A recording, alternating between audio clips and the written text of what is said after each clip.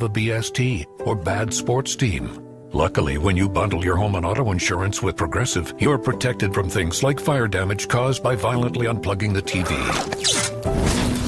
Or an accidental overhand left to the drywall. Visit Progressive.com today. Progressive Casualty Insurance Company, affiliates, and other insurers. Covered subject to policy terms. Not available in all states or situations. What's up, my friends? This is Francisco Lindor. This is Devin Williams. This is Luke Weaver. Bo Bichette here. You're listening to the home of New York Mets baseball. WHSQ and WCBS-FM HD2, New York. Got the number one pick in the NHL draft, but the men that can't seem to stump. Do something dumb, that's an observation. CLT make them need to run. That's Lawrence Taylor. Cut them every trash, CMT for short. Wonder if we best once you peep the score.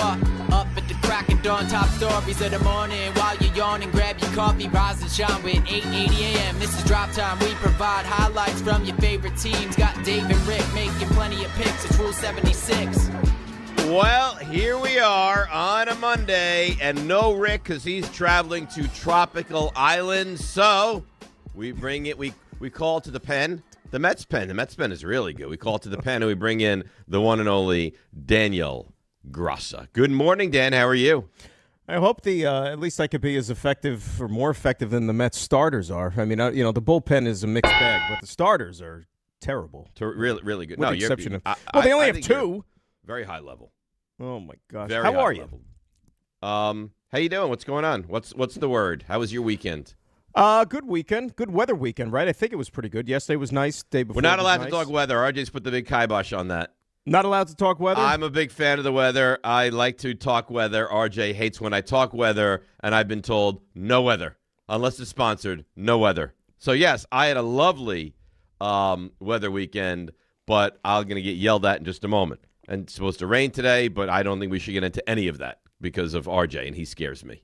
Well, I mean, one thing of concern when it comes to the rain, I was talking about this with Joe Leo before the show, is that, of course, we got another soccer game tonight at MetLife. This will be the first real test of the old grass at MetLife because it is going to be thunderstormy, nasty, rainy for the game tonight, so we'll see how that grass holds up. I'm into the World Cup, man. I'm not crazed. I'm not every single game, but I'm interested in it, and I enjoy watching the World Cup. You know what's great about it? Like, and I don't know, we're going to talk about it as we go through the morning here, but, like, the Mets are a disaster, right? Oh, my God.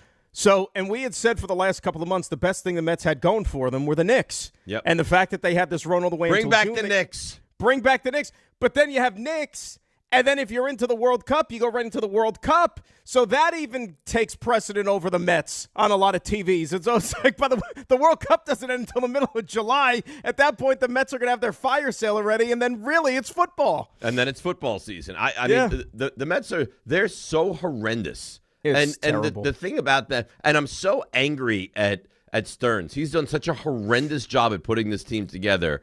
And I had belief in him at the start. I mean, he went out there and traded Sproat and Williams to bring in this Peralta. He's terrible. But he's an ace. The idea that this guy was ever an ace. You know what Stearns does, which I find so unbelievably annoying? Oh, by the way, I should probably tell people we had a big meeting before the show today.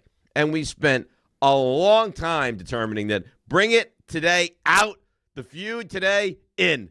There you go. We're playing the feud today. That's it. So bring it is not going to be brought. It's going to be cut. It's called cut it. Cut, yeah. Bring it didn't make the cut, so that's out, and the feud is in. Because bring it, I didn't think was bringing it, so we're going to go with the feud. Yeah, it was open. It was thrown out to the group there. And he's like, "What do you think about a bring it today?" He's like, "I don't want to do it." Next. I don't want to do it. I mean, quite frankly, between friends, I don't really like it.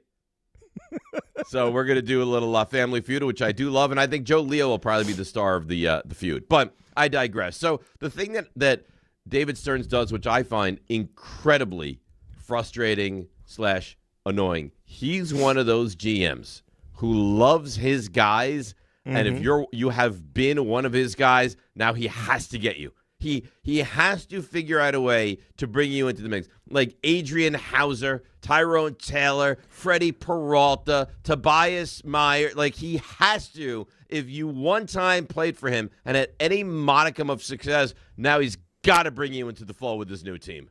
And don't joke about Tobias Myers, though, because like all kidding aside with Tobias Myers, the Mets have gone out of their way and done a great job ruining Tobias Myers. Was actually... I guess it was Saturday. I was driving to Alex's lacrosse tournament, and I was in the car for a while, and I heard you for a good bit of time.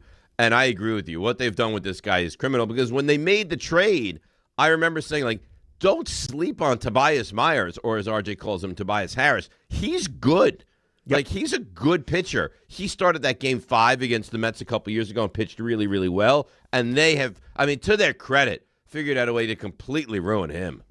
They've ruined a lot of things. They've almost set fire to the entire operation. I mean, think about it in just a short amount of time. I mean, you've seen all these memes floating around the internet, like David Stearns smiling while, the dumpster with the Mets logo is burning behind him, and he's got the grin on his face. It is remarkable that in such a short amount of time, what David Stearns has been able to do to this roster and to basically just sap all the life, all the joy, all the fun out of a team that made an incredible run to the NLCS 2 years ago, which was a fun team. Mets fans got behind it. Last year, they were a talented team that fell short. I get it, okay, so you can make changes.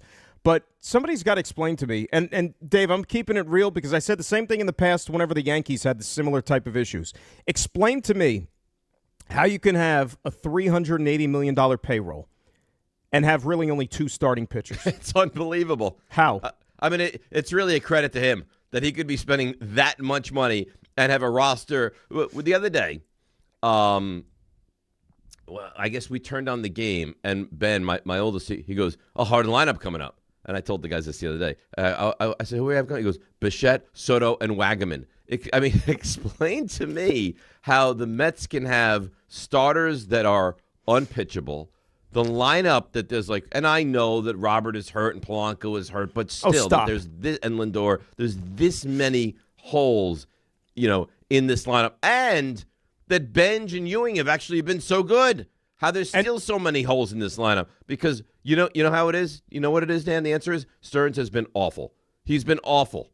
That's the truth of the matter. Year 1, I mean, I don't know how much credit you give him. Year 2, disastrous, and year 3. You can't even find disaster. That's how bad it's been. No, this is a pile of rubble right now. It's as simple as that. And you mentioned the game on Saturday, and the Mets have this propensity. They did it in the I think it was at the last series or the series before that, when they're facing a left-handed pitcher. And they've been very bad against they've been bad against, no matter what arm or orifice, the ball comes out of your body, they've been bad against them all year, but a lefty especially. And I know Christopher Sanchez is really, really good. But can you please play A.J. Ewing against lefties? And instead, they run a lineup out there where you got Zach Short at shortstop. You know what I'm saying? Hey, that's pitcher Zach Short to you. And Zach Short might be one of the best pitchers they have. They should give him a little bit more of a longer look there. At least the guy could get 3 outs without 5 runs going up on the scoreboard. But I'm tired of these punt games whenever they face a left-handed pitcher just because they're well, we got to try something because it's not working. Stop. I mean, it really and truly is embarrassing. And Saturday night, Peralta, who, like you said, is the most overrated thing. God. I said it before they got him, Dave. If you want to be a real, if you fashion yourself a legit postseason team, a contender, Freddie Peralta is no better than a number 3. That's Freddie what he was Peralta in Milwaukee. Was on the Yankees staff right now. Fried is better, Cole is better, Rodon is better, Schlittler's better. You could argue that he would be the 5th starter, or that the Yankees might have the option of taking Freddie Peralta and would say, you know what, we don't need him, we're not interested. Yeah, that's the difference between the Yankee staff and the Mets staff right now. And I like McClain, and the Holmes injury stunk, but I mean, you had to have him. You had to have him. And the guy's ERA is hovering around 5 right now. And not only that, even when he doesn't give up 15 runs, he only goes 5 innings. He's 5-inning Freddie. Yeah. No, when he was in Milwaukee, when terrible trade. When they had Corbin Burns and they had Brandon Woodruff healthy, he was the number 3. And he's a rental guy, too. And he's a rental. And that's the thing. His trade value is absolutely the pits right now. They're going to get nothing for him. So Peralta, you know what's on Saturday. Then you got David Peterson, who they didn't even feel comfortable allowing him start games yesterday, and it's 5-0 before you even get in your seat after Father's Day celebrations or whatever. And don't worry, Met fans, relax. You can kick your feet up today because after getting bombed the last 2 games, who's on the mound today? Tonight? Today is Senga Day. Ah, what a treat. Yes. What Yeah, but here's the thing, and Rick does this, and it drives me crazy. Every game, he gets upset. I can't believe this. Can you believe? No, shut up. Stop it. They're awful. Of course I can believe it. They're done. I've said for weeks that they're done. They have no hope of turning the season around. They stink. They're unwatchable. You have Benj you enjoy. Soto's terrific. Bichette at times, and he's been better of late. And Ewing. And that's it. That's all this team is right now. And McClain hasn't even had a great season. That's all they are. And, you know, the thing that I don't think is getting talked... Now, McClain has kind of found it the last 3-4 starts again, which is great. And to me, that's like the only saving grace the rest of the year. If he still pitches like McClain, that's like the 1% of good you could feel about going into the offseason. But, you know what's not getting talked about enough? You know, again, David Stearns allowing 2 assistant coaches to walk out the door. Well, more than 2. He fired the whole staff. But Jeremy Hefner, the pitching coach in particular. How's that working out down in Atlanta, by the way, where Jeremy Hefner is? Last time I checked, they got the number 1 staff in baseball, despite having injuries to starting pitchers. Remember last year how good of a base-stealing team the Mets were with Antoine Richardson as their base-running coach at first base? Juan Soto almost stole 40 bases. This year they stink. It's terrible. What they have taken and turned this organization into is an embarrassment. And it's not like they're nickel and diming. It's not like they're not spending money. It's not like they're not trying to win. I mean, you can look at any team in Major League Baseball and be more embarrassed by the Mets than any team right now. But you're here all week, and I'm excited to do the week of shows with you. We're not going to do every show be like, oh, can you believe that? Oh, yes, I can believe it because this is what they are. They're a bad team. They are dysfunctional. They have almost no pitching. The bottom of the lineup is laughable. And, yes, I can believe it because it's been like this all year long, and it's not going to change now. And a $380 million payroll. Look in their own division. You've got 2 teams who weren't even supposed to win this year with no payrolls whatsoever. The Nationals actually are a fun young team with one of the best offenses in baseball.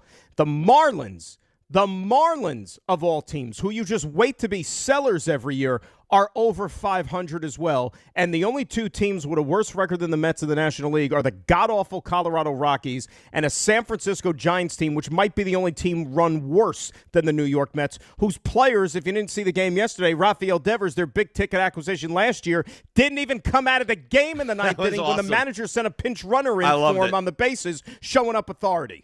He waved him off. No, I got this. No, yeah. I'm staying in. You don't want to take my blazing speed out of the lineup. And then RJ, because I like him very much, but he has these moments of you're like, oh, come on, man. He'll tell you every day in the pre-show rundown that the Mets don't worry. They're only 5.5 games out or 6 games out, and they're right there. And one hot streak, it could change everything.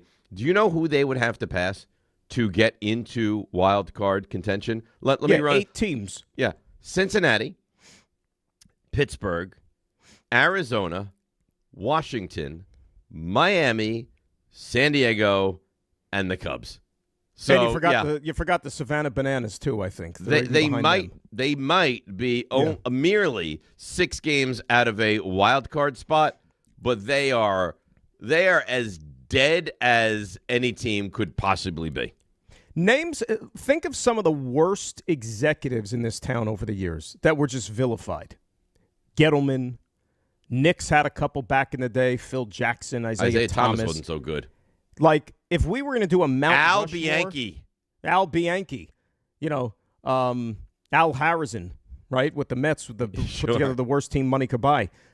David Stearns is slowly but surely etching himself on that Mount Rushmore.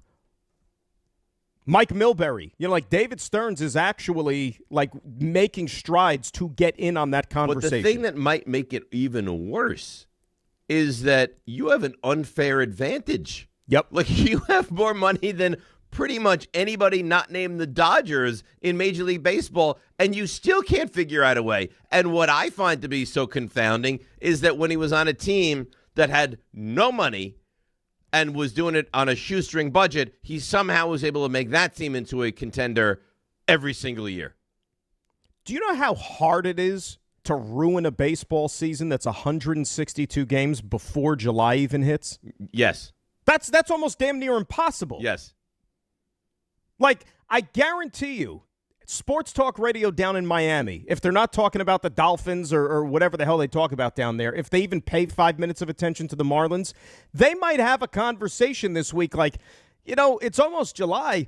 Marlins are above 500. They're like in the mix. Like, dare I say, are the Marlins not going to have a fire sale as extensive as they usually do? That's the Marlins, whose payroll is minimum wage, for crying out loud. Yeah, but every one of these teams. Like, think about it. I mean, Like, Washington is above 500. Arizona, Pittsburgh. Washington has a top 5 offense in baseball. Yeah, they can this hit. year. They James certainly Woods can and hit. C.J. Abrams are legit. Who are the young Met players? Cincinnati. I mean, and by the way, what baseball's tried to do, and kudos to them, you have the Cubs as the third wild card right now, and then you have San Diego's half a game out, Miami's half a game back, Washington's half a game back, Arizona's a game back, Pittsburgh's a game and a half, and Cincinnati's 2.5. So unless you are the vomit, the bile of Major League Baseball, you have a puncher's chance to make a run at the postseason, unless you're Colorado, San Francisco, or the Mets. Everyone else, very much alive at a postseason berth. And it's almost been that way from the jump. Like, Colorado's been bad from the jump.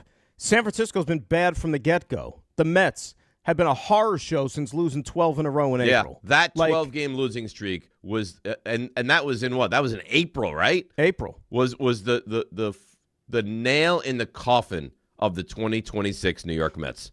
April. I don't know this to be true. Like but I think if you go back since May 1st, they might actually be a 500 team since May 1st, or at least in the ballpark. But that 12-game losing streak is ultimately, like you said, going to be their nail in the coffin this year. Yeah, I mean, they'll never get up from that. They've had series here where they've won 2 out of 3. They've gone 3-3 on a homestand or a road trip. Okay, that's fine. But when you have a 12-game losing streak on your ledger, you have to play better than that. And you look at the standings today, they're 9 under 500. I mean, 9. They're just not getting any closer. Wyndham Clark won the U.S. Open. Was anybody there to see it? That's a big deal. Serena Williams is going to play in Wimbledon. Yeah, I saw that. That'll be interesting. Soccer's very exciting, and we got to find other things. You know what? I wish the World Cup was more of a talking point on this radio station. I really and truly do, because that is the best thing going in sports right now. Let's turn our show this week into World Cup Central. Let's RJ knows a ton about the World Cup. Joe Leo, who's in for Raymond today, he's a World Cup aficionado. We could take this baby and turn it into a soccer channel. Is there a better story in sports than Cape Verde right now? I mean, can I be honest with you for a moment? Yeah. Just. So I think if you ask most people, brightest person at the station, most would probably say me, right?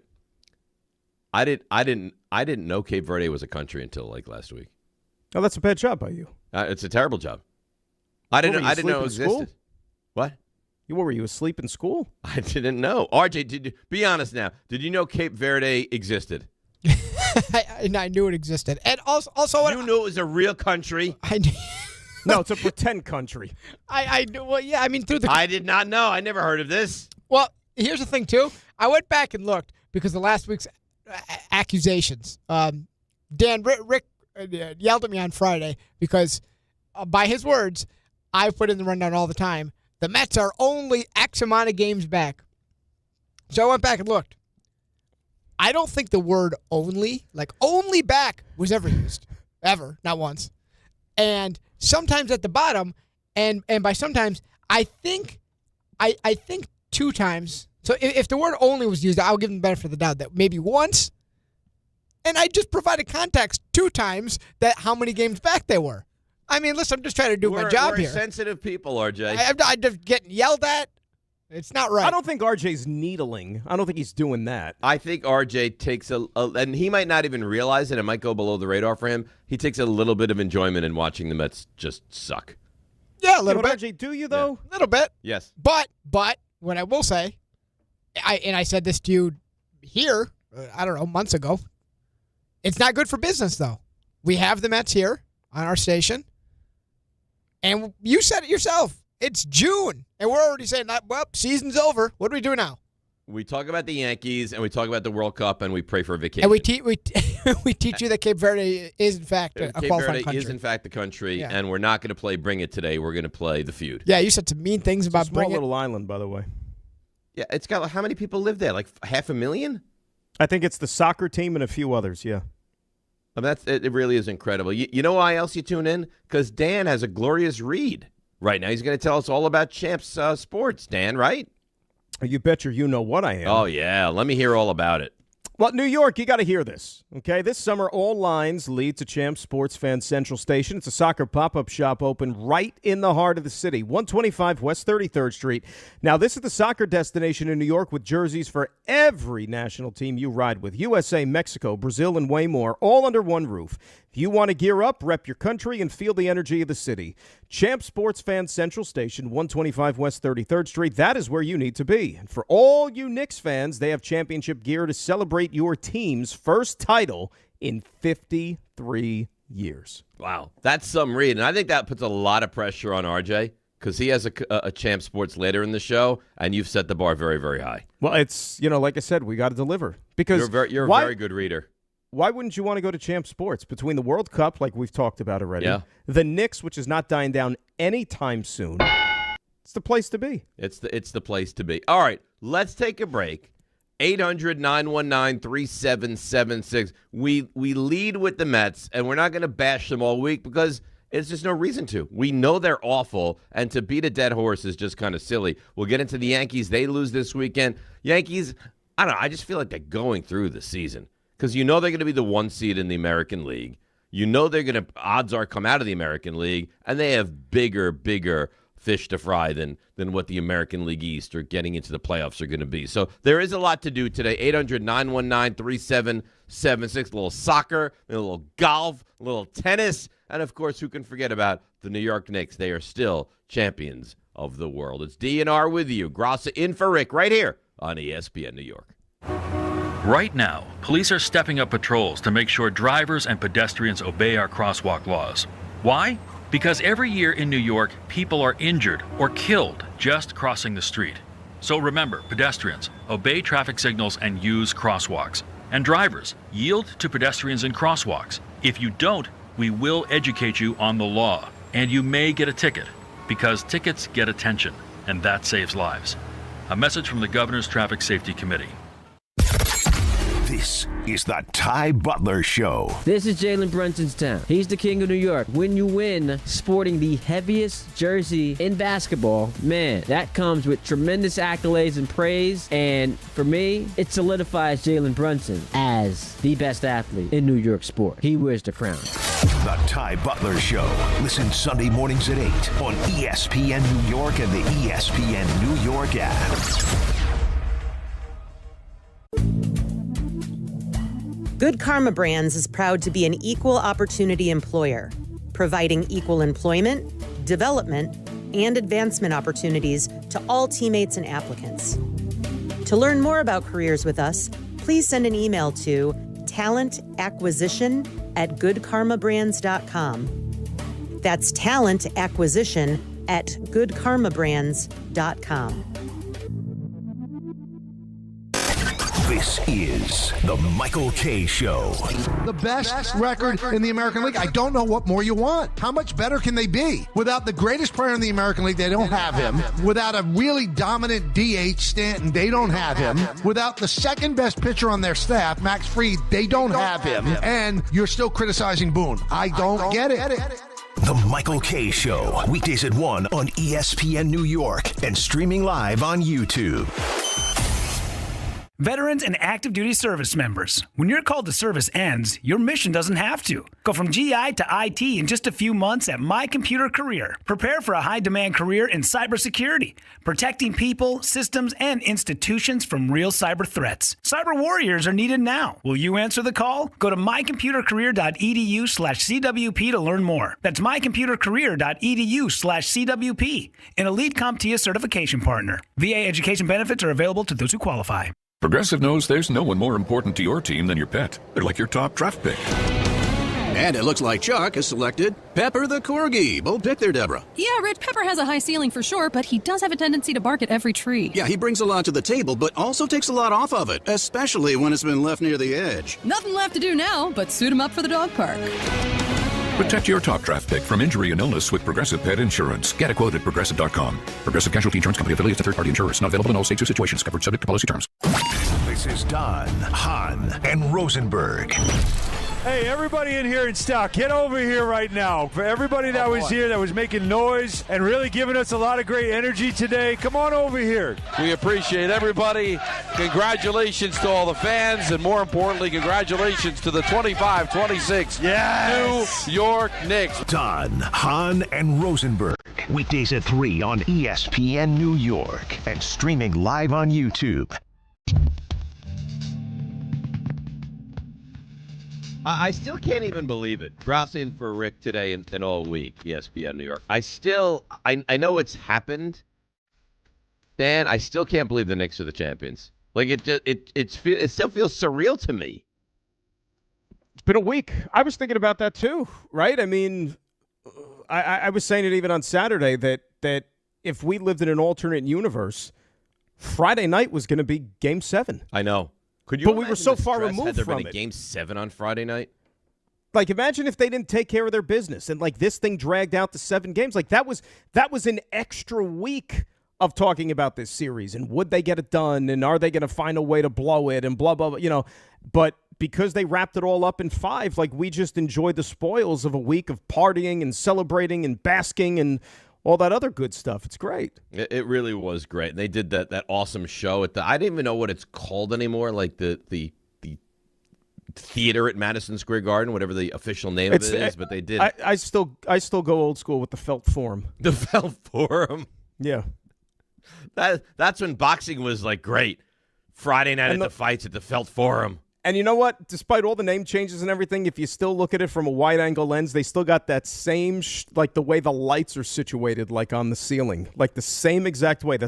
I always remembered it about that. I don't know that I've ever been in there. I went to a show there. Like a concert? It was like it was like a glorified, almost like a musical performance, like a show, like a Broadway type musical like a Broadway show. Like you went to see Chicago there. No, it was what the hell was it? Oh man, it was right before like COVID, so it was right around that time. But it was weird, and the thing that struck me, I was like looking around, I was like, boy, I'm surprised this place holds as many people as it does. Like, once you're in it, it's a weird kind of setup thing. And I'm like, boy, they used to have NFL drafts here for crying out loud. And that's the only time you've ever been in that theater? Maybe since I was a small tyke. Like, RJ, have you ever witnessed any event in the theater at Madison Square Garden? Theater, no. Never been. Never been. You've never stepped foot in there? Never have. Joe Leo, you ever stepped foot in the theater at Madison Square Garden? Maybe for like a holiday event, but that was a very long time ago. Yeah, I never been in that theater. But that roommate show seemed like it was a lot of fun. Of course, everything around the Knicks is a lot of fun right now. No, it was really a lot of fun. It was great. And then, believe it or not, it was on ESPN later that night. Yeah, they recorded it at like 5:30, 6 o'clock, somewhere around there live because, I remember they were advertising it. And then later on that night, I think it was like 10 o'clock or something, they turned it around and put it on ESPN. But I don't know if you noticed also, the first half of the podcast, like the audio was terrible. Awful. Well, again, I was in the car on Saturday, and you played a soundbite, I think it was from Josh Hart. Yeah. I was like, I cannot understand a word he just said. I didn't understand anything he just said. And then you played another soundbite, and I was like, oh, that was crystal clear. Yeah, and I said, like, who was running the board that night, or who was the engineer? Did they not have something plugged in or have a button pushed? Got to clean that up. Come on. Well, I guess they eventually they got it cleaned up. But everything around the Knicks is just it's just $1 million right now. It really is. It's so much fun. Tyler Kolek and who was it? It was Tyler Kolek and somebody else I saw. We're out loving life and partying it up in the Hamptons over the weekend. I mean, this thing just never Tyler ends. Kolek getting stopped as he ran through the parade was one of the great visuals of this entire run. Oh, it was great. When he got stopped by the police, and then I guess somebody's like, no, that's Tyler Kolek. He's on the team. You're going to be able, because this parade was so vast and there were so many people and everything, like you could sit there and we're going to do like documentaries just on the parade because there's so many different things to pick apart from the videos that have come out with the yo-yo who stole the garbage can and was dumping the trash on the street, to the two lunatic women who were doing almost like a battle royal match up on a street sign. Oh, like when the one was ripped the pants off of the other? But then which pictures made its way across my kind of view over the weekend I saw. Did you see some of those shots where you had like hordes of people who were camped out and sitting on top of scaffolding for one of those looks? Dude, how did that not collapse? I don't know. How were they allowed up there, and how did it not collapse? I have no idea. And what about the people that were standing under it? Like, you felt comfortable? No. I don't like scaffolding to begin with. Like, whenever I walk in the city and I walk under scaffolding, I'm like, I know this is going to fall at some point. Just don't let it be now. So, but to be under scaffolding where you have way too much weight of what should be on there, yeah, that'll never make sense. But you know what? In typical Knicks fashion, everything this entire run was perfect. And the scaffolding held and made it through. Right. Championship, 5 games, 13-game winning streak along the way. Scaffolding, no issues. Nothing was 9 million pounds on it. So Rick says no. I say yes, but I'm not like in the battlegrounds like you guys are because I'm not a Jets fan. Does the Knicks winning, and you remember how they were a joke. They were the laughingstock. They were the Jets, right? They were the Jets. Does it not give you a little bit more belief that the Jets at some point are going to find their way than it did before the Knicks won the championship? Well, I mean, like, the throwaway line is always going to be, well, if the Knicks could do it. Right. It was, I mean, yeah, it was bad. I mean, you know, I've been doing the games this was my 9th year, believe it or not. Time flies. They get old fast. And, like, looking back at some of those teams, like, you know, my first year was the last year of Jeff Hornacek. And then you had the year and a half after that of David Fizdale. Like, think about how bad that was. Yeah. You know, it like, was terrible. The starting backcourt in the first game I ever did was Ramon Sessions and Courtney Lee. That's not a joke. He's not kidding. That's not a joke. No. And Joe Leo knows it's not a joke. It's not a joke. So did we overlap in doing the Knicks pre and post? No, we never did. So you took over after I was done doing it. You were done, and then my first year was the fall. So with the Knicks and the Rangers, so it was the fall of 17. So the start of the 17-18 season. And I guess I must have joined this show, and then you took over the Knicks pre and post, and you carried them to a championship. I don't think they would have won a championship. To be fair, Pat's the one who does the heavy lifting with the Knicks. I only did about 25 games this year because I was primarily the Rangers guy. Of course, you know, everything I touch turns to soot. So that's why the Rangers had the season they did. Right, and now look at them.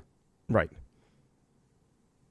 Speaking of the Rangers, so I'm sitting at my folks yesterday, and I get the alert about the big Brady Tkachuk Florida trade. Panthers trade? To the Florida Panthers. What do? It's like we're right back into hockey season. I'm sitting there trading texts with our boy Dave Starman, breaking down the trade. Love it. It's like we never left hockey.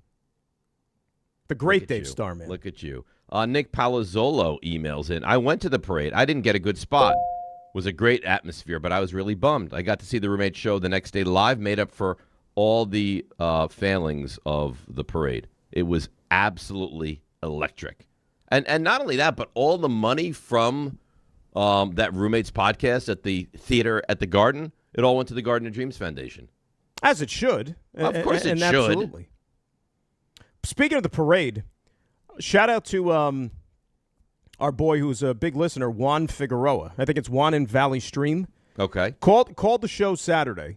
Talked about how he went to the parade. He was relaying his parade experience, and he said he woke up at 2:30 in the morning, got down there, got a great spot, and he said he took these great videos or whatever. He sent them to me on X, and then I reposted them. Dude, he might as well have been like the official videographer of the parade. He had awesome shots. Really? Awesome shots. Yeah, it's on my timeline. You can go check it out. Oh, maybe I will. Let's break. We'll come back. We'll get to your calls. 800-919-3776. The Knicks are champions. The Mets stink. The Yankees are fine. Football's a little bit away. The soccer continues. There's a lot going on. 800-919-3776. DNR with you right here on ESPN New York. On the biggest stage in the world, FanDuel is changing the game because sometimes your player gets subbed off and your bet goes with them. Not anymore. With FanDuel's Super Sub, if your player is subbed out, your bet stays in. If your player leaves the match, your bet continues on with the substitute, so you're still in on it until the final whistle. So if you're looking to get into the biggest tournament in the world, now is your time. Visit FanDuel.com/local to get started. Let there be goals this summer on FanDuel. With FanDuel's Super Sub, if your player is subbed out, your bet stays in. If your player leaves the match, your bet continues on with the substitute, so you're still in on it until the final whistle. On the biggest stage in the world, FanDuel is changing the game. Must be 21 and older and physically present in New York. For help with a gambling problem, call 1-877-8-HOPE-NY or text HOPE-NY at 467-369.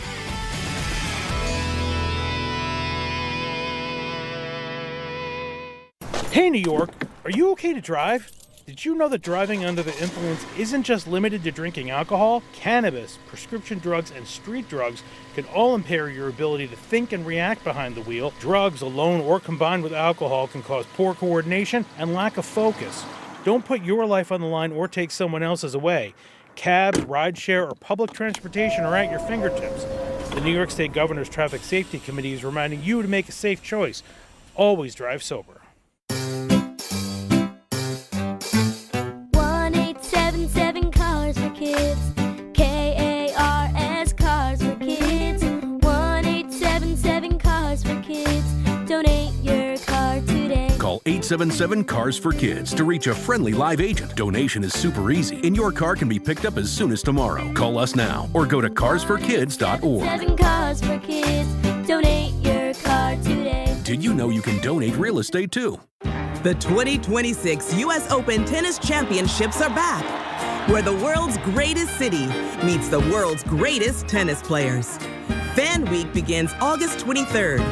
Experience the Mixed Doubles Championship on the 25th and 26th. And the U.S. Open Singles Championship starts Sunday, August 30th. All tickets on sale now at usopen.org. The U.S. Open. Spectacular awaits. Empower. Pete's back on the links with all new golf clubs and hopefully less swearing. Dang, sliced it. He worked with Empower to help him get good at money so he can be a little bad. Heads up! Oof. Talent sold separately. Guy said these were slice proof. At least he has money for lessons. Invest well, live a little. Start today at empower.com. Harry Douglas here to tell you about Fruity Rainbow 5-Hour Energy Shots. It's a fruity candy flavor explosion, and I mean explosion. Fruity Rainbow 5-Hour Energy Shots, a zero-sugar treat that's sweet tooth approved. These can take care of my candy cravings and provides a tasty caffeine kick without all the sugar. Fruity Rainbow 5-Hour Energy Shots. Get candy-flavored chaos with Fruity Rainbow 5-Hour Energy Shots. Available online at 5hourenergy.com or Amazon. Congratulations, New York. The Knicks did it. Through battle after battle, they dominated to become this year's NBA champions. Day in and day out, the hard work paid off, and you were there every step of the way. Enjoy the crown. Own it, because this year is your year. A part of your legacy that will never be forgotten. So celebrate this moment, show your pride, and shop the largest selection of official NBA gear at NBAstore.com. A Fanatics experience.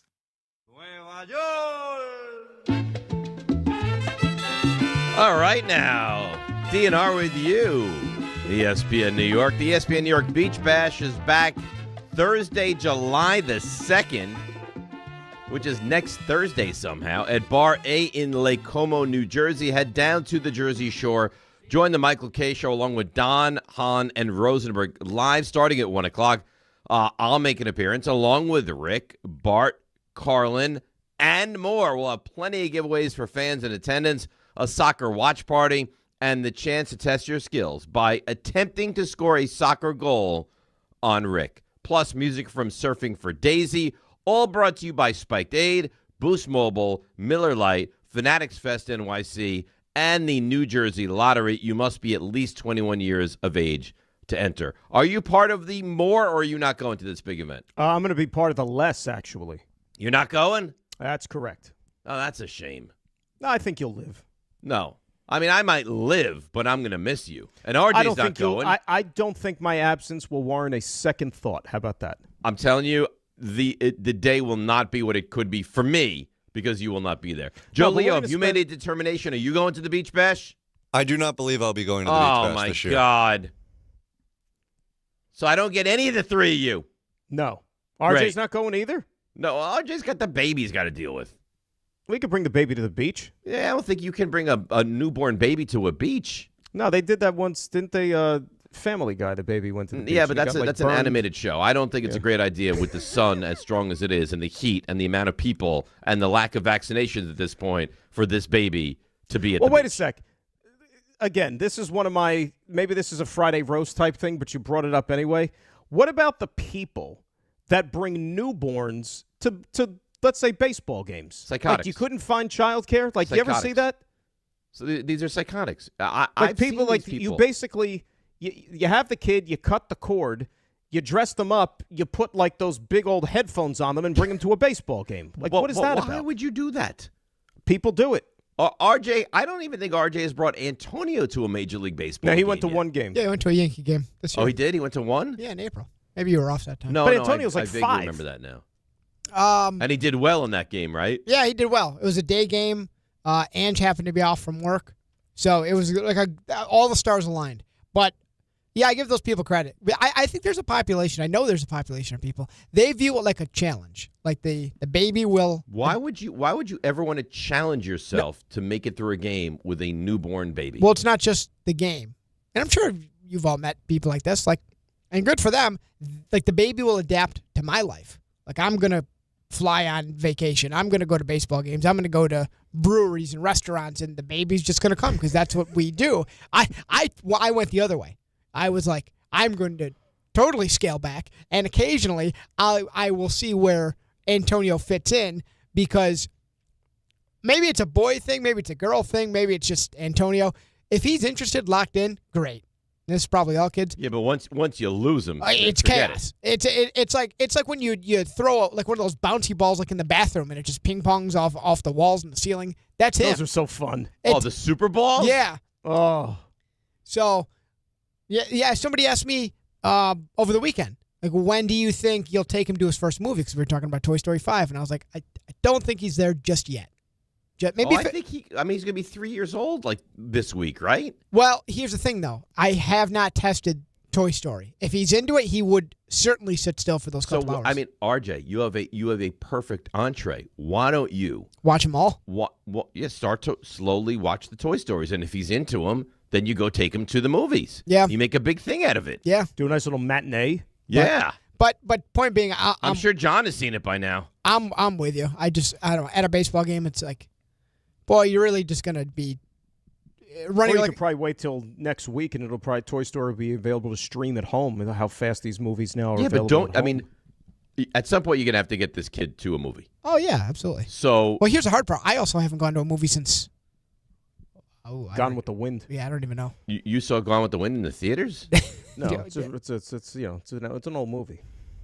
Oh yeah. I think I've only been to one movie at the theater since COVID. Top Gun? I don't think I'm a lot saw more Top than that. Gun. I saw Oppenheimer in the theater. Don't talk about Top Gun for Dave. Oh, Top Gun. Top Gun. I mean, because it's whatever. Who saw Top Gun? All of us. I saw that's the only movie I've seen in the theater since COVID. We've reached an interesting no fork I in don't the want road. to do it. No, because you respect. I don't want to do it. You respect Dan's cinematic opinion. Yes. Yes. Dan, did you see Top Gun? Yes. I don't know the answer to this. We haven't talked about this. Dan, what did you think of Top Gun? I liked it. It was a great summer popcorn movie, and I didn't even eat popcorn. So the person you're sharing a screen with at the moment could not think less of what. Well, can I tell you brings something? to the table? What? Can I tell you something? Yeah. I thought the second one was leaps and bounds better than the first one. I agree. Than the original with Tom Cruise and Anthony Edwards? Correct. And Val Kilmer? Correct. Dave has no time for it. I think Dan will respect it. Like, I'm not a Top Gun guy. I don't think he does respect it. I wasn't either, but I felt like going back to the movies, and I said, what a perfect movie. Even, how about this? Like, Tom Cruise even, like, recorded, like, a little message, like, before the movie starts to everybody in the theater, like, thanks for coming back to the theaters and seeing the movie the way that it's meant to be seen on the big screen, all that. He was very appreciative. And I'm a big movie guy. Like, I love to go to the theaters. But I would not go and spend that kind of money to watch that movie. Mistake. I still haven't seen that movie. But again, bigger mistake. That's a bigger mistake. There's a chance I never see it. Well, now here's the thing. Now you never will because of the criticism you've taken. Yet now you'll dig right. it. You don't deserve to see it. But that's the type of movie you're not watching on your phone on the train ride home. It defeats but the I don't do that anyway. I'm not one of these iPad movie TV show people. I am watching whatever I consume on a television, like a human being. Dave thinks Top Gun's for charlatans. I think Top Gun is for the common folk. That's what I think. I think I'm better than the Top Guns. Well, unless you're implying that people that sit down to watch Top Gun think it's a true story, then I can't help you there. I don't think that society is sitting down to watch the Top Gun movies and thinking, boy, this goose. He's something. I don't know where you're going with it, though. Like, where does the charlatan it's not for me. I didn't bring it up. RJ brought it up because RJ is a bad guy and he's trying to embarrass me right now. You won't even give it a chance. It's not for me. It's sad. It's fine. Go consume it. I'm not judging you. Watch the hell out of it, RJ. Watch it on a loop. I don't care. See how he talks down to us? I could see, like, because you said you saw Oppenheimer. And remember, there was the Oppenheimer Barbie thing at the same time. Like, people were doing, like, the double features because they were out at the same time. If you chose Barbie over Oppenheimer, then you can maybe have a few choice words for them. But this is a completely different conversation altogether. I've never seen Barbie either. Me neither. John chimes in. He says the first Top Gun movie, whatever, which I've seen. He says the second one is a really good movie. Didn't I just say that? You did say that. Didn't I just say that? He's also saying that Toy Story 5, which I'm sure he's seen, is the perfect starter movie for Antonio. Well, if you've seen Toy Story 1 through 4. You haven't seen any of the Toy Stories? I said if he has. Oh, yeah. It's the perfect starter movie, but you got to see the first. Otherwise, it defeats the purpose. He'll be so confused and perplexed. Imagine just walking into the Rocky franchise and you start with Rocky 5. I think you could. I think I started with Rocky 3. Me too, probably. Yeah. And I saw that in the theaters and had to sit in like the front row. It was so crowded. I saw Rocky 4 in the theater. The point is here, though. See, here he goes. I just want to put a bow on it. That Dave thinks that if you've seen Top Gun and you think you're a movie person, then you're misguided. You're not getting it. That's not true. Yeah, it is. No, it's not for me, is what I've said. It's disrespectful. What you're saying. It's not disrespectful. Yep. That movie's not. It's not for me. You consume it. You enjoy it. You love it. It's your kind of movie. That's fine. It's not for me. Yeah. Silent films. Yeah, that's right. Oh, Black Battle and of White cinema Potemkin. with That's my kind of cinema. Yeah. Do they speak English in this movie? No. But it's the experience, and you're taking it all in and reading the subtitles. It draws you into the character study. That's Dave, except if he were to go through chapter and verse of all the things he streams, you would find all the... You wouldn't be able to find a bridge why he wouldn't be able to get to Top Gun, but it's okay. Oh, I could get to... No, it's not that I don't have the time to watch Top Gun. No, I mean, you don't want to. I don't want... I'm making a conscious choice not to watch it. That's the hard part, yeah. Yeah, well, you're going to have to live with that. Okay. I just started a new show streaming. Of course you did. The Americans. Have you heard of this? Apparently really good. I've heard of it. It's very nice. But it's a long show. 75 episodes I got to get through. 75 episodes. Wait, is that who's in that? What's her face? Kerry Russell is in it. Oh, that's old. That's been around a while. Yeah. I think it came out in like 2013. Part of that was filmed at one of my alma mater, Brooklyn College. Really? Yep. Yeah. And I think the male star, they met on the show and have since married and are now a couple. They're having relations. Yeah, I believe that to be true. So I was able between Friday and yesterday take in 11 of the 75 episodes. He doesn't have 2 hours for Top Gun. I said I could watch Top Gun. I don't want to. I watched 45 episodes of How I Met Your Mother. I hated them all, but I finished it just because I had to. But you know what, RJ? I have a plan. When I go in streaming on a show, I have a plan. And then I think that's all you can ask for. And my goal is to systematically grind through The Americans. Did you watch Felicity? No. No. You didn't get wrapped up in the controversy when she cut her hair? Oh, I mean, that was a big deal. That was a huge deal. I remember that. Remember when we used to live in a world where that was the biggest problem going on in society? Felicity cut her hair? Yes. Or if Donna Martin would or wouldn't graduate. That was also a big deal back in the day. See, I never got into that show. Oh, I love that show. I never got into that show. Oh, I remember it was big. I mean, it was huge. I thought it was in the grammar school. Yeah, I understand. Listen, it's not like it was great television. It was just and half the stuff is not great television. No. Let's get to some of the calls because I know they'll be great. Joe in Ocean Gate. Joe, what's keeping you moving nowadays with these Mets? Good morning. How are you? Good morning, guys. Yeah, so I mean, a couple things. The Top Gun take, Dave, that's about as bad as my brother telling me a bunch of years ago that the Mission Impossible movies didn't have much action in them. But I slapped the kid. You slapped him right across the face. Wow. Absolutely. It's ridiculous. Well, remind me not to tell you I'm not into the Top Gun movies because I don't want you to slap me across the face. That's assault. That's all right. I love you more than my brother. So, but anyway, the champs read before, awesome, because that's where I'm going for my Knicks stuff. Because I went into Dick's the other day, no Knicks at Dick's, down by me. So champs all the way. So nice. No Knicks there's at the promotion Dick's. for I like you guys. that. All right, good for you. But the champs are at And then, champs. How about that? Exactly. So yeah, I mean the World Cup is definitely buoying. After this whole just not having the basketball anymore.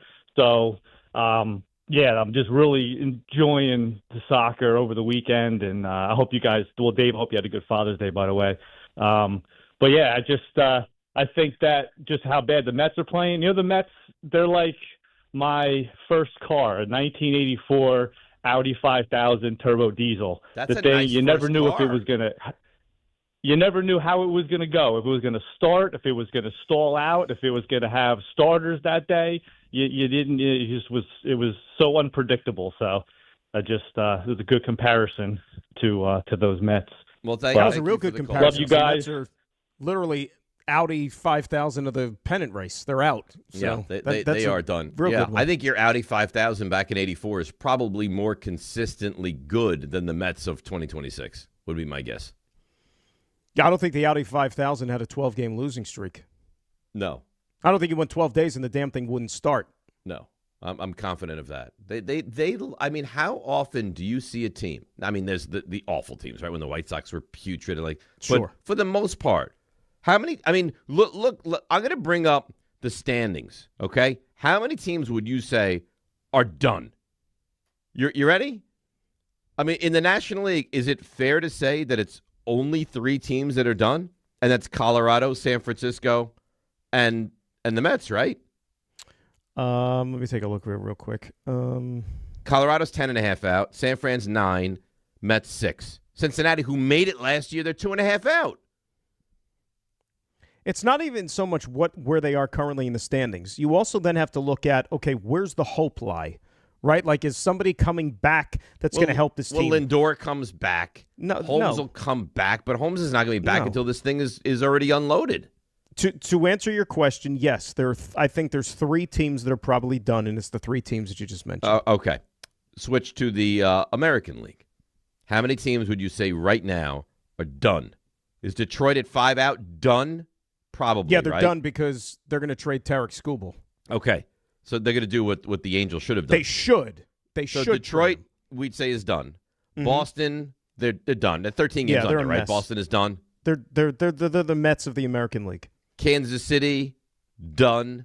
Done. And the Angels, done. Done. So you have 30 teams in Major League Baseball. And according to our calculations, 7 are done. And one of those 7, the Mets. Really and by good the way, work. I mean, the team stinks, but Pete Alonso had a nice weekend at Dodger Stadium. Did you see that? Yes. Well, Yeah. Pete Alonso, who had a horrendous start to the season, has been much better now. Imagine putting a team together lineup-wise, again, $380 million payroll, and surrounding Juan Soto, who is one of the best hitters in baseball, with literally zero protection, with children. There are children protecting him in the lineup right now. It really is something. Saul, Long Island. Saul, you're on ESPN New York. Good morning. How are you? Saul. That's real unfortunate. All right, well, you know what? I have a little treat for you. Instead of Saul, you know what I can do? I can have RJ challenge you for your Champ Sports read with one of his own. RJ, you up and ready? Well, I don't know if it's a challenge. I mean, Dan's an elite reader, but everything's a competition. Everything's a challenge. I see. Joe Leo, I'm gonna want you to be the jury with this. You remember Dan's read, right? Quite fond of it, actually.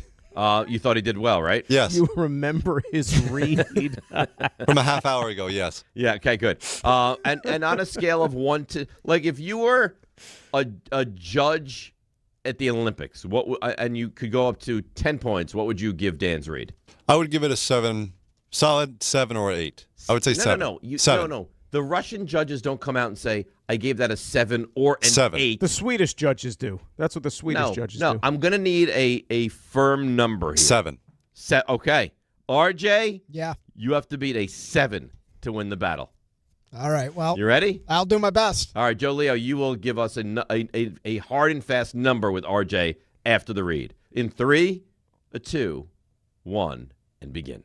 Well, Dan told you earlier, New York, that you need to hear this. This summer, he also told you that all lines lead to Champ Sports at Fan Central Station, which is a soccer pop-up shop right in the heart of the city, 125 West 33rd Street.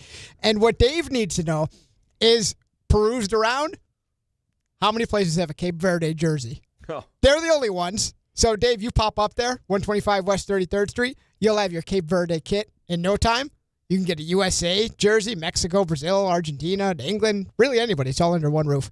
And you can get your Knicks championship gear because, like Dan said, first title, 53 years. They have that as well. Cape Verde, USA, Knicks. Who else has that? Tell you who. Champ Sports Fan Central Station. Soccer pop-up, 125 West 33rd Street. That's where you need to be. All right, Joe Leo. I thought that was pretty good. I thought Dan's was nice as well. What do you think? I would give that an 8. An 8? So that was the better read? Better of the two. More personality, a little bit more pizzazz. I liked it. Oh. Dan, how do you feel? I don't know if I can continue the rest of the show. RJ, I mean, Joe Leo just told you your reads are magnificent. I don't know if that. I also got to work off of Dan's read, which is probably a little bit of and you're humble in victory. You're really something, RJ. You know I don't know if it's victory, but I think we're more working together than we are. Everything's competition. I see that. I'm sure Joe Leo wants to eliminate any awkward tension either, since he's sharing a room with RJ. He's sharing a confined space for 3 more hours. That's true. They're sharing air. Air. The only people on the floor, it'd be really awkward. They're basically like in the cockpit. I'm going to do this read. If you guys want to make me feel real comfortable and interrupt me at any point, that would make me feel right at home. But I will do this read. Here we go. July 16th through the 19th, the biggest weekend in sports takes over New York City. Fanatics Fest NYC puts you at the center of all of it. The world's #1 sports fan festival returns to the Javits Center. 500-plus athletes, celebrities, all the Knicks are going to be there. Sports legends under one roof. Get closer than ever with autographs, photo ops, live panels, podcasts, exclusive merch drops, the tailgate zone, rare collectibles, and nonstop action across every major league. Enter for a chance to win a pair of tickets in the ESPN New York app. Find the contest tile to submit your entry now. All right, 800-919-3776. The Mets on the table. We'll get to the Yankees and, of course, the World Cup as well. And a little bit of NBA stuff because somehow, some way, tomorrow night is the draft. It's DNR with you, ESPN New York. The World's Game at BetMGM is here. Bet on the soccer showdowns with 2-up early payouts so that if you're up 2, BetMGM will pay you. That's right. Place a pregame, straight match result bet on any tournament game. If at any point your team is up by 2 goals, you'll instantly win your bet. Then enjoy BetMGM's same-game parlays, daily promotions, player props, and so much more for the World's Game.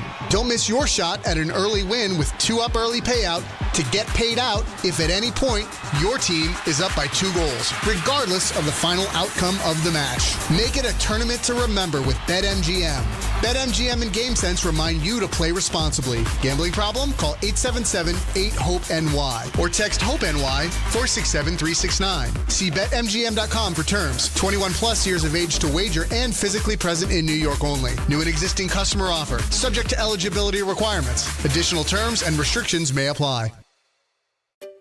Finding great candidates to hire can be like, well, trying to find a needle in a haystack. Sure, you can post your job to some job board, but then all you can do is hope the right person comes along. Which is why you should try ZipRecruiter for free at ZipRecruiter.com/free.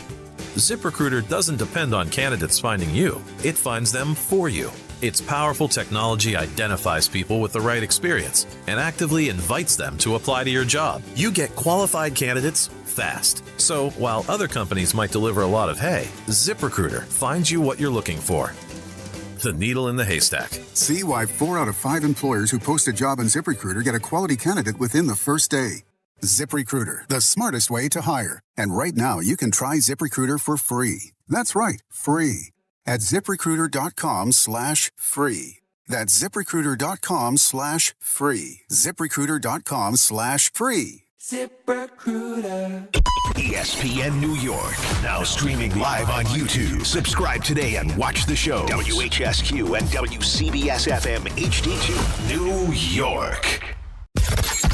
This is the Ty Butler Show. This is Jalen Brunson's town. He's the king of New York. When you win sporting the heaviest jersey in basketball, man, that comes with tremendous accolades and praise. And for me, it solidifies Jalen Brunson as the best athlete in New York sport. He wears the crown. The Ty Butler Show. Listen Sunday mornings at 8 on ESPN New York and the ESPN New York app. Do you have trouble getting in and out of the bathtub? Are you afraid you'll slip and fall entering or exiting a tub? Safe Step walk-in tubs can transform your bathtub from an area of concern to a calming refuge. Call them today at 1-800-731-4558 and save $1,600. Safe Step walk-in tubs and showers are proudly made in Tennessee and offer an ultra-low step-in, avoiding that difficult climb over a traditional bathtub wall. They also offer a variety of therapeutic benefits that may help soothe your aching muscles and joints, increasing your mobility, boosting your energy, and improving your sleep. Safe Step walk-in tubs are designed to easily fit your existing tub space and are often installed in as little as one day. Just dial 1-800-731-4558 today to save $1,600 and receive a free shower package. That's 1-800-731-4558 for a free no-obligation consultation and to save $1,600. Safe Step walk-in tubs. Safety never felt so good. This is DiPietro and Rothenberg. I would rather spend 4 hours discussing my hard-boiled eggs than talking about the Mets. Schwarber tees off again. There's the second one of the inning into the second deck. Holy Schwarber. They're a bad team. They are dysfunctional. They have almost no pitching. The bottom of the lineup is laughable. And yes, I can believe it because it's been like this all year long and it's not going to change now. This is DiPietro and Rothenberg on ESPN New York and streaming live on YouTube. Oh, great. You know what, Joe Leo? You're not a great guy either. Because now you guys are just mocking the Mets. By the way, I'm having a real senior moment. I mentioned hard-boiled eggs in the first hour of the show. No. Can I tell you I thought the same thing? So you thought the same thing. So you didn't, but I was looking for something earlier, and I came across it, and I just thought it was too good to pass up. I'm sorry. No, you did not say today. Okay. You said that because a while when back. I heard that, I was like, you know what? I am really in one because I have zero recollection of making that statement in hour one. You know what? Everything upstairs functioning properly. But I found it by mistake, and I was like, you know what? I can't pass. Did you have hard-boiled eggs today by any chance? No, I haven't had anything yet today, no. Interesting. No. I'm on, I had some nice peanut butter toast. I'm on water and hope so far this morning. How's that Water going? and what? Hope. Oh. Yeah. I'm down. I took off 1.2 pounds from last Sunday's weigh-in to this Sunday's weigh-in. Really? Yeah. So I'm really post-Knicks actively champions- attacking this weight loss journey, yes. Minus 1.2. Mm-hmm. Inspired by the Knicks. No, it's just inspired by photos. I've seen photos. I'm like, you know what? I look fat. I'm done. And I am, in a better, more healthy way, actively taking off weight. Yeah, I like carrots. Stop it. How far back do you have to go to see a photo to where you're not ashamed of it? I don't know. I would a couple of years, maybe. Couple of years. Yeah, I mean, for Ben's bar mitzvah, I got below 200. I'm not anywhere near that now, but I think you look fantastic. Every time Thank I you. see it, it's just I have to catch myself. And if we do wind up doing a brunch at some point this week, which would be delightful, I'll be eating at a very high level of healthiness during said brunch. Which would be what? Like egg whites? I don't know. Yeah, egg whites, or avocado maybe, toast, some Greek yogurt, and some fruit. Yeah, something like that. Mm-hmm. All right. I thought about that too. I was like, is there going to be a meal or anything like that? That could be on the table. I mean, you're the meal guy. We haven't done one of those in a while. I don't think. Has there been one in 2026? No, it was at the end of 25 because we went to the pancake place, me, you, and Ray. Oh. And then I took I say I. Wait, you didn't take us. I did. I took you. Dave paid, but it was my recommendation, I guess. I brought it up. Ray seconded the recommendation, and the pancakes were not as good, Dan. Dan. Quite frankly, it was terrible. It was the three of us, right? And it was freezing. So was it like right before like the holidays, maybe, RJ, when we went? Yeah, early December. Yeah, frigid. Yeah, and then we went later December. RJ makes the big announcement that they're having a baby. We're all excited, and then the pancakes, they fell flat. They were not very good. Well, do you think the baby announcement trumped everything else that came after? So, like, he gets that announcement out there. It's like, wow! Yeah, but you know what? I think everyone was in such a great mood that when we got the pancakes, we're like, look at these pancakes. And then you ate them, you're like, ugh. But to that point, though, you know how bad, and they weren't good that day. You know how bad they had to be off the baby announcement? Yeah. Because after that, everything's easy, right? How bad they have to be for all of us to kind of point out, this is not great. No, they were subpar pancakes. Yeah. That sounded like the basis for like a bad like pancake commercial in like the 90s. You were like, wow, look at these pancakes. Because they appearance alone, Dan, they were beautiful. Fluffy, I know, they're huge. Fluffy. It was a nice looking pancake, and then you eat them, you're like, no. Yeah. Well, RJ, what happened? They like the portion was so big that stupidly I ate them all, and then when we were walking back, even though it was like minus 20 degrees outside, where you're supposed to be numb, I said I can't breathe. I'm so stuffed. I mean, getting off the bus, those pancakes look great. They looked the part, but as you cut into them, some real problems. Some real problems. I think it's because we went on a Friday. Dan. He's gonna blame the chef and Raymond. Now. Go ahead. I think on Fridays they have the A-listers out there. Dan, I think because we went on, I believe it was a Wednesday, our show. Okay. I think Wednesday's like B team. That's what I think. Yeah. You know what it's like, Dan? You go to theater and it's like, a BB Newirth, and she comes out, and then it's like playing the role of BB Newirth will be that Wednesday matinee. That's Wednesday matinee. We got the Wednesday tickets. matinee. You went BB Newirth of all the people you could go to, huh? I look at her as a big Broadway star, yeah. Who's the one that like openly chastises audience members during the show? I'm not all familiar the time. with that. Patti LuPone. Patti LuPone. Patti LuPone. All I know about her is that like she's working actress, Broadway, the queen of the theater, whatever. World famous opera singer Patti LuPone. World famous.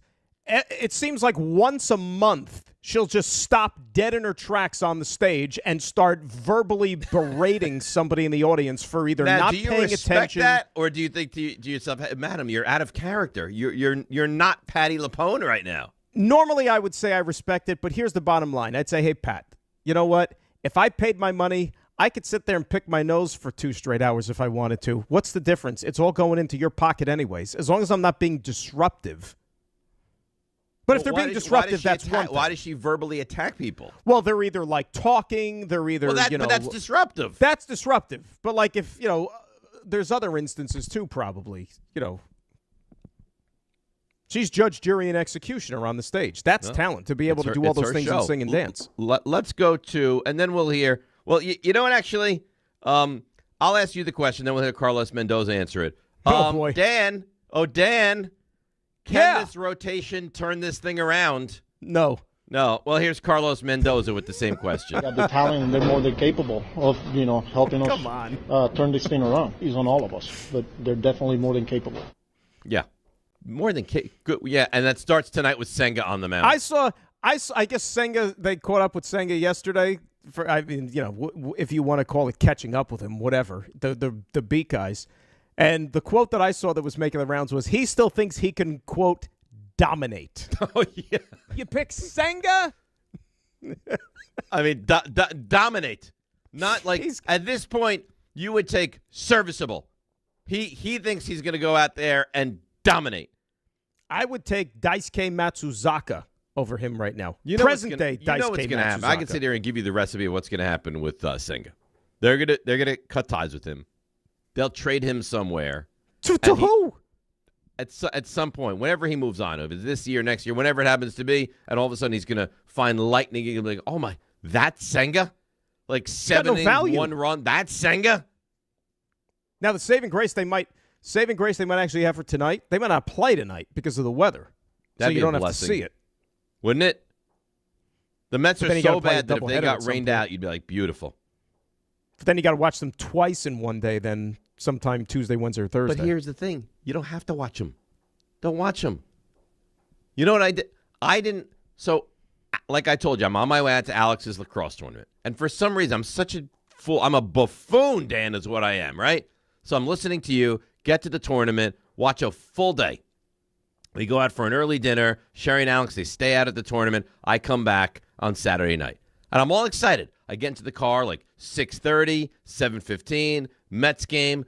Should be a good pitching matchup. Get into the done. By the time I get home, it's 9-0. I'm like, I'm not even going to turn it on. I'm not even turning it on. So, yeah, you could say you're not a legitimate fan. It's not good for my well-being to sit there and watch my team down 9-0 and watch the duration of that game. I'm not doing it. Here's how you know you really have to be really talented. Either that or just really pathetic. Do you realize that in the span of, 5 games last week, the Mets lost by 12 runs on 2 occasions? Oh, good for them. How is that possible? Because they're bad. Because they're a bad team. 12 runs. Yeah. The 2 games in Cincinnati were over before you were in your seat. Yeah. The 2 games in Philadelphia were over before you're in your seat. But then what they do is they tease you a little bit. We lose 2 in Cincinnati, and then all right, just put us out of our misery, kill us, let us get swept, get beat up by the Phillies, let's be done. And then they get a good pitching performance, they win on Wednesday, then they have the game on Thursday. You know what? Really a good pitching performance, timely hitting, Soto, great catch, couple home runs. All of a sudden, they've won 2 in a row. You're like, you know what? If they can, it's not going to happen. Then they're not going to turn this thing around. This thing is over. It's done. They stink. And because of the schedule, the geniuses that made that thing together, where the Mets had, 17 West Coast trips in the first 2 months, the Mets still have to play the Braves and the Phillies, the 2 best teams in their division, I think a total of 20 times the rest of the way. Yeah, I think they have one of the top 3 toughest schedules in all of Major League Baseball down the stretch because it's a full think about of the season. We went through the standings. Who's not considered a tough game for the Mets? They got the 3rd worst record in the league. Virtually every team is better than them. And they lose to the Rockies, so what's the difference? They lose to the Rockies. It doesn't matter. It does not matter. Artie in Brooklyn. Artie, good morning. You're on ESPN New York. And then we have the Knicks winning the championship, so we have hope for the Mets. Yeah, we do. Look, all we got to do is get our guys healthy. Oh, my get our God. guys Artie, healthy. come on, They're man. Artie, coming when were back they? right now. Artie, Look, 2 Artie, years when ago, were they good when they were healthy? 2 years ago when they came back? 2 years ago. 2 years ago, they were in the same position 2 years ago. Okay? And when you say they don't have, I get it. They should have signed Alonso. I get it. But you know what? Bichette was one of the top 20 guys when they signed him. I don't know what the hell happened to him, but with the Knicks, you had hope. You have hope. So now I'm allowed to have hope with the Mets. The Knicks, even when they weren't playing well, were one of the best teams in the NBA. The Mets are one of the worst teams in all of baseball. What are you talking about? Dave, listen to me. There was a run with the Knicks right after they beat San Antonio in that championship thing. Yeah, right, when they lost 11 out of 12, and they were trashing them the same exact way. When Bridges missed that shot against Atlanta, guess what? Why did we get him? he's not worth the 5 picks. All the same talk. And then all of a sudden. You do realize, Artie, that the Mets are 9 games under. At what point this season were the Knicks falling apart, 9 games under, and one of the laughing stocks of the sport? When? It did not happen. So I mean, whatever he's drinking, I want some of it, because that is crazy town right there. Makes no sense. Makes no sense whatsoever. I mean, like when they get healthy, aside from, okay, you want to say Lindor, fine. When Clay Holmes but when Clay Holmes comes back, if he's not going to begin throwing until July at the earliest. You're not going to get him till August. You're not going to get him till August. Guess what? The season will be over by August. They're going to be so far dead and buried, you wouldn't be able to find them with a telescope. Of a playoff spot, and you're going to have Artie calling, being like, I love our chances. I don't see any way we can't get back into the race. That's what I'm saying. So, like, who are these guys? Who are these guys that are so healthy, supposedly? Like, it's such a bad product. Every move that they made in the offseason has blown up in their face. The guys that they did acquire, which actually had some promise, they've ruined them, like the Tobias Myers, for example. You know, these starting pitchers look like they have no idea what the hell they're doing out on the mound, which I brought up earlier. You call into question again the decision to move on from the entire coaching staff, including your pitching coach. Where is this thing trending positively? Explain it to me. It's not. There's very little. I mean, you're going to get Lindor back. Okay, how was Lindor before he got hurt, Dave? What'd you say? How was Lindor before he got hurt? He was not good, but I mean, having Lindor at short is a far cry from having Bichette at short. Great. Well, and then it also makes you come on. But Lindor coming back is a positive. Right, it's a positive. But I'm just saying he wasn't having a good year before he got hurt. I'm saying it's not like you were getting an MVP. He never starts out a season well. Again, I agree with you. You say, what are the positives? I'm grasping at straws. Lindor coming back is a positive. If and when Holmes comes back, if they decide to keep him, they might trade him off. Right? That's a positive. There's not a lot. The bullpen has actually been fairly good, although they probably will dismantle that bullpen as well. They literally have forget about whether you think they're good or not. They literally only have 3 starting pitchers, which is just it's mind-boggling to me with a close to $400 Well, they had to re-sign Minaya. He's I mean, how many pitchers do they have that they feel confident, hey, we can start him to start a game? Not we bring him in after 5 outs are done. I mean, it's comical what they do. That's what the Rays need to do because they don't have that kind of money to spend on putting a team together. Right. Not the Mets.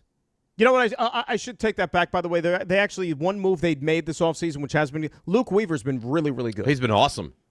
He hasn't given up a run since, I think he's had, 20 straight appearances that he hasn't allowed to run, something like that? Yeah. Yeah, he really has been phenomenal. All right, let's take a break. We'll come back. We'll get to the Yankees a little bit. And then there's an NFL question I need to ask you, and I believe you, of all people, will be a good person to chime in. And, oh, by the way, Dan, 25 minutes away, let's play the feud. Ooh. Let's play the feud. You know who I think may dominate the feud? I don't know why. I think Joe Leo might be secretly very good at the feud. No, he's shined in the feud in the past.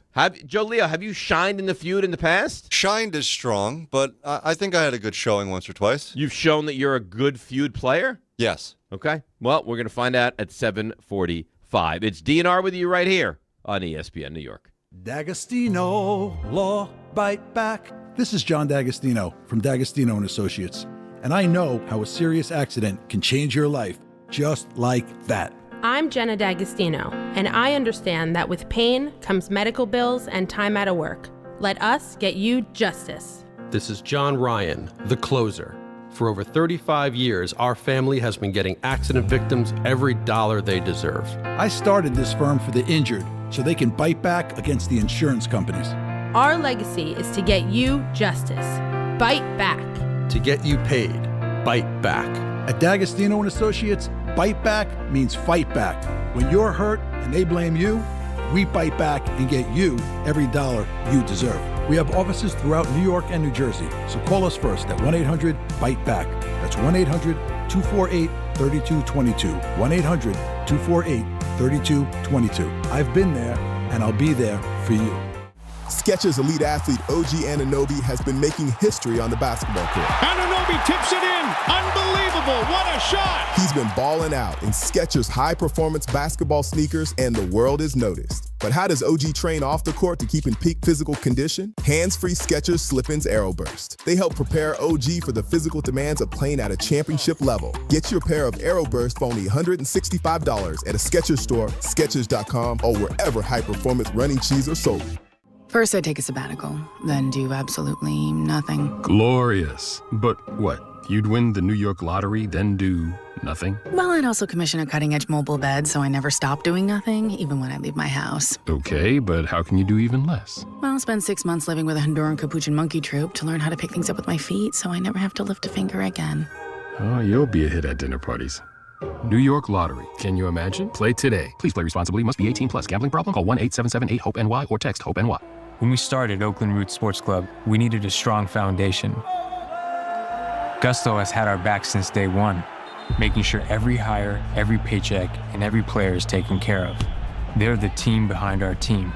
With Gusto, we stay rooted and give Oakland the love it deserves. I'm Idris Argandawal, co-founder of Oakland Roots and Gusto customer since 2018. See why 500,000 businesses trust Gusto for payroll, HR, and more. Get started for free at gusto.com/roots. I'm David Ortiz. When I lost my mom, she was only 46. And I lost my dad to cancer. It was the worst pain I ever felt.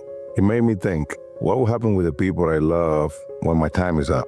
That's why I have life insurance. Ethos makes it easy. It's all online, take about 10 minutes, and you can get up to $3 million in coverage. Get your free quote at ethos.com/game. That's ethos.com/game. Paid testimonial. Time spent on application may vary. Online health questions required. Every 40 seconds, a child is reported missing. That's 2,000 children every single day. It's a heart-wrenching reality that we can no longer ignore. Find the Children is a non-profit organization dedicated to helping find missing kids. You can be a part of their mission by donating your unwanted vehicle, running or not. Call 1-800-294-0222. We guarantee that you will receive the maximum tax deduction. We provide fast, free pickup with 24-hour response. Call 1-800-294-0222. Find the Children provides crucial resources to help find missing children and educational materials to teach kids how to recognize and avoid predators. Our recovery programs have a proven track record of reuniting kids with their families. It's time to act. Donate your unwanted or unused car. Help us build a world where every child is safe. Pick up the phone and call 1-800-294-0222. Together, we can bring these kids home safely. This advertisement was paid for in partnership with Cars R Us and Find the Children. All right, now, DNR with you, ESPN New York. Dan, I'm doing a little bit of Family Feud research. I'm very excited to play the Feud. FF research. Yeah, oh yeah. And Love it. And I feel like this is an unfair advantage for you, but RJ has told me the way we're going to play, RJ will battle Joe Leo in the first round, and you will await the winner of that in the championship round. Yeah, it's like, how did I get an automatic bye all the way to the championship? I don't know, but whatever you're doing, good for you. You wait for the winner of that battle, which should be an epic battle between RJ and Joe Leo. I think it'd be great. Think about it. Because Joe Leo's a wild card. Joe Leo could be crazy, right? He could give answers. You're like, wow, that was brilliant. Or you could be confused by what he's saying.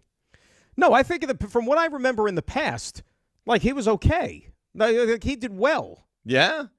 Who would you say, if you had to go onto like a DraftKings or a BetMGM or one of the preferred providers, who would you say is the favorite going in to this battle? It's got to be you because you have a bye, right? I only have to win one game. You only Everybody have to else win one, has to and win RJ 3. and Joe Leo have to win 2. Yeah. Who do you think is the favorite in their battle? I'm telling you, I remember in the past Joe Leo doing well with the Feud. Okay. I like it.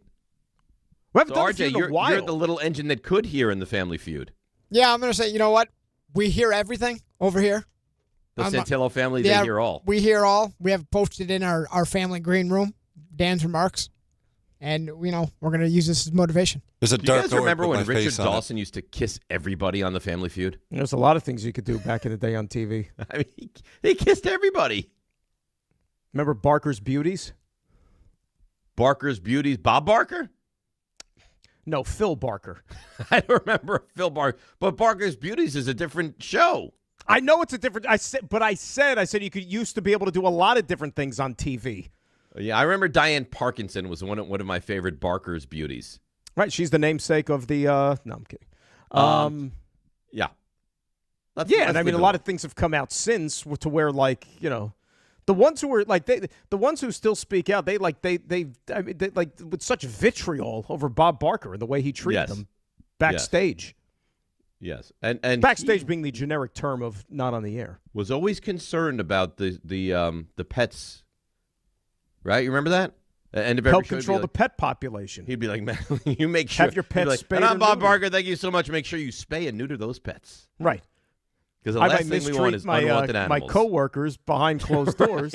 But you know what? Little Rufus over there, make sure that he's spayed or neutered. That's right. You wouldn't want anything bad to happen to him. Soccer fans joined Bart Scott, Chris Carlin this Thursday for a watch party presented by Rothenberg Pilsner.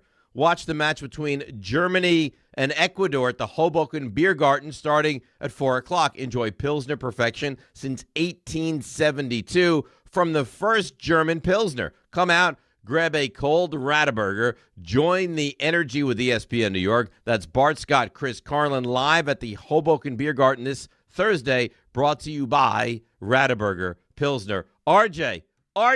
Yeah. How did your big watch party with Raymond go on Saturday? It was wild. What happened? It was during the Germany match, and we were at a German beer garden. And there was a lot of goals. And it went crazy? Well, Germany went ahead in stoppage time. Like, I saw that. They won 2-1, right? We thought we were in for a draw, and then it was chaos. And then Raymond from our friends at Rothenberg, he executed the raffle. He had a microphone. He gave shout-outs. He was talking about our show. Really? And he raffled off an electric bike. An electric bike? It was a scene. So you would say, if they came to you and say, RJ, how do you think the event went? You would say it was awesome. I thought so. Bar was at capacity. Good time. Wow. Really good time. Wow. It's so misleading, though, because like when you hear Rothenberger, you think what? Burger. I'm thinking food. You know what I mean? Like, you just did the read there, and theirs was as well. Like, Rothenberger. I'm thinking, okay, get a Rothenberger. It's food. Their beers are tremendous. I still feel like this is some Were you drunk? No, but I still feel like it's some kind of sting operation. The people we've met at Rothenberger, we show up, we hang out, we talk to people. Patty was there from Schenectady. Patty from Schenectady? Yeah, other people were there. Thanks for coming if you did. We hang out, we talk soccer with people. Ray had a microphone. We drink Rothenbergers. It feels too good to be true. Why was it chosen that Ray would do the microphone work over you? He wanted to do it. He was confident. He grabbed the microphone. And so I was like, you know what? He's feeling it. Did you feel threatened by him? No, I thought he excelled, in fact. Did you feel turned on by him a little bit? Tad. Okay. I thought he was excellent. He was excellent. I saw one of the pictures you guys posted. What was the deal with the bars on the windows? That's so you can't get out. No, was there a security issue? No, that's just the layout of the place. That's the look. So you can get some air. That's what I mean, like soccer in a prison. So yeah. you can get some air in. It's a beer garden. It's open air. It's nice. Speaking of soccer in a prison, you've seen the movie Victory, right? Oh, that's epic. What a movie that is. Stallone, Pele, yep. Michael Caine. Michael Caine. No, I mean, when you got Michael Caine as a striker, how are you not supposed to win? Right? Mbappe, no. Michael Caine, yeah. Yeah, Michael Caine. He can light the lamp. All right. So the Yankees, here's the thing. How was Michael Caine on the team? I mean, Michael, like, he had to be what? Like, well, I mean, at the time, who knows with these guys now? That movie's probably like 1980. Well, no, it was right around 1980, but now Michael Caine's like 90, so we're talking he had to be like mid-40s to like close to 50 in that movie, and he's one of your goal scorers on the team. They ran the offense through Michael. They had Pele, and they deferred to Michael Caine. I'll tell you what. I know that the movie got like a mixed bag review-wise. See, that to me is one of those awful movies that I absolutely love. The cinematics, like just the way it was presented, when Pele scores on the bicycle kick and they kept showing you the different replays with the strings playing and the different angles, that was cinema. And that was real. That wasn't a stunt man. That wasn't CGI. That was real, and it was beautiful. Oh my God! That was the. That was I'm looking at the cast. The only guys I know are Stallone was the goalie. I remember. Yes. Pele. They was a obviously terrific goal scorer. As was Sir Michael Caine. If you haven't seen Victory, 81 by the way is when it came out. So I was 8 years old. But Right Stallone, after the Miracle on Ice, then you had the movie Victory came out. But Stallone, remember, wasn't like invested wholeheartedly in the soccer because he was using like the game as a means wanted to get out of there. escape. Yeah, because they were POWs. They wanted that. It was during the war, out. But then, like they cooked up this scheme to escape at halftime of the game. I remember. And then they're like, "No, we got to finish the game."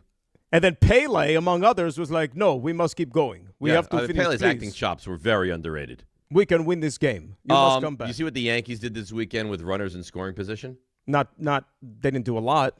Okay, so 2 for 32 with runners in scoring position this weekend. That's brutal. Speaking of soccer, did you see the Norway fans were in the bleachers yesterday? Oh, the Norway. I did not. The Norway fans were in the Yankee Stadium bleachers. Because they're in town for the game tonight. They got the wave going. Started the row. They started the row, the wave. And, like, I mean, he could probably confirm it, but I don't think Kay picked up on it right off the bat. And he was like, boy, they got the wave going when the Yankees are down whatever in the 8th inning. Oh, so little did – and you know what? It's funny. I was at Ben's games, but I was home by the 8th inning. And I did not pick up on the fact that maybe I did. Maybe I didn't realize it was the Norwegian team. Yeah. Or the Norwegian fans. Yeah. And those guys, like, if you follow, like, these soccer fans across the country, like we know what the Scotland group are doing up when they went to Boston and everything. These soccer fans are so – I saw they're taking in the sights. Dutch fans. Which is cool. I think they might have been in Texas the other day. There was, like – I've never seen more people. There were waves of them pouring into the stadium. And they're very distinctive. They stand out with their orange gear and everything. The soccer fans are the greatest fans. I think it's obviously it's so great that this tournament is here. As long as I'm not inconvenienced in any way, which thankfully I haven't been. But it's great. It really and truly is. Having 4 freaking games a day. And by the way, starting I think on Wednesday, once we get to the final games of the group stage, there's going to be 2 at a 6 time, games a day. They're going to do 3 separate showings of 2 games at the same time? Correct, because they got to play at the same time in the group because they don't want one to influence the other's outcome. When does Team USA play again? Thursday, I think. Thursday night at 10. I saw that. That sucks. Now, the game don't mean anything, though. Right. So you wouldn't play like Pulisic and these guys in that game, I right? wouldn't play. I mean, no, if Pulisic could go, I'd get him out there for maybe 15, 20 minutes as a sub just to get the wheels moving again. The guys I wouldn't play are the ones Anybody who have with a yellow cards. card you wouldn't play, right? Yeah, I wouldn't play them. Too risky. All right, so let's get to the Yankees for a little bit. Well, we have the feud coming up. We have to get to this NFL question I want to ask you, 800-919-3776. Aaron Boone, what was so tough for the offense this weekend? Well, I mean, obviously he's one of the game's really good forget young pitchers, and I thought we had good at bats against him throughout the lineup. I thought we pressured him well. I thought we were making it hard on him. We just a little bit like yesterday couldn't break through with a hit. When we needed it, when we had some chances there. That was kind of the offensively speaking, that kind of the story of the last 2 days when we've had some chances to get into it or throw a crooked number up there. We just haven't finished off the inning. But against Burns, I felt like really up and down the order we had good at bats against him. Well, he makes it sound like, and Burns was good, but Burns didn't last all that long. There was like a lot of innings of bullpen that you could get to, and the Reds' bullpen stinks. But Burns is good. Burns is really good. But here's the bottom line for the weekend. Schlittler was Schlittler on Friday. They didn't get the starting pitching they needed the next 2 days, and you said the bats dried up. That's the weekend in a nutshell. Yeah, but here's the thing. The Yankees have so many good things that even when you have I'm sure the K show is going to be like beside themselves because it feels like Yankee fans, they like to be miserable. Like if they're not miserable, they're not who they want to be. You're going to win the division. You're going to get the 1 seed. The American League stinks. You're going to be healthy. You're going to get Judge back. I mean, yeah, I get it. You lost 2 out of 3 to the Reds, who are not a great baseball team. But in the grand scheme of things, does it really matter all that much? Well, we've been talking about the Mets this morning. They're missing Polanco and Luis Robert and scrubs like them who've given them nothing, and they still stink. Yankees are without Judge, Fried, Stanton, and they're fine. Yeah, they're fine. And you know what? There's not an ounce of concern, nor should they be, that they're not going to be fine. They're going to be fine because their pitching is too good. When you have pitching to that level, you really can't go on a massive losing streak because Schlittler is right now the Cy Young winner in the American League. Cole has been pitching really well. Fried's going to come back at some point. I mean, Rodon is a good starting pitcher. There's too much depth and talent in the starting staff for the Yankees right now. I said this the other day, and we didn't spend a lot of time on it. We won't now either, but we can get into it and then break and then come back and discuss a little bit more. If you told me, and I'm sure he will, Aaron Judge doesn't return this season, in my mind, the Yankees would still be the prohibitive favorites to win the American League. Without Judge? Yes. To win the American League? Yes. Talk to me after August 1st. I mean, what team scares you? Doesn't matter. I think playoffs. your pitching is so good. If you told me Judge doesn't return, they still win the American League. No. You don't think so? No. A team that with Judge has not been able, aside from one trip to the World Series and playing as the best player in the American League probably, hasn't been able to get it done in October? I can't go that far. All right, so let's throw that out there. Mm-hmm. And I have another question for you surrounding the Yankees of what team. Here's the question. I don't want you to answer it now. We'll break, come back. You can answer it then. What team scares you the most? Is it of course it's Tampa, or is it someone else? 800-919-3776. We'll get to your calls. We'll answer these questions. We'll hear more from Boone. We'll get to the feud. I got my football question. There's a lot going on. It's DNR with you, ESPN New York. Monkey Sports, built by players for players, is your one-stop shop for hockey, baseball, lacrosse, and more. Find top-name equipment and expert in-store services like sharpening, break-ins, and relacing. Shop in-store at Monkey Sports in Farmingdale or Woodbridge or online for all the top brands. Whatever your sports, Monkey Sports gets you game ready fast. Monkey Sports, where athletes shop. Hey, it's Alan Hahn. At Rings End, they're there to help realize your modern design visions. That's why they partner with Marvin. Engineered for big ideas, Marvin Modern Windows and Doors deliver effortless elegance, expansive views, and industry-leading innovation, all in a modular system designed to meet the exacting principles of modern architecture. Experience Marvin Modern at a Rings End showroom today and create something stunning with them. Rings End is a certified Marvin installing retailer. At Uline, they know going the extra mile takes hard work. For companies pushing to go further, Uline will go the distance with you. 24/7, they answer the phone to get you the shipping and industrial supplies you need. Business can move fast. Unexpected large orders, adverse weather, new safety guidelines, and changing economic trends. Uline works hard keeping 41,000 items ready to ship, minimizing detours on your way to the extra mile. Visit uline.com. This Father's Day, do more with Dad and spend less with low prices guaranteed at the Home Depot. Get him fired up with a new grill and accessories, like the Next Grill 5-burner for just $299, so you can spend more time together while he becomes the grill master he was always meant to be. Or build memories with savings on top brand power tools so you can tackle projects side by side. Gift more and do more together this Father's Day with help from the Home Depot. Exclusions apply. See homedepot.com/price match for details. Empower. Katie got a VIP box for the postseason. She worked with Empower to help her get good at money so she can be a little bad. She planned well and was able to bring the whole family. Who wants homemade egg salad sandwiches? Even Beth. Horseradish? Anyone? How about some tuna on rye? Aw, strike 3, Beth. Invest well, live a little. Start today at Empower.com. Skechers elite athlete OG Anunoby has been making history on the basketball court. Anunoby tips it in. Unbelievable. What a shot. He's been balling out in Skechers high-performance basketball sneakers, and the world is noticed. But how does OG train off the court to keep in peak physical condition? Hands-free Skechers Slip-ins Aeroburst. They help prepare OG for the physical demands of playing at a championship level. Get your pair of Aeroburst for only $165 at a Skechers store, Skechers.com, or wherever high-performance running shoes are sold. It's Rich Eisen for Pella Windows and Doors. Sometimes teams take a timeout to regroup and call the right play. When it comes to your home, Pella Windows and Doors always has the winning game plan. They do it every day, and that's why your neighbors trust them. Visit Pella.com/Eisen today. Right now, Pella Windows and Doors of New Jersey is offering buy one, get one 50% off and 0% APR for 24 months. Some restrictions may apply. See store for details. Offer ends June 30th, 2026. Congratulations, New York. The Knicks did it. Through battle after battle, they dominated to become this year's NBA champions. Day in and day out, the hard work paid off, and you were there every step of the way.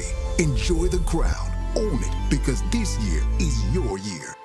A part of your legacy that will never be forgotten. So celebrate this moment, show your pride, and shop the largest selection of official NBA gear at NBAstore.com. A Fanatics experience.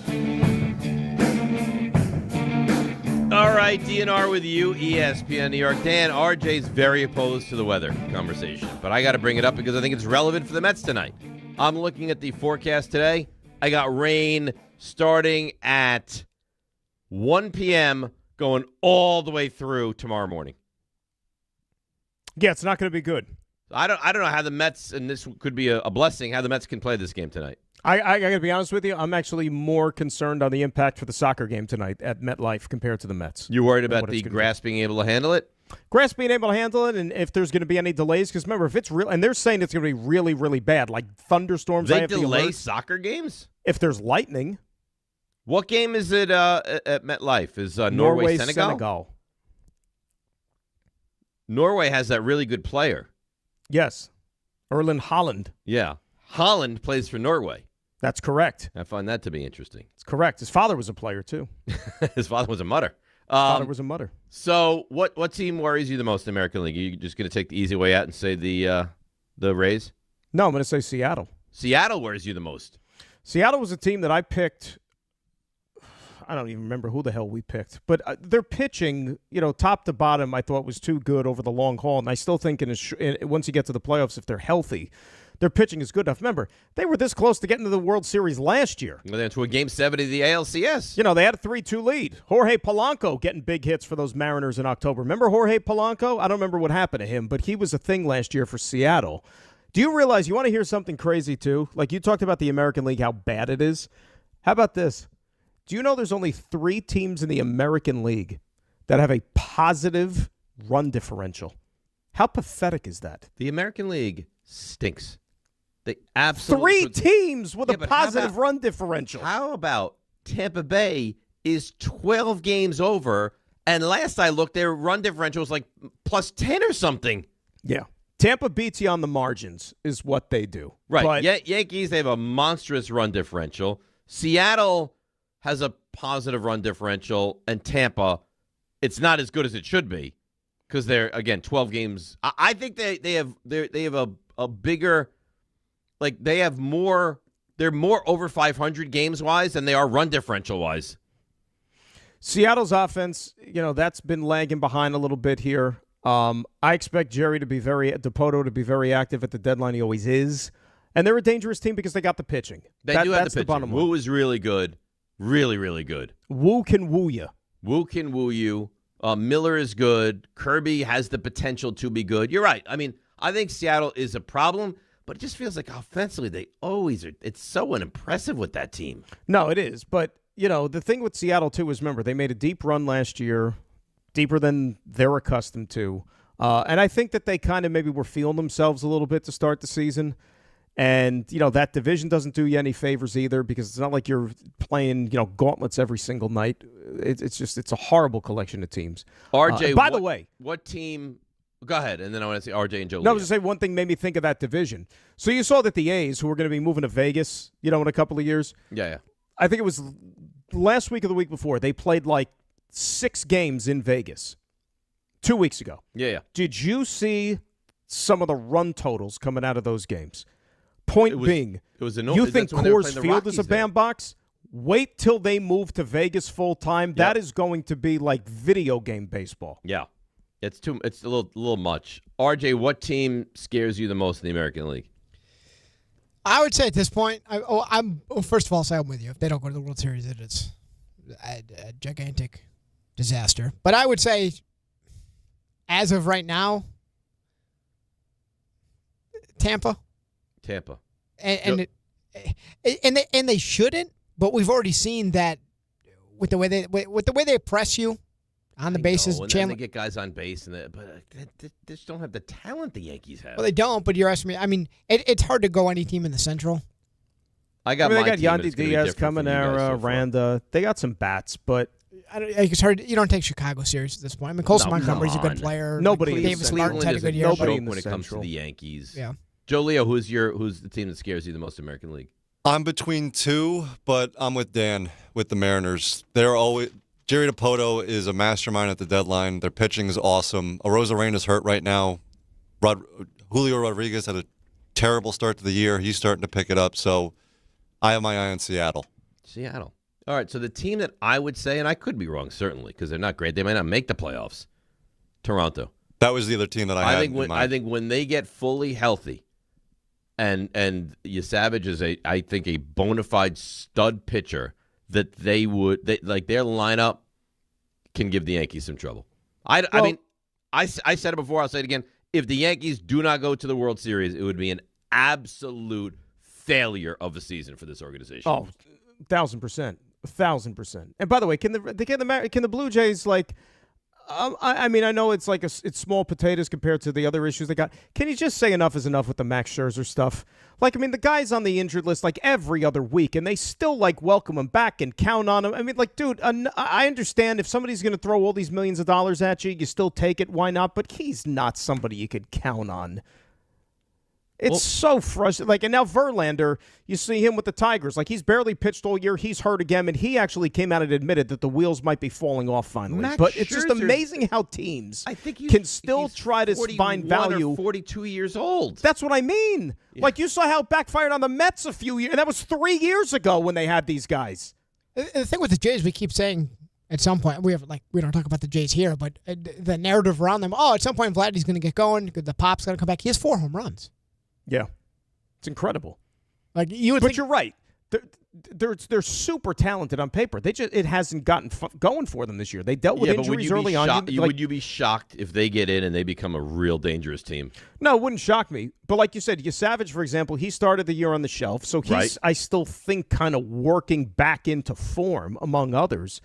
But like I said, this is going to be an interesting deadline because what's going to make this deadline intriguing compared to other years, some of the decisions that teams are motivated to make or not make, remember, goes into the fact that next year, you don't know what type of freaking season you're going to have. We have no idea. If any. Yankees have to go all in, though.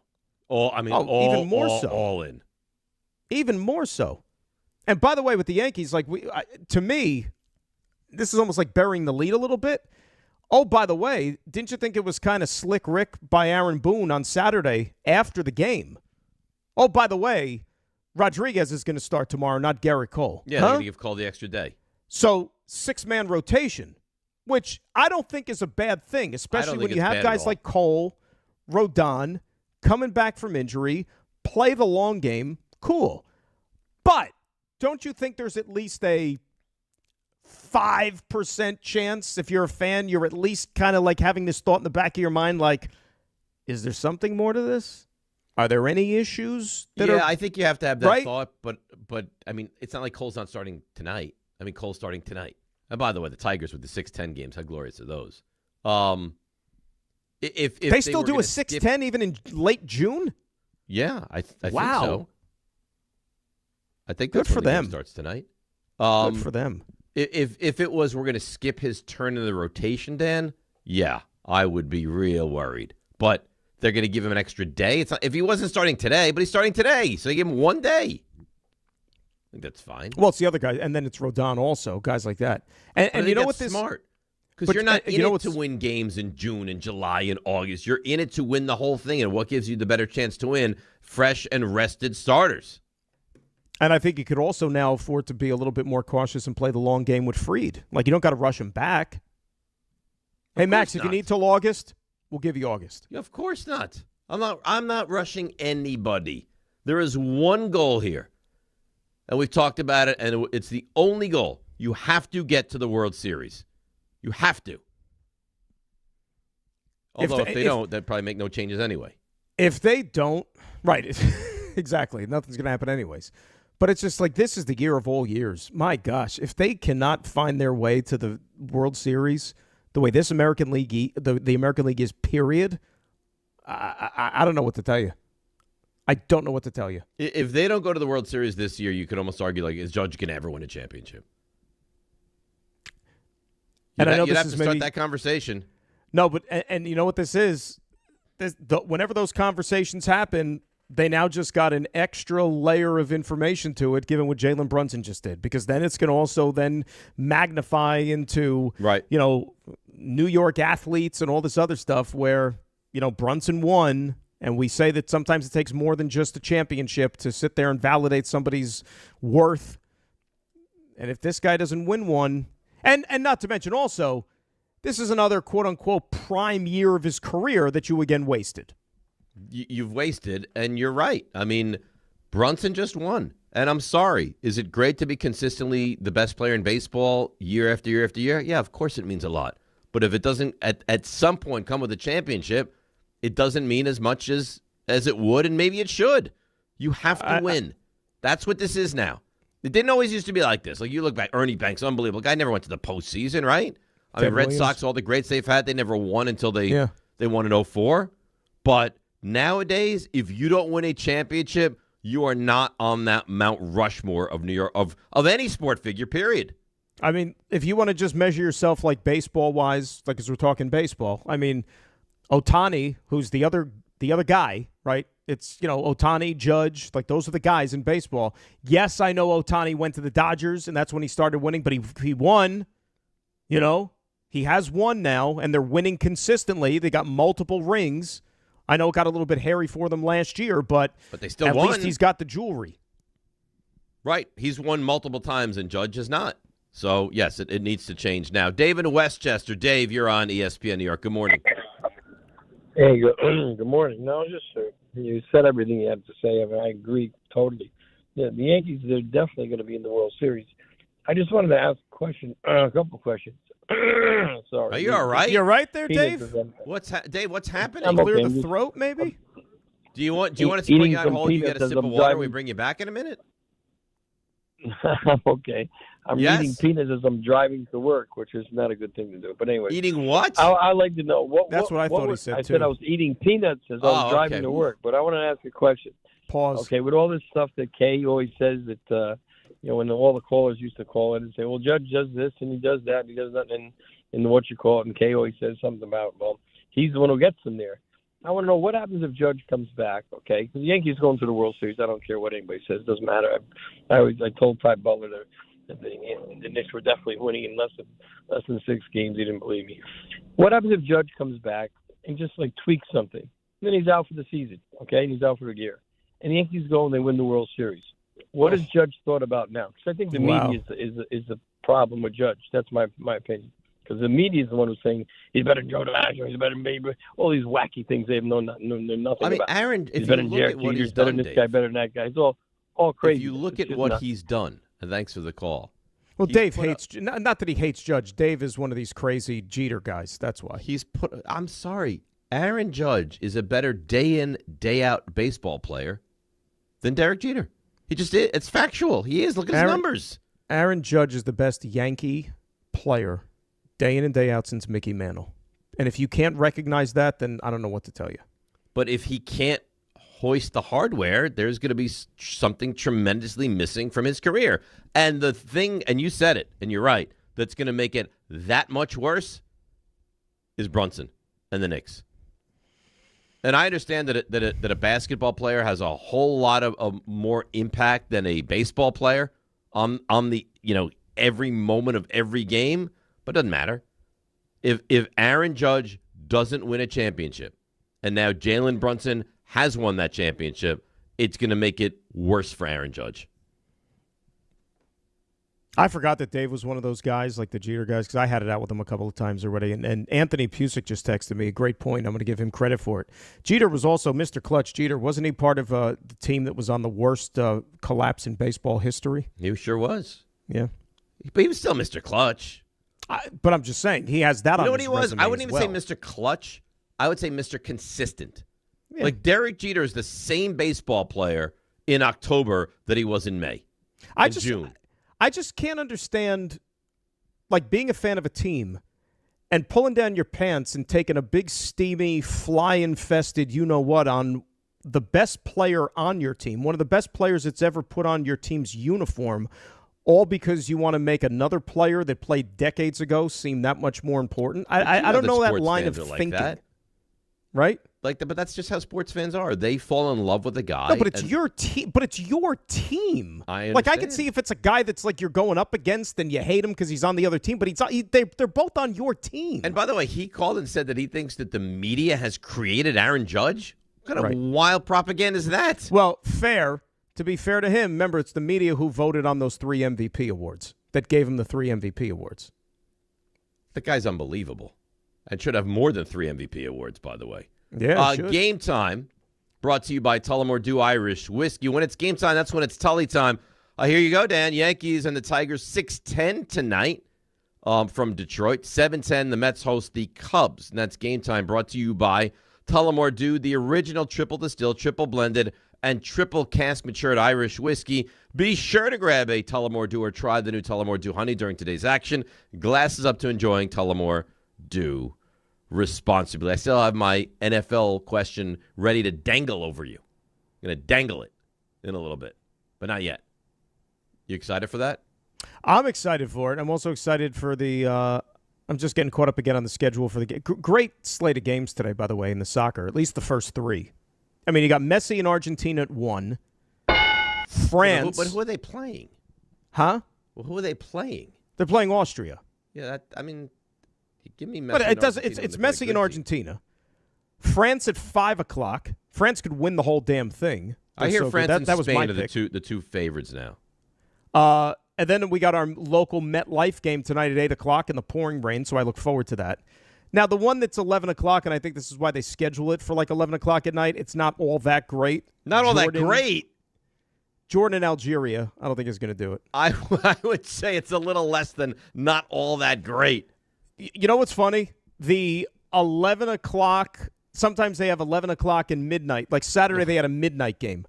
I have not been able to make it till the completion of those midnight games. Like, so the one tonight, especially because we got to wake up even earlier tomorrow, if I make it to halftime, that's an achievement. I mean, Jordan, Algeria, do we really need to watch that? That's a tough one. Jordan, Algeria is, you know what? Be thankful that they expanded to 48 teams. Yeah, that just happened to be there, right? Well, the qualifying system is ass backwards, too, for the World Cup. Like, Italy, who didn't make it, they're ranked 12th in the world in the FIFA rankings. But it's like the NCAA Tournament Selection Committee. It's like they don't take necessarily the best teams because they have to have... Well, you have to finish in a certain area of your group. Well, not just that, like the different regions across the world. Right, of your region. So if you can not finish in the top whatever it is in your region, then you can't go. That's why Cape Verde is in. That's why Curacao is in. Right. You know, because they have to take X amount of teams from the certain region. But Denmark, Nigeria, France, teams like that, those are teams that are good clubs around the world but didn't make it because they're all European, or not Nigeria, but the other two teams part of European, and they fell behind in the ahead of the CONCACAF. If you can't be one of 48, I mean, we're really going to feel badly for Italy here. Well, it's like when you do the NCAA tournament.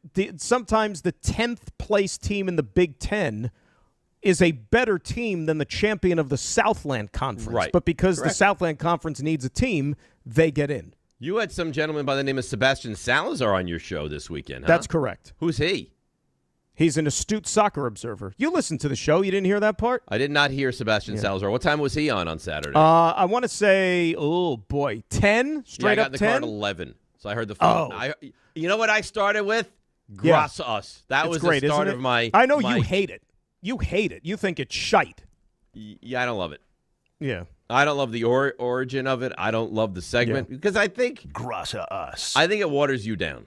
I think you on your own is a really good listen. No, I disagree. And this is you're like patronizing now. I know that you don't think it's any good. I, for one, love Graca us. Yeah, because you're involved. Joe's involved. Although Joe wasn't involved Saturday. Not Joe Saturday. was a last-minute disappearing act on Saturday. Where were you on Not Saturday? That he had it covered. He didn't pull I'm just not coming in.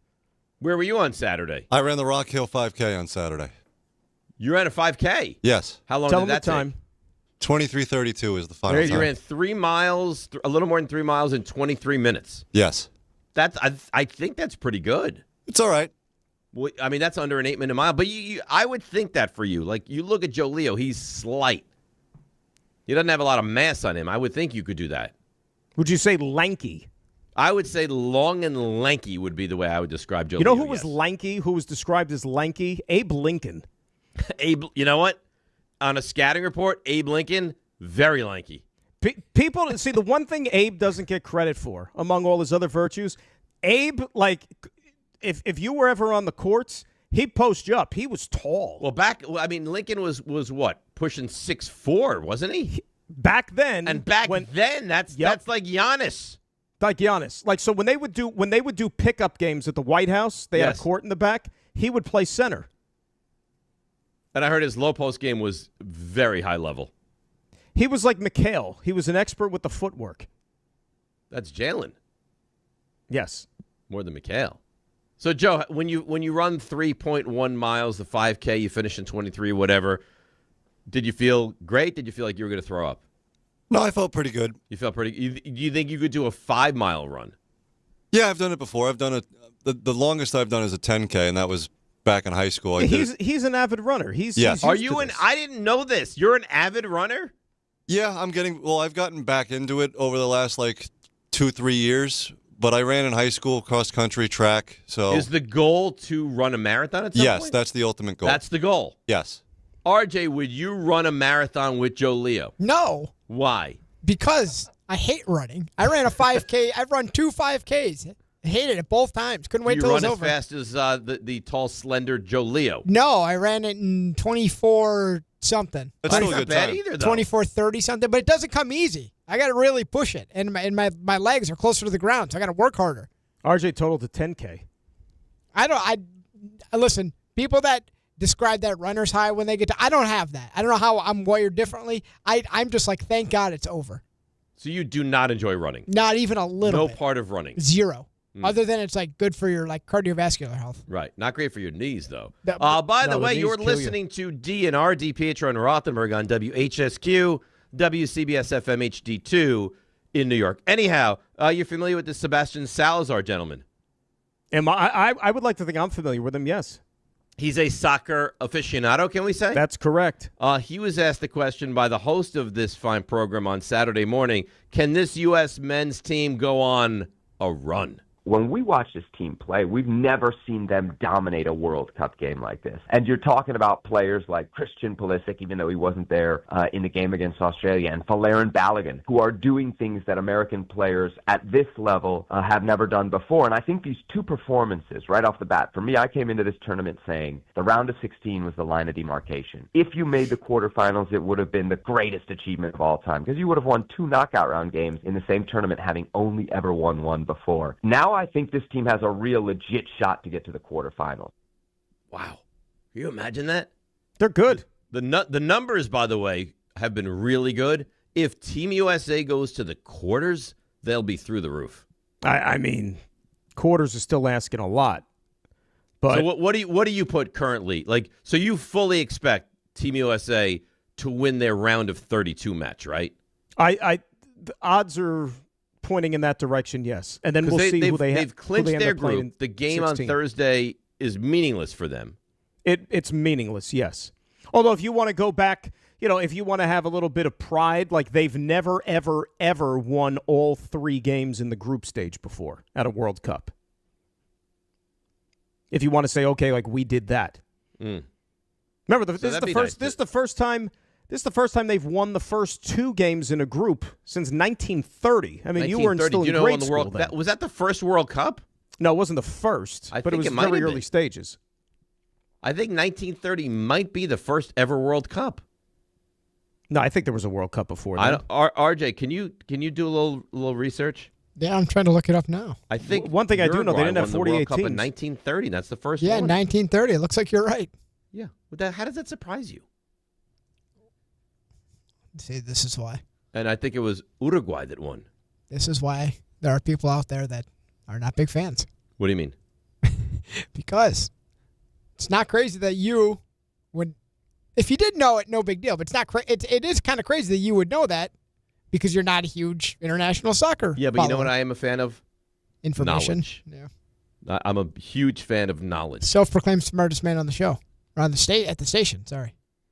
Well, Michael's very smart, and Don is well read. But yeah, I think it's fair to say. Okay, if you were asked the question, smartest person at the station, who would you go with? Probably Michael. Really? You're probably 2.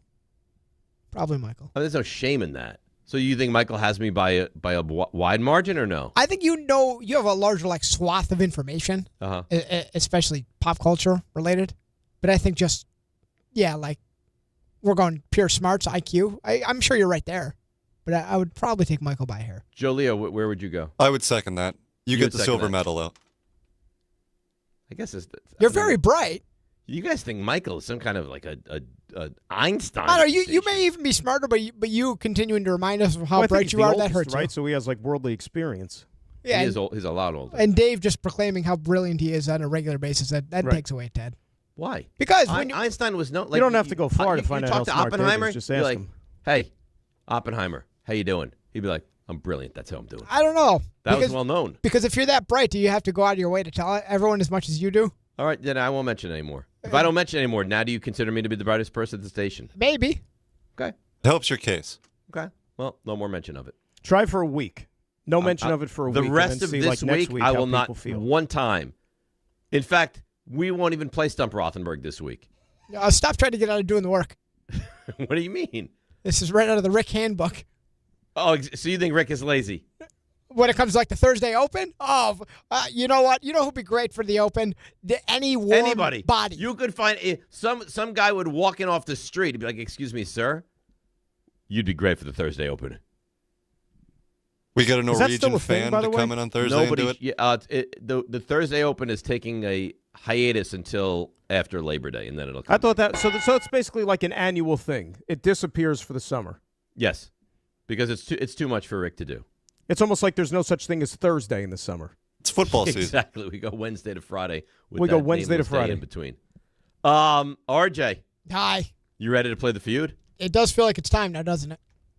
Joe Leo, you ready to play the feud? Let's go. Ross, you ready to play the feud? I've never been more ready in my life. Joe Leo? Well, don't I get a bye, though, until the championship? You get a bye into the finals, yes. Yes. Joe Leo, let's play the feud. All right, let's welcome them in. They're known as a running family led by Joe Leo. He's tall, he's slender. Hello, Leo family. How are you? Oh, hello there, Dave. Thanks for joining us. Yeah, your family's lovely, by the way. Thanks for having us. Yep, absolutely. We bring in, they're known as a bright, bubbly family. They're the Santillos. Oh, we're glad to be back after last year's ban, after ruining the green room, after a lot of controversy. Oh, yeah, you were out of control last year, Santillos. But we figure you've cleaned up the act and you guys are back in good standing. Okay. We ready to go? Here we go. So here's how this is going to work now. We're not going to do traditional Family Feud rules where one person controls the board and now you have the steal at the end. We're going to go back and forth and back and forth. Is that understood? It's like an oscillation situation. Yes, it's like an oscillating fan. So here's the question. You have to say your name, and once your name is the first one to be heard, you will now control the board. All right. Here we go.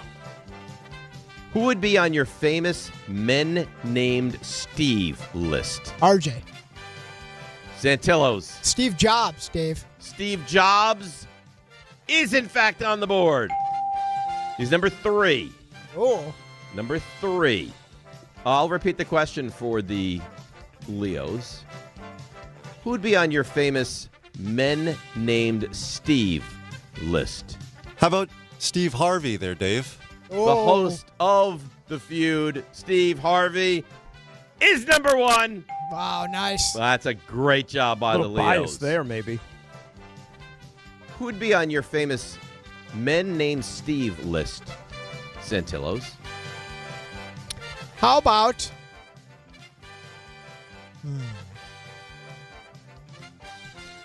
So this is tough. So I'm not sure what the sports angle here is. Probably little. 3 seconds. How about Steve Ballmer? Show me Steve Ballmer. No Ballmer. 3 answers remain. Who would be on your famous men named Steve list? We'll go to Marianne Leo. Marianne.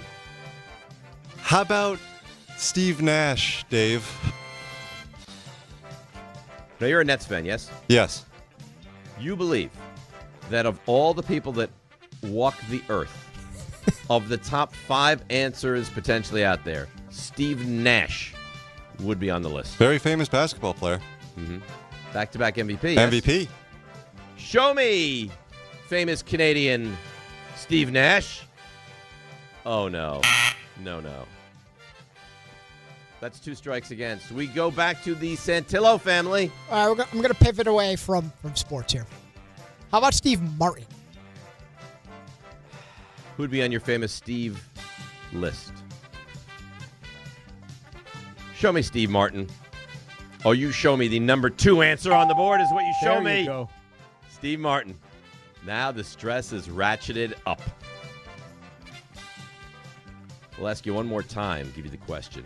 Who would be on your famous men named Steve list? Well, RJ did take my next answer, so this is kind of tough. So 2 answers remain, Leos. I'm drawing dead here. I'm going to go back to sports. I know this might be controversial. Steve Carlton. You said Joe was quite the player there, huh, Dad? I was hoping. Yeah. This is a tough one, though. I'm not saying the question is easy, but he just continues to butt his head against the wall and go with former. Right. If Steve Nash wasn't known, right. I don't think people are going to go with Carlton, even though Carlton was one of the best all-time pitchers. Great lefty. I believe once won 27 games when the Phillies won 54. Nonetheless, show me. His nickname. Steve Carlton. No. Yeah. No. The Santillos have moved on. Anybody care to take a crack at the remaining 2? How about Steve Austin? No. What do you mean, no? No. I'm going to give you guys a hint. Think music. Steven Tyler. Yes. Stevie and? Nicks. Stevie Nicks? No. Okay, so when it said men named Steve. Oh, men named Can I Steve. answer? Sorry. This one. Who would be on your famous men named Steve list? One more. How about Stephen Wonder? Stevie Wonder. This is why you advanced yourself right to the finals. You're that good. I wouldn't I was say thinking Joe about Leo.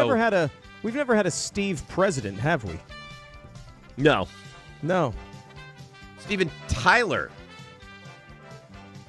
John Tyler. John Tyler, yeah. Steven Tyler's the Aerosmith guy. Right. We've never, well, that's why you advanced yourself right to the finals. So Joe Leo, you thought was going to be really good. That was not really good from him, was it? Not the best showing. You feel embarrassed at all? No. Again, when your answer was stolen at the last minute and scrambling. Sarge, he looks at you as a thief. Not a thief, just a smart man. That's what we did there. I would have went like fictional characters. Steve Rogers, Captain America. Why didn't you go Steve Valaket if you were staying in the athlete world? Oh, good one. No? All right. What would your reaction have been if he went? Stay right there in your little house of answering. Why Are does you it ready have to be play? Little? Why does it have to be little? It can't be a normal-sized house. It's a sensitive family. And we'll welcome in the Gracas. Hello. All right. Glad to be in the championship. A lot of hard work. It's nice to have you. It's lovely to have you. We have the top 6 answers on the board. Top 6 answers on the board. First name I hear called out will control the board and be able to give their answer. A cop pulls you over for speeding. A cop pulls you over for speeding. What's an excuse you can give to get out of the ticket? Graca. Gracas, I hear you. You are up, and your answer is? Bathroom emergency. Gotta go potty. Number 2. Number 2.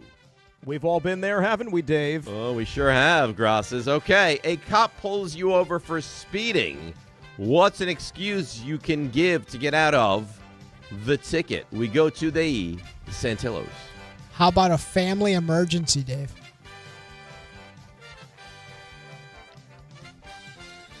Can you give a little more information? An ill family member.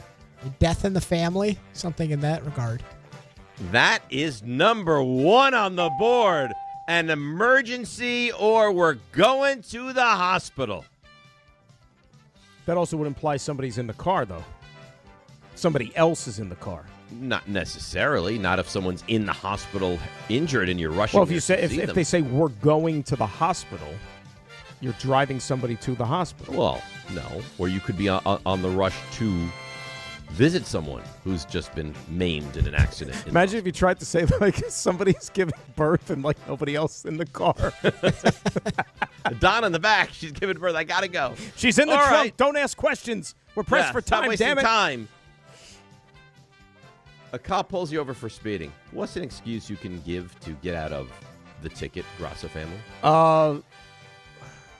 Late for work or late for an appointment. Ooh, that's good. Late for work's a gorgeous answer. It's number 4. There you go. All right, the Gracas are up 2-1. Do you need the question again, Santillos? Cop pulls you over and a reason you are speeding. Yeah. 3 remain. How about I did not know the speed limit, Dave. I did not realize is number 3. Wow. Oh, you guys are really Joe Leo, let's be honest. Human they error. would be dominating you, wouldn't they? I like this question better, honestly. And yeah. All the answers given out were all answers on my board. Okay. All right. Well, you know what? If they fail to answer any more, Joe Leo, we're going to turn right to you. All right. And your Leo family. Okay? I'm going to ask the question again. If people are just tuning in, they can play along. Home version. Cop pulls you over for speeding. What's an excuse you can give to get out of the ticket? How about trying to make a flight or a train or something like that, like late for a mode of travel? I'm going to miss Yeah, something like my that. Miss flight or my train or my bus. No. Really? He's not there. And this is now the time the Santillos can control the game. You know the question. Surprised by that. What are you telling a police officer if you're pulled over for speeding as an excuse? How about I know an officer? I don't know what PBA card. I don't know what PBA card translates into. PBA card. Yeah. You just slide it out the window. Hey, officer. I know an officer. there are unnamed people on the show that have used that successfully. Really? I can say no more. So, officer, I also know an officer. That's right. As great as a reason as that sounds like right now, that is not on the board. No. So we go back to the Graca family. 2 answers remain. You're pulled over. You've been speeding. You try to get out of the ticket. Your excuse is what? What are the numbers that are left on the board? 5 and 6. Oh, 5 and 6. So these are like down the list. Yeah, answers. down below. Pulled over. You're pulled over. You've already used the excuse, officer, I know an officer. That's been told that won't work. You're probably not coming back from that one. That's an all or nothing kind of move. That doesn't work. You're getting that ticket. Oh, I'm going to also let you into a little piece of knowledge. Also, if you say you know their mother, that also is not on the board. I mean, that's like trying to skill home. You're either brilliant or this is all going to backfire. Yeah. Officer, I know an officer. I'm trying to think something. We're going to need an answer. No, I was going to say something like child care related, but does that qualify as like the family emergency one that was answered earlier? I'm going to leave that up to you to determine. Something with like the child care, children, help. None of those on the board. No. My kid That's lit the third himself strike. on fire. No. Joe Leo, you said you would be able to answer this now because this is your category right up your alley. How about I left the oven on, Dave? The oven is on at home, and I also know an officer. That is not on the board. You got anything else, Joe Leo? I was also going to say my kid is home alone. Home alone. I don't know if that's what you want to tell a police officer. Yeah. Officer, I left my my 3-year-old is all by himself at home. I've got to rush to the house. Oh, boy. This has become a little bit awkward. Gas pedal was stuck. Oh. Or, guess what today is, officer? It's birthday? my anniversary. Oh. So that's why, in fact. The gas pedal was stuck? Yeah, So isn't he going to haul you in for like a failed inspected vehicle or something like that? Gas pedal stuck. Fortunately, you were able to unstick it to pull over. Yeah, for how the do you officer. stop if you're... Yeah, who believes that? I got to tell you, nothing's as good The dog as ate my homework. I left my toddler at home by himself. Yes. I'm in a rush because I've strangely left my child in another heated car. With the oven on and the windows bolted. Okay. All right. Here's how this is going to go down now because it's a tie. Oh, boy. Okay. We have one more question. We're not going to play it to duration, though. I'm going to ask the question. Whoever calls out their name first will get the first crack at this one. But the other person will also get a chance, and whoever gets the higher point value will win. This is like 3-on-3 hockey. You guys ready? Wide open. Here we go. Name a word or a phrase that begins with the word double. Graca. Yes? Double trouble. We don't even turn to the Santillos because the Grasses just got the number one answer. Wow. What a job. Leo, since you're so good at answering the questions you're not involved with, what do you think the other answers might be? Is double down on the list, Dave? Double down is? What else? Double play? Double play is not? What else?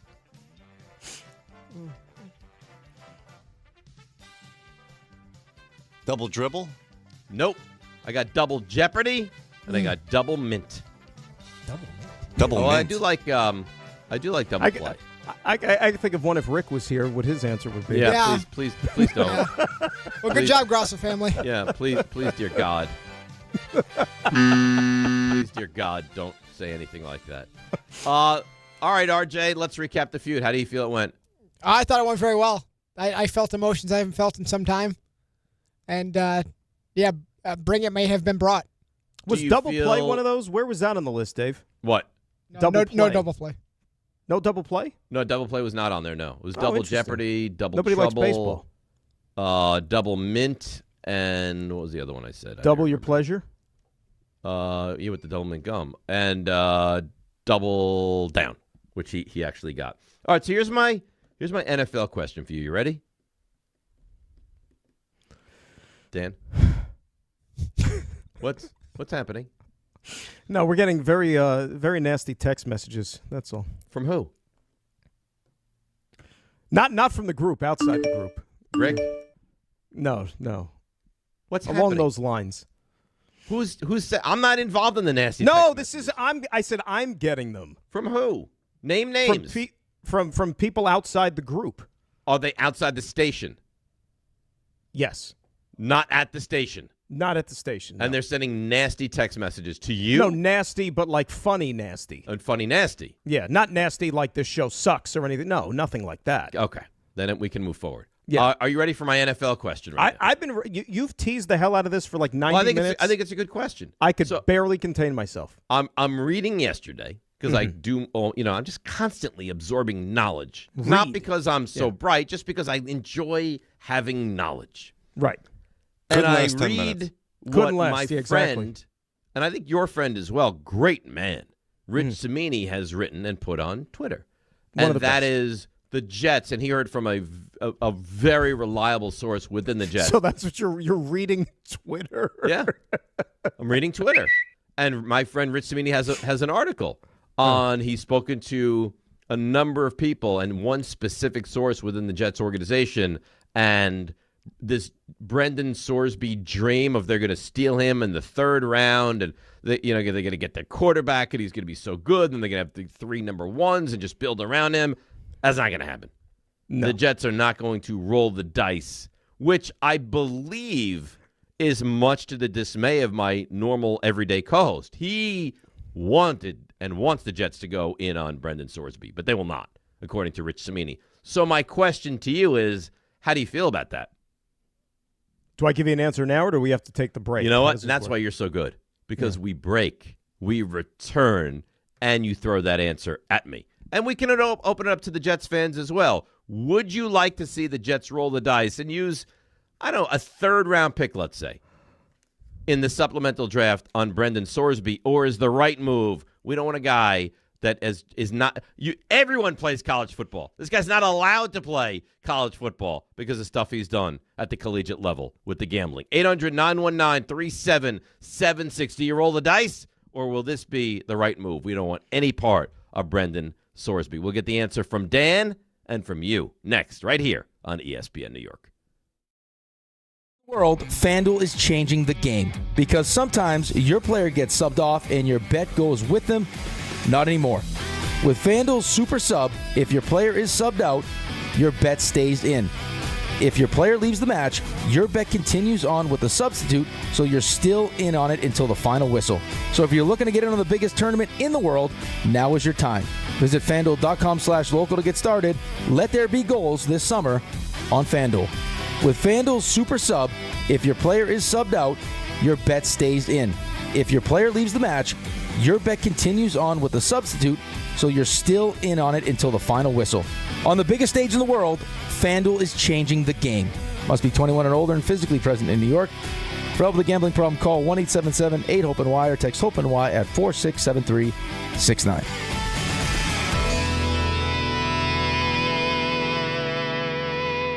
You matter, and so does your well-being. If you're facing tough moments, struggling with anxiety, depression, thoughts of suicide, or substance use, help is here anytime you need it. Call, text, or chat 988 for free confidential support. New Jersey's 988 Suicide and Crisis Lifeline is here 24/7 for you or someone you love, with trained counselors who listen and care without judgment. You matter. Remember New Jersey's 988. A message from the New Jersey Department of Human Services.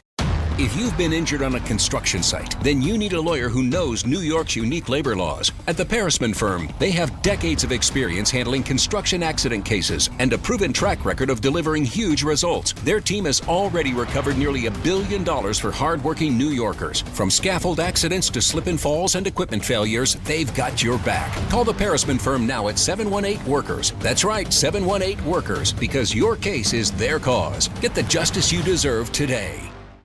Big events are bringing more riders across the region. So if you're taking New Jersey Transit for everyday trips, plan ahead. Check schedules, allow extra time, and consider traveling outside of peak hours when you can. New Jersey Transit is running additional service to help keep everyone moving. But a little planning goes a long way. Stay aware, be courteous, and ride smart. New Jersey Transit, keeping your day on track. Plan your trip at njtransit.com.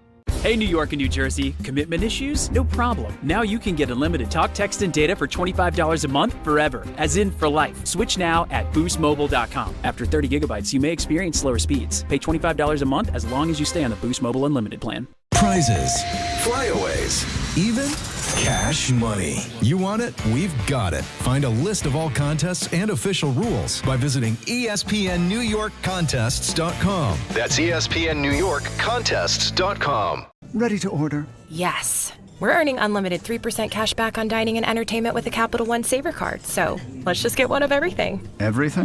Fire everything. The Capital One Saver card is at table 27, and they're earning unlimited 3% cash back. Yes, Chef!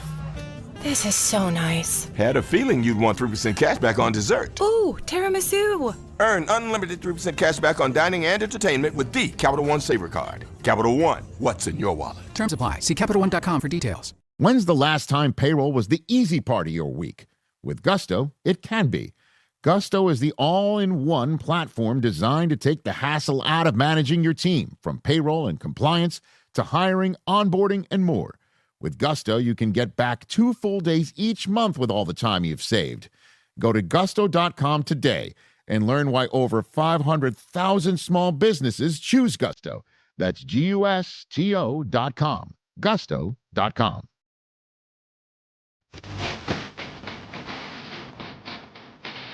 All right, with you, ESPN New York. We roll along on a Monday, the 22nd. I believe we're in summer now, aren't we? I don't know. All I hear is Styx, as a matter of fact. It was like I was sitting right next to the speaker at a Styx concert, and I just saw your mouth moving with nothing. You didn't hear what I was saying? No. I said I believe we're officially It was like the in roommates summer. podcast, like you could barely hear.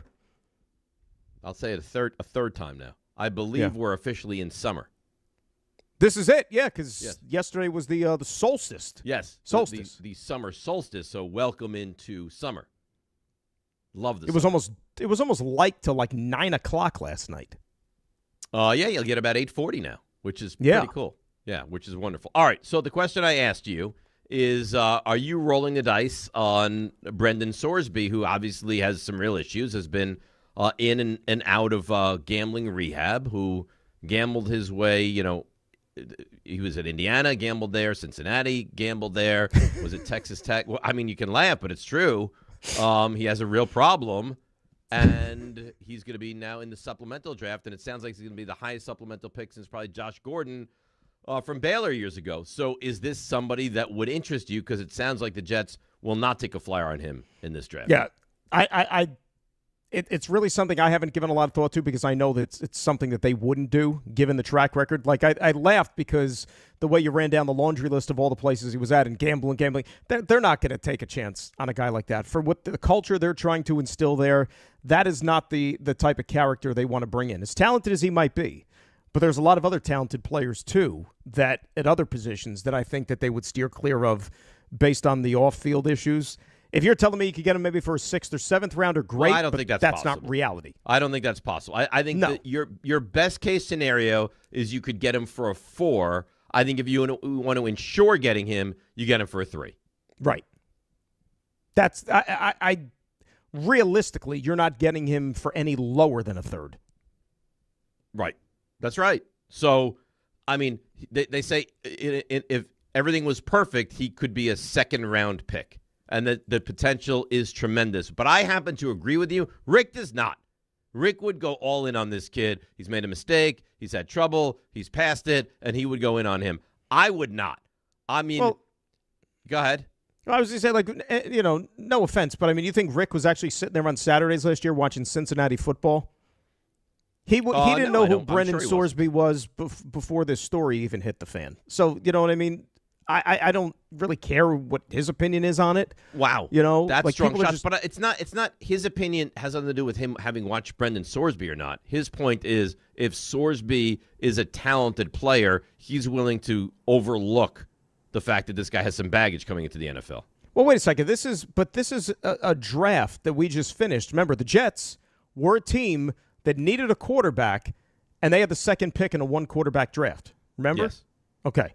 So if everybody else was nothing more than just a wild card, then why am I going to be asked to sit here and use a premium draft choice to get a guy who we even know less about than the guys who were in this draft? Well, is a 3rd round pick a premium draft choice? It's a day 2 pick. It's a day 2 pick.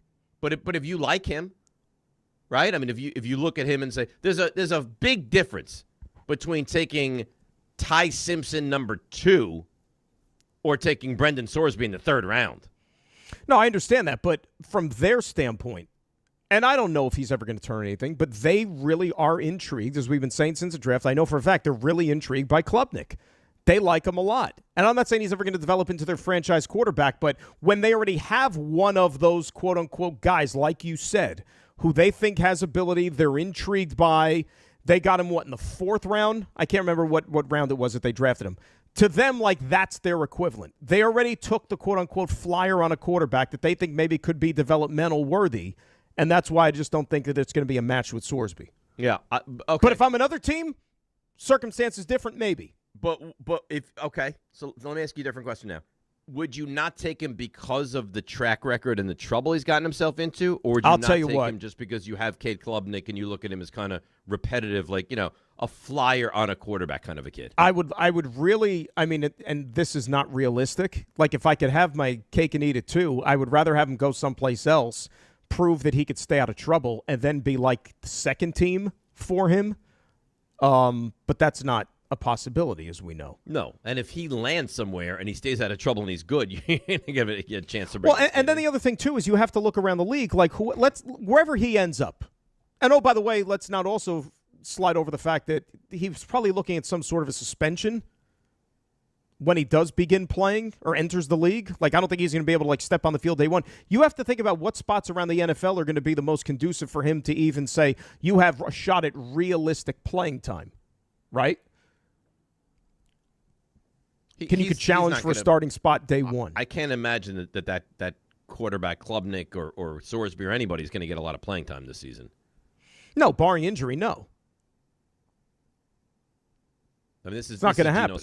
This is Geno Smith's baby to run with. They're talking him up and down. They, the veteran presence, all those things. Sure, because I think I understand that they're still not where you want to be. They're not a team that people think are going to go to the playoffs this year. I get it. Well, they're not. But I think internally they also realize, and starting with the head coach, they got to win some games. Well, they got to win some games. Going to the playoffs feels like a pipe dream, but could the Jets be a 7-win team? Sure. I don't think there's any reason. Listen, their offensive line is good. They have a couple of really good weapons. Garrett Wilson's good. Breece Hall is good. The quarterback, I know he was awful last year, but he was also on an awful, awful team with an awful offensive line. I don't think he's a terrible quarterback. Defensively, they should be better. The Jets cannot afford to, nor do I think they will be a 4-win team this season. No, look, they were bad last year on both sides of the ball. They were embarrassing last year. Especially the last 5 games. Defensively, they were even worse. As bad as the offense was, defensively, they were even worse. They were terrible. On paper, they have upgraded that side of the ball, I think, leaps and bounds. You look at where they are defensively, what they have on that side of the ball now versus what they had last year, night and day difference. We know that the coordinator last year left a lot to be desired. Okay, so that I think is a net positive, just even moving on from him. They should easily be in the conversation, like you said, to win in the neighborhood of 7 games. Now, that's not where you want to be, but it does show you progress, and I think that every fan would sign up for that right now. Well, it's not where you want to be, but when you look at where they were, again, you're not going to go from what you were last season to be a 10-win team. It's unrealistic, and I think that's a pipe dream. But could you go from 3 to 7 or even 3 to 8? If the Jets won 8 games, you'd almost consider having a parade down the Canyon of Heroes for them. That would be an incredible uptick from year to year. No, and I think that just from talking to people, in the building, there's no set number that they've kind of set as the benchmark, we have to win X amount of games.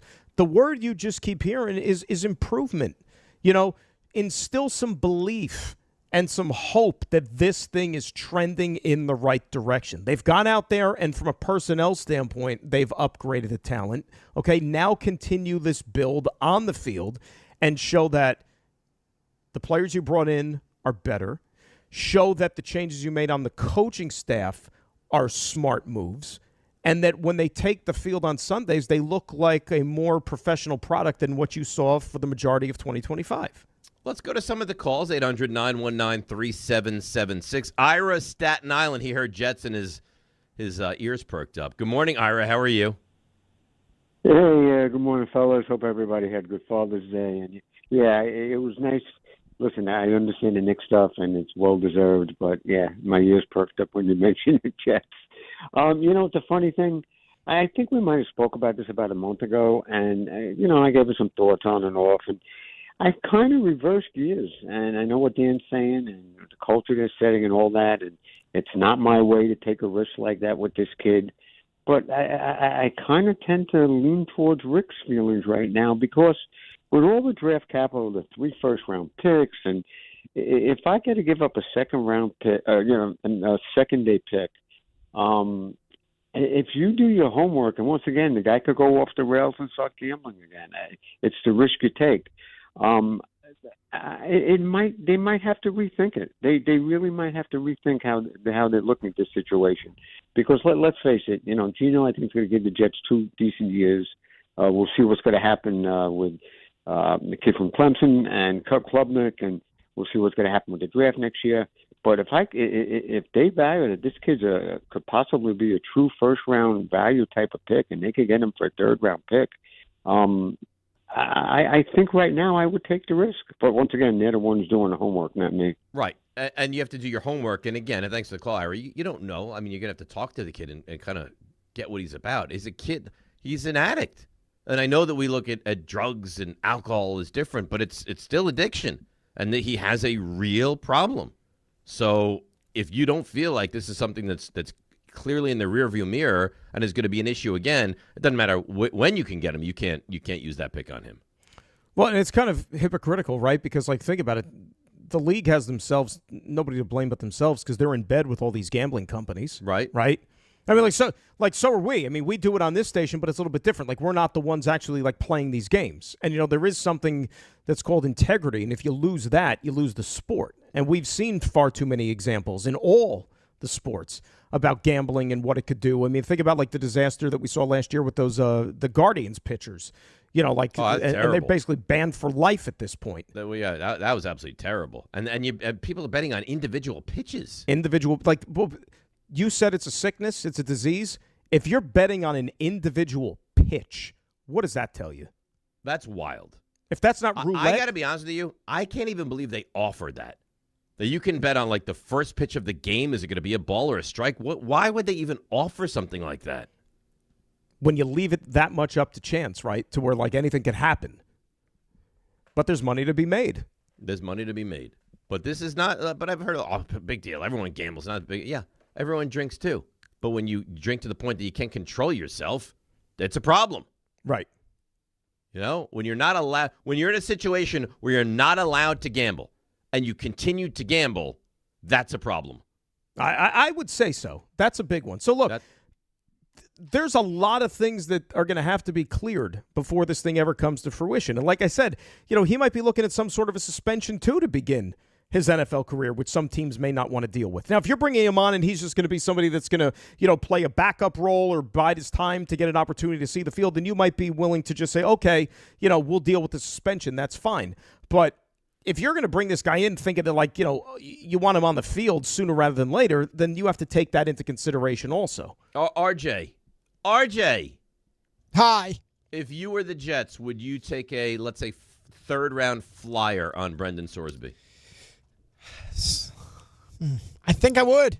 You think you would? I don't love it. It feels unethical. I read that same Rich Cimini tweet, read the article, put out a really good article yesterday. Listen, the hardest part is I wish there was somebody more of an incumbent on the roster than Geno Smith, because it's only going to take a loss or two to be let's skip right over Cade. Let's get the next guy up. Well, skip over Cade Klubnik.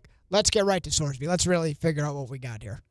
And Bailey Zappi doesn't do it for you, RJ? Well, the hard part, and the hard part is that because you would have to find out immediately what you have in him, because it's a great shortcut. If you could remain intact with those 3 first rounders next year, it's beyond a coup. It's like cheating.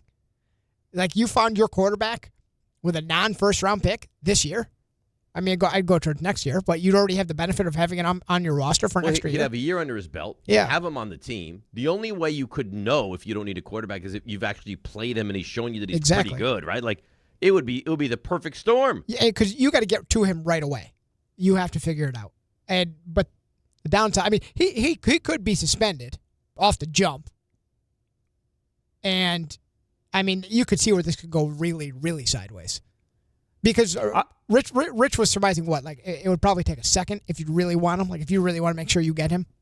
Well, to outbid everybody else. Yeah. Right. So imagine taking a second. He gets suspended, comes off suspension, and doesn't look good. Now you had a Dave, you remember, and I'm sure Giant fans remember, you had a quarterback who was a supplemental draft choice. Yeah. Dave Brown. He didn't work out great. Yeah.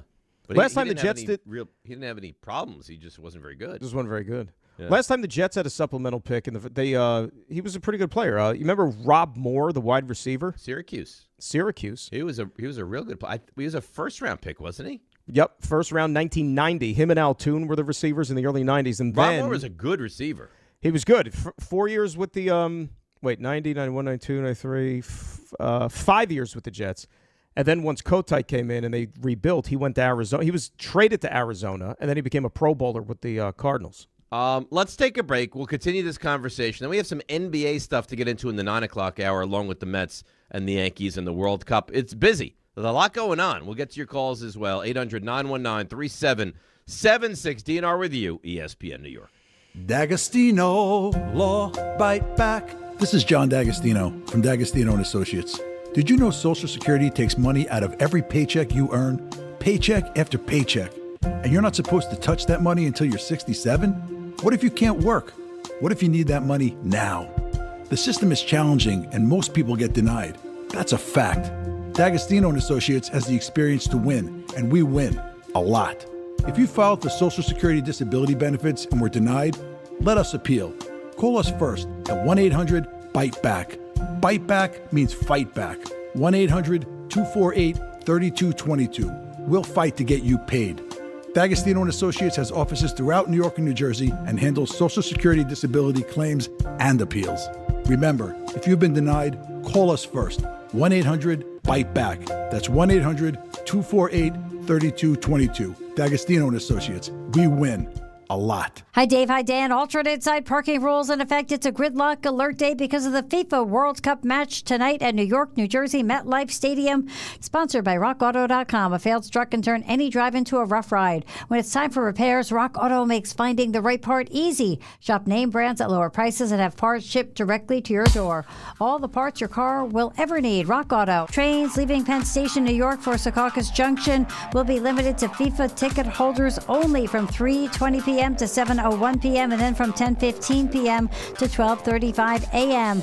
Let's go out to 17 South and Hasbrook Heights, a broken water main, sponsored by RockAuto.com. Grinding and squealing are signs it's time for new brakes. Skip the hassle of searching for the right parts and shop RockAuto.com. Find trusted name brands at lower prices and have them shipped directly to your door. All the parts your car will ever need. Rock Auto. I'm Debbie Duhaime on 880 ESPN New York. Hi, this is Don LaGreca. Just like the New Jersey Devils bring intensity on the ice, Viking Pest Control brings the same level of protection to your home. And I know because I use Viking at my own place. The season may be over, but pests are always in play. So it's time to lock in your off-season defense. As the pest control provider and proud partner of the Devils, Viking delivers 45 years of trusted experience to keep ants, cockroaches, stinging insects, rodents, mosquitoes, and more out of your zone. And when you bundle pest control mosquito services, you score big savings. One call, one company, total peace of mind. Visit VikingPest.com, protecting your home inside and out. At Wrangler, we know the essential question for any guy is, can I go like this? It could be date night, boys' night, work, or your nephew's school play. It could be anything, and the last thing you want to do is change. That's why Wrangler makes jeans, shirts, jackets, and tees that answer yes to life's essential question. You can go in Wrangler. Check out our latest styles today at Wrangler.com. Wrangler, for the ride of life. Hey, it's Wendy here. Are you looking to rebound from your high-interest credit card debt? A SoFi personal loan could help. Consolidate your debt with a SoFi personal loan into one low monthly payment, and you could save money on interest over time. And with as soon as the same day funding, you could hit the ground running ASAP. Apply today with no fees required at SoFi.com/debt rebound. Loans originated by SoFi Bank. NA member FDIC. Terms and conditions apply. NMLS 696891. Fast funds terms apply at SoFi.com/debt rebound. Congratulations, New York. The Knicks did it. Through battle after battle, they dominated to become this year's NBA champions. Day in and day out, the hard work paid off, and you were there every step of the way. Enjoy the crown. Own it, because this year is your year. A part of your legacy that will never be forgotten. So celebrate this moment, show your pride, and shop the largest selection of official NBA gear at NBAstore.com. A Fanatics experience.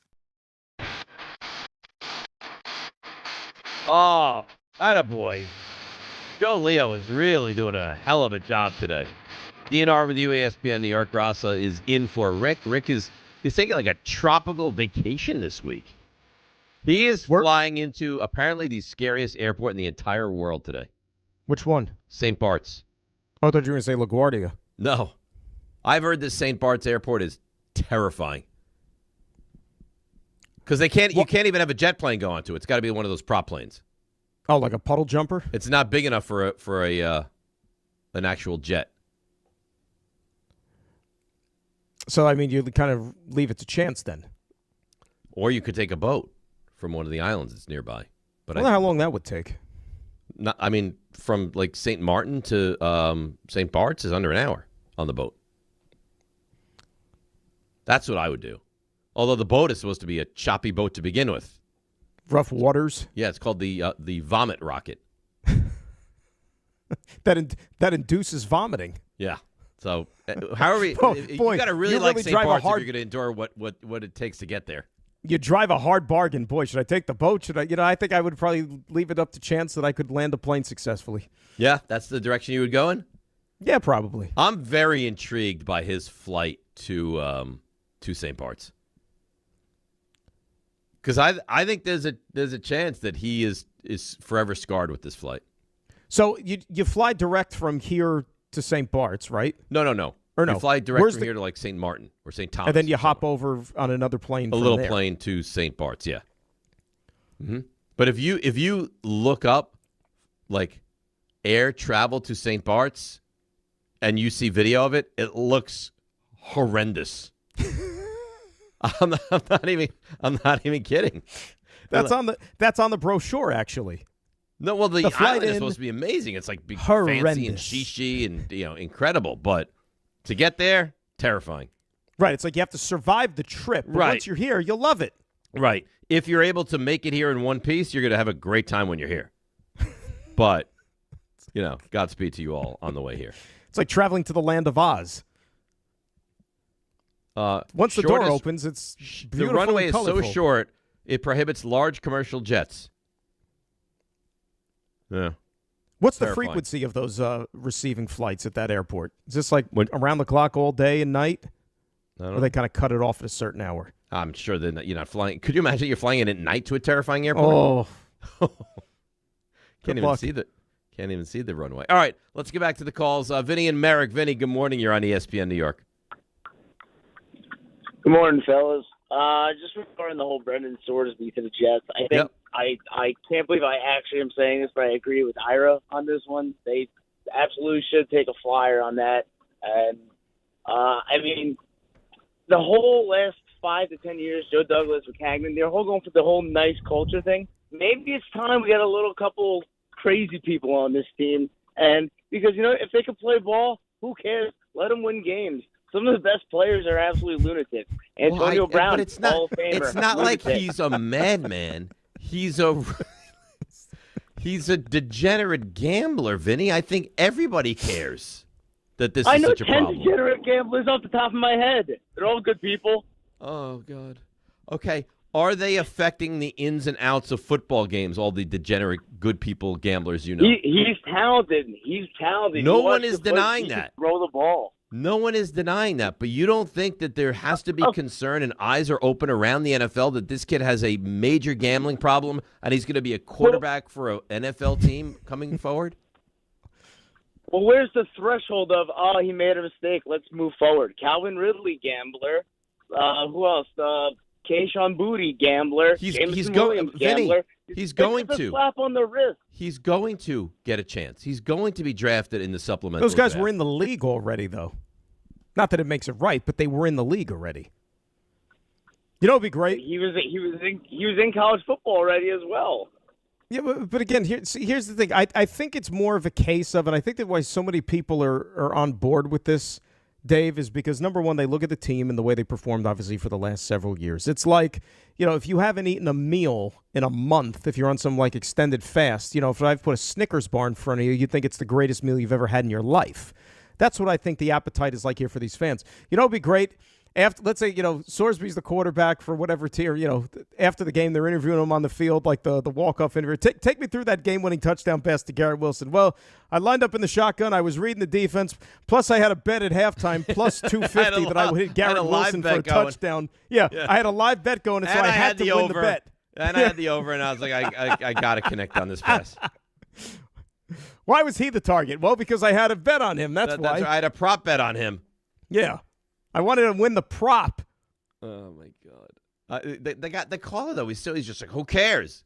Yeah, what was the old line that in NFL circles they would say Hannibal Lecter just had an eating disorder?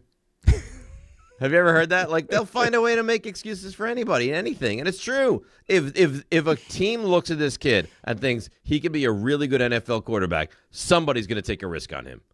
Of course, that's always the case. Right? If he is a proven difference maker. But here's the question. Let's say none of this stuff happened and he entered the draft. Right? Why didn't he enter the draft? If he wasn't a surefire, why didn't he just enter the draft? Originally, yeah. Originally. And let's say he was in the draft. What was the grade going to be on him? Was it your first-round pick? I don't think so. Probably I think not. He probably would have been a second-round pick. Right. Second, third, somewhere around there. So, I mean, since when have we looked at second- or third-round picks and said, oh, yeah, for sure, that's the answer? You do have 3 ones next year. And what happens if this quarterback class for 27 or the quarterback class that enters the 27 draft turns out to be legit, deep, all those things? They're going to be sitting there with a what if? No. You would still take a quarterback. Unless you knew that he was the answer positively, you would still have to take a quarterback.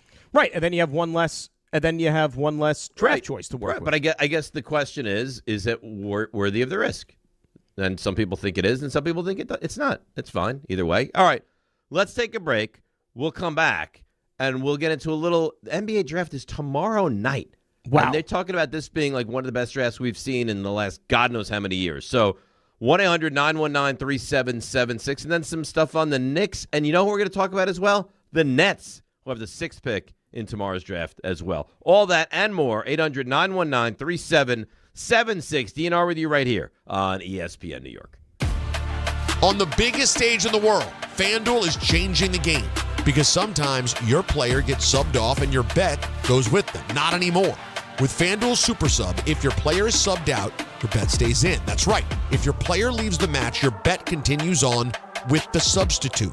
So you're still in it until the final whistle. On the biggest stage in the world, FanDuel is changing the game because sometimes your player gets subbed off and your bet goes with them. Not anymore. With FanDuel Super Sub, if your player is subbed out, your bet stays in. That's right. If your player leaves the match, your bet continues on with the substitute. So you're still in it until the final whistle. Visit FanDuel.com/local to get started now. Let there be goals this summer on FanDuel. 21 and over, visiting President New York. For help with a gambling problem, call 877-8-HOPE-NY. Text HOPE-NY at 467-369. You matter, and so does your well-being. If you're facing tough moments, struggling with anxiety, depression, thoughts of suicide, or substance use, help is here anytime you need it. Call, text, or chat 988 for free confidential support. New Jersey's 988 Suicide and Crisis Lifeline is here 24/7 for you or someone you love, with trained counselors who listen and care without judgment. You matter. Remember New Jersey's 988. A message from the New Jersey Department of Human Services. This is the Michael K. Show. The best record in the American League. I don't know what more you want. How much better can they be? Without the greatest player in the American League, they don't have him. Without a really dominant DH, Stanton, they don't have him. Without the second best pitcher on their staff, Max Fried, they don't have him. And you're still criticizing Boone. I don't get it. The Michael K. Show. Weekdays at 1 on ESPN New York and streaming live on YouTube. There are a million reasons to love New York. Making your budget stretch isn't one of them. According to an independent study, Amazon prices average 14% lower than other retailers. Get food, fashion, furniture, and more shipped straight to your building. That's how Prime members have saved over $2 billion on grocery and household items. Learn more at aboutamazon.com. Are you ready to make a difference for the environment while helping the visually impaired at the same time? Then donate your vehicle to Heritage for the Blind today by calling 1-800-983-6530. Every donated vehicle will either be properly recycled in an eco-friendly manner or given a new life through reuse. Donating your vehicle is easy. Simply call 1-800-983-6530 and Heritage for the Blind will do the rest. They'll even arrange for your vehicle to be picked up at no cost to you. And for a limited time, when you donate your car, you'll receive a $200 restaurant voucher and a 2-night, 3-day hotel stay at one of 50 locations. Call 1-800-983-6530 right now to schedule your vehicle donation and make a positive impact on the environment while helping others. Heritage for the Blind, where every car donation counts and every person makes a difference. Call 1-800-983-6530 now. This advertisement is paid for by Heritage for the Blind. Congratulations to the New York Knicks. They are the 2026 NBA champions. WHSQ and WCBS-FM HD2, New York. This is DiPietro and Rothenberg. A cop pulls you over for speeding. What's an excuse you can give to get out of the ticket? Kid is home alone. Home alone. I don't know if that's what you want to tell a police officer. Yeah. I left my my 3-year-old is all by himself at home. I've got to rush to the house. This is DiPietro and Rothenberg on ESPN New York and streaming live on YouTube. All right, now, DNR with you, ESPN New York. So, yeah, I have Get Up on, but it's on mute. And Shams is on, and below him it says, breaking news in the NBA. I don't know what it is yet, but he's in the midst of talking, and we wait. Okay. Big news, jazz hands. This is legitimately huge news. 2 pieces. Giannis will be dealt before the draft tomorrow night, and it's between the Celtics and the Heat. So let's unpack that quickly. Shams reporting on Get Up. Giannis, before the draft tomorrow night, will be traded, which we had a feeling, but now to see it is something, and it will be the Celtics or the Heat. Your initial reaction is? Could care less, and it's great that it's not the Knicks involved because that's one of the byproducts of winning a championship. You don't have to spend your summer worrying about they getting Giannis. What big-ticket guy are they going to be able to acquire? Who are they going to get to be able to put them over the hump and win a championship? That, to me, is what's refreshing about it. Like, now you don't have to and play this would have been game. all the conversation is what are they going to do because you're going to have to trade Cat and what pieces and you're going to get Giannis. Now that, of course, is not going to happen. But it is going to have repercussions and reverberations in the Eastern Conference.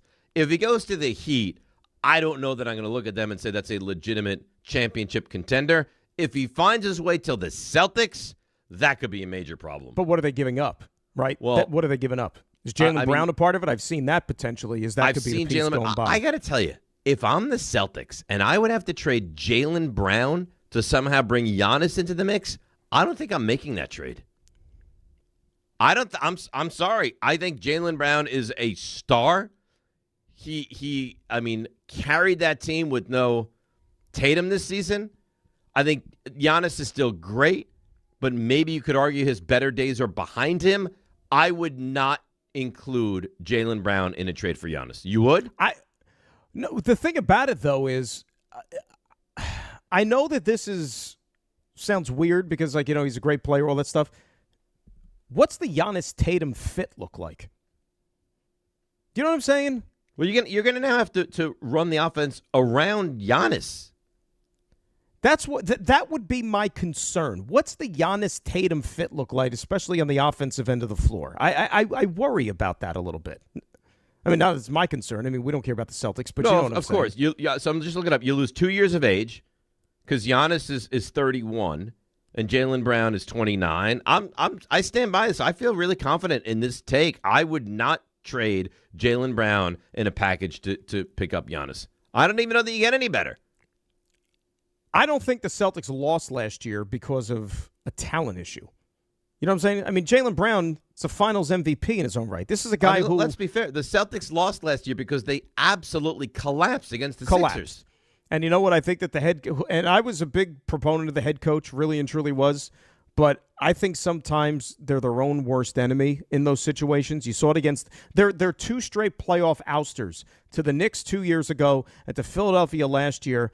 They sometimes play with their food too much and get way too caught up in kind of, hey, we're going to let it rip. And the way we played for 82 games, we're not going to change that at all when we have a comfortable lead in a playoff series instead of maybe doing a smart basketball thing. Right, and taking the ball to the basket and maybe a low post move and trying to pick up a foul. Instead of shooting 500 we're up by threes 17, a game. And we're going to just hoist threes. Yeah, and you know what? You got to adapt a little bit. You have to. You know, when you got a 28-3 lead in the Super Bowl, maybe stop throwing the damn ball. Eat some clock a little bit, which they didn't do. No, but these teams, they outsmart themselves is what they do, which is a real problem. Wait, so so in your mind, Giannis is it a no-brainer? He's just far superior player than Jalen Brown? No, I wouldn't say that. Because I think you also have to prove that there's a fit. You know? We've seen, like, going to Boston is not like going to Phoenix, right? Like, you got to prove that you have what it takes to succeed there. That is a tough environment, no different than New York, right? Very similar. And now the offense is going to have to be built around Giannis, and their offense forever has been, we're just going to shoot so many threes and make more than anybody else can, and that's how we're going to beat you. That's going to be out the window now. Hey, didn't we see a lesson here with the Knicks where you had guys that are used to having the ball in their hands all the time and being the number one scorers on their teams, that maybe it took them a while to adapt to that, right? Playing off the ball. You know, Cat in this new system at the beginning of the year, he was a guy who looked lost, basically, and by his own admission, he was like, I don't know what my role is in this offense. You know, we've talked about Mikal Bridges for 2 years. You know, all of a sudden when he's not the guy taking volume shots on a bad team, you know, is he serviceable? It's no different here. Like, Tatum is a guy who's a first-team All-NBA dude. You know, Giannis, we know, is an MVP, great player. Can these guys play and be effective if they're not getting necessarily the scoring touches that they're used to getting, you know, when Giannis was in Milwaukee, when Tatum is clearly the number one guy on Boston? You know what I mean? Like, can they still be successful in that, right, playing together? And you know what? Milwaukee it's a nice little city, right? Like, if you stink, you're probably not getting destroyed. And apparently Giannis, who has this kind of image, is he's wonderful and he's so easy, and I don't know that that's in fact true. No, he's become more of a pain in the ass the last couple of years. Right? I defended him. I used to defend him a lot because he was one of those. He was one of those rare superstars when everybody wanted to join super teams and go chase rings and take the easy way out.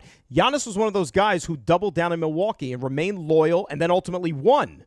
But the whole kind of passive-aggressive thing the last couple of years, like, well, I don't want to get traded, but if I did, here's a list of the teams.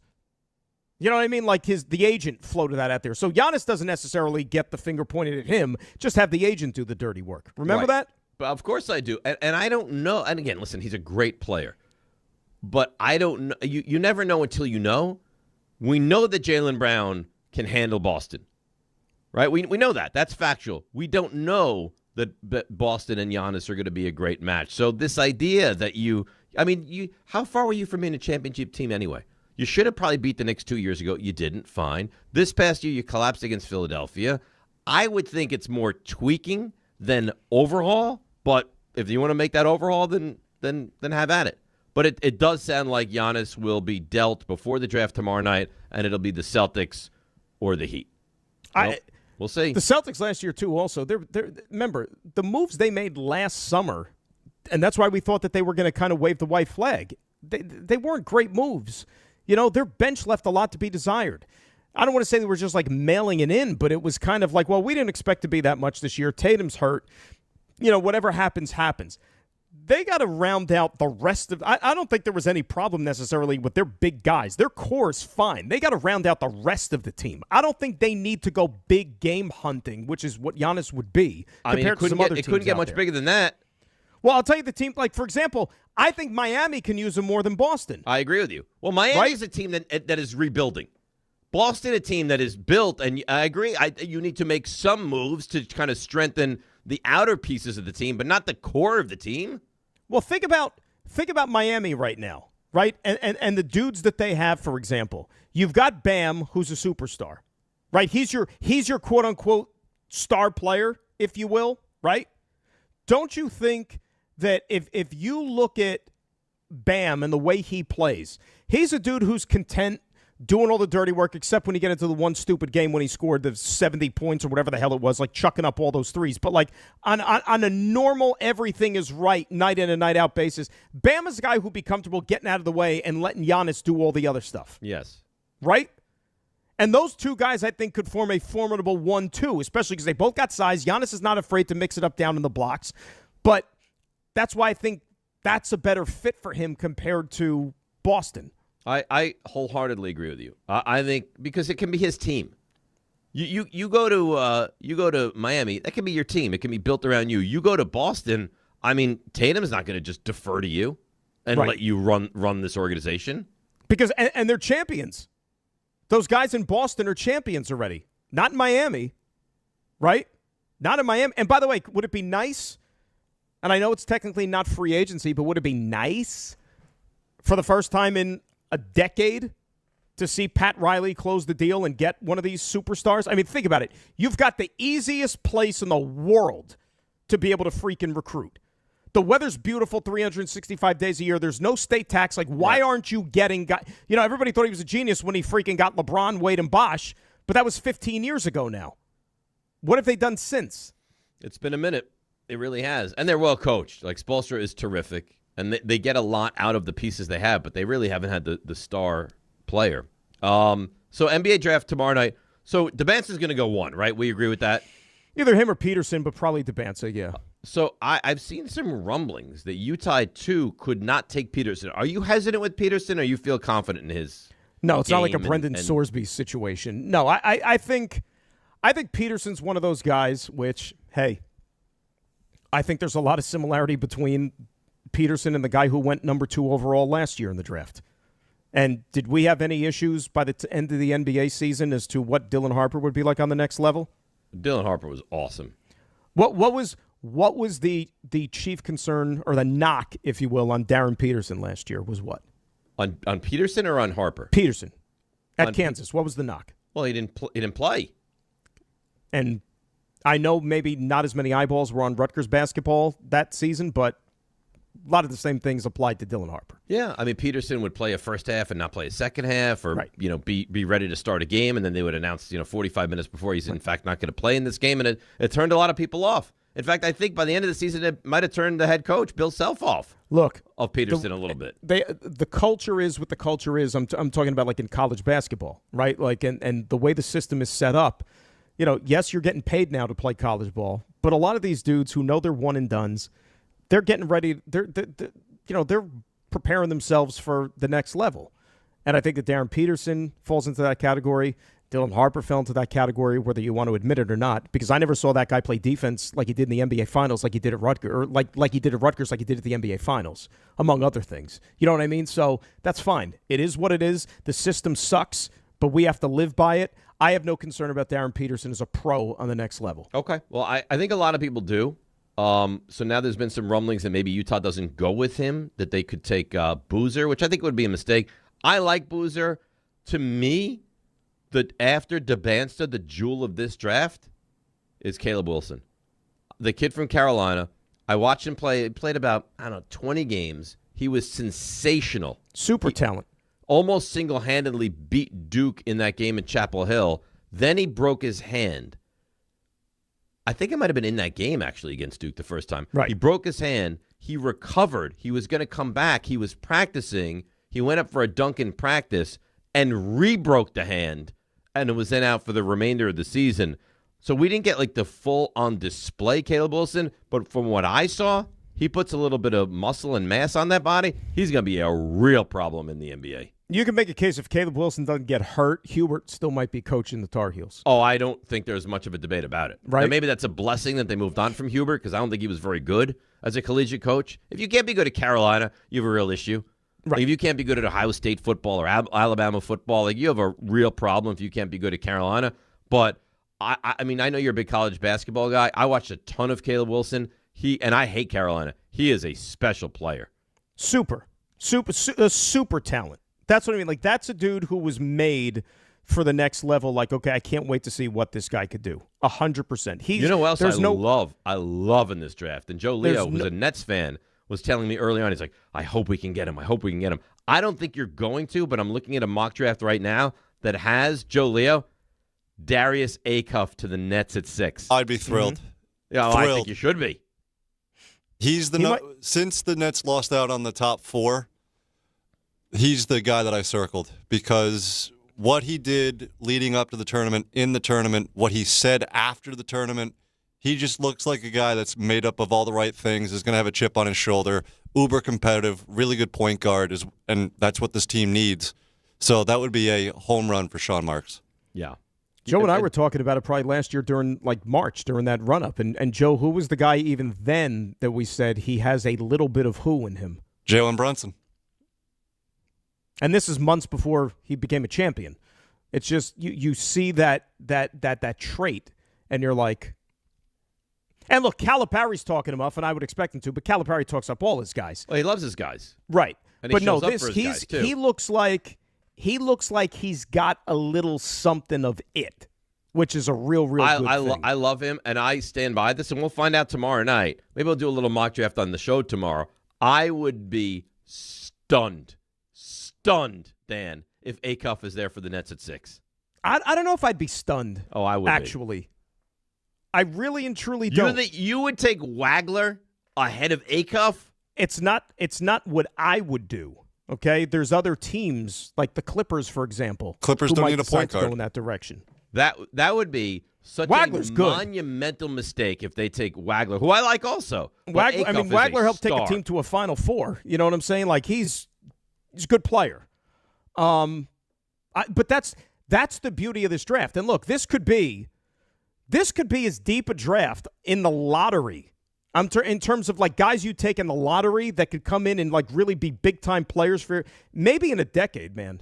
This like is a decade. great. I mean, we're talking about Boozer. It's like the downside of Boozer is he's going to go for like 17 and 10 in the NBA. Yeah, that you can pencil it in right now. I don't know if his upside is there, like if his ceiling is as high as some of the other guys, but the floor of Cameron Boozer, he's going to go out there and give you 17 and 10 every single night. The guy lives on the free throw line, and I think for him the adjustment to the NBA is going to be extreme, but by the end of it, he's going to be a really good player. There's probably 5 to 7 really, really good players in this draft, which is, I mean, it's going to make it fun. By the way, and when, I mean, the draft never used to be on a Tuesday, right? Wasn't it always Wednesday? Was it? Well, now it's 2 nights. No, but even like the first round or whatever, wasn't it always like a Wednesday? It was like even when they did this 2-night thing, which was stupid, wasn't it Wednesday, Thursday? I thought it was. It was never this early in the week. I always thought it was in the middle of the week too, Dan. Like it was a Wednesday, and then you had 2 days to lead up to the weekend. Never a Tuesday. When the draft used to be one night, it was always like on a Thursday, it seemed like. But a Tuesday? That's weird. Are you opposed to the draft on a Tuesday? A little bit. But I mean, you have it on the secondary screen. Like you have your baseball, your World Cup. I mean, what do you have to watch with the draft other than when Adam Silver walks up to the podium? You just want to see who's taken. Yeah, that's all. Now, maybe if it's your team, you'd like to pop on the volume on ESPN to get a little analysis of that player. But you're right. I mean, you just need to know, and then you can do your reading and all the heavy lifting after the draft is done. Who's on the panel this year for the draft? Because it always changes every single year. I'm not sure. I know Billis is usually involved. I think he does a really nice job. Tim Legler, I think, his first year on the draft. Legler is all over the place. Yeah. Look at that. Big year for Tim Legler. Tim Legler's star is rising, huh? Well, he's been with the company for like 30 years. I know, but he's calling the NBA Finals. He's involved with the draft. I mean, give the guy a minute off. But he probably he's going to have a lot of minutes off after the draft is over. He's good. I like Tim Legler. I don't think they're going to have Tim Legler on WNBA coverage. I think he'll have a chance to chill out then. No, that's Ruocco does the WNBA. Yeah. Dan. Yes. Would you like to read for me? You know what? I love reading. I always have. Reading's been a passion of mine, actually. A hobby, some would say. What was the last book you read? It's a good question. I'll have to get back to you on that one. But New York, you got to hear this. You really and truly have to, because this summer, all lines lead to Champ Sports Fan Central Station. It's a soccer pop-up shop open right in the heart of the city. It's on 125 West 33rd Street. This is the soccer destination in New York with jerseys for every national team you ride with. USA, Mexico, Brazil, and way, way more. And it's all under one roof. If you want to gear up, rep your country, and feel the energy of the city, Champ Sports Fan Central Station, 125 West 33rd Street. That is where you need to be. And for all you Knicks fans, they have championship gear to celebrate your team's first title in 53 years. How about that? That's nice. That's a good read. So Brendan Sorsby's pro day is going to be July the 10th. Mm-hmm. And Pete Thamel is reporting every single NFL team will be in attendance. Because if you're not in attendance, you're not doing your due diligence, right? That means they got all those people that are going to be in attendance. They got to cut short their summer vacation because that's NFL summer vacation. Yeah, still July. That's right. 10th. And then when is the supplemental draft? I think later in July, right? Yeah, I believe so. Yes. Yeah, it's in about a month. I'll get an exact day. I think it's. Imagine if nobody decides to take the bill. It's like, okay, we have nobody. Thanks, guys. I don't think there's any chance that he's not taken. Well, because you got a quarterback, so I think somebody's going to roll the dice on this one. It is. All it says is late July. Yeah, I think they need to set it. The NFL has not yet announced a specific date for the supplemental draft. On or before July 16th. So that's the latest it can be. July 16th? The latest, yeah. Oh. So you're not going to have a lot of time to see him and then to kind of make your draft preparations. No, then he's going to be going to whatever camp he's going to be a part of. Right. He's going to go immediately. Well, no, even if he's suspended, he's still going to be able to take part in camp. Well, you could go to camp. You just can't then you'll be suspended during the season. Forget about it. You could go to camp. You could play I think preseason you can actually play games. Preseason games. Which is the dumbest thing. Well, but that seems odd. Let's go to quickly before we get to RJ stuff you missed. Dave in the car. Dave, good morning. You're on ESPN New York. Hey, good morning, guys. I just want to ask a question to you. The fact that, all these teams are looking at this quarterback who had the gambling issue, and once you do something and you're caught gambling, it's almost like you're always going to be followed. There are always going to be eyes on you.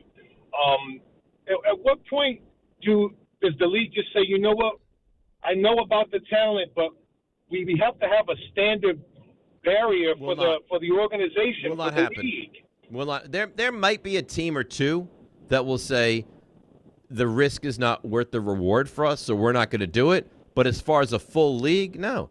If you can throw the football, I mean, the truth is there's been horrible people that have been great players in the history of this league. If you're good, they will find you and they will draft you. They will. Bottom line, it doesn't. And be damned what you do or what you're accused of doing. They're going to exhaust all avenues to make sure that it's not going to keep you from being on the field, and more importantly, can you help? Right? That's what this thing is all about. Why, Dan?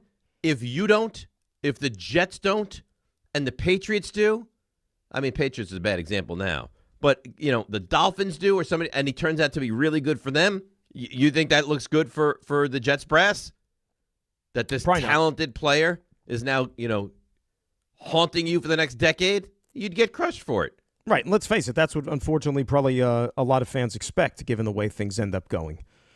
So we'll see, but it certainly is an interesting topic. RJ?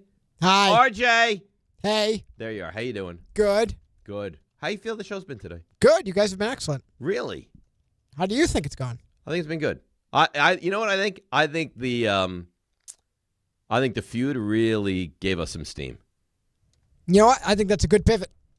I think the feud really buoyed us to some energy, and I think it was good. I think it really helped.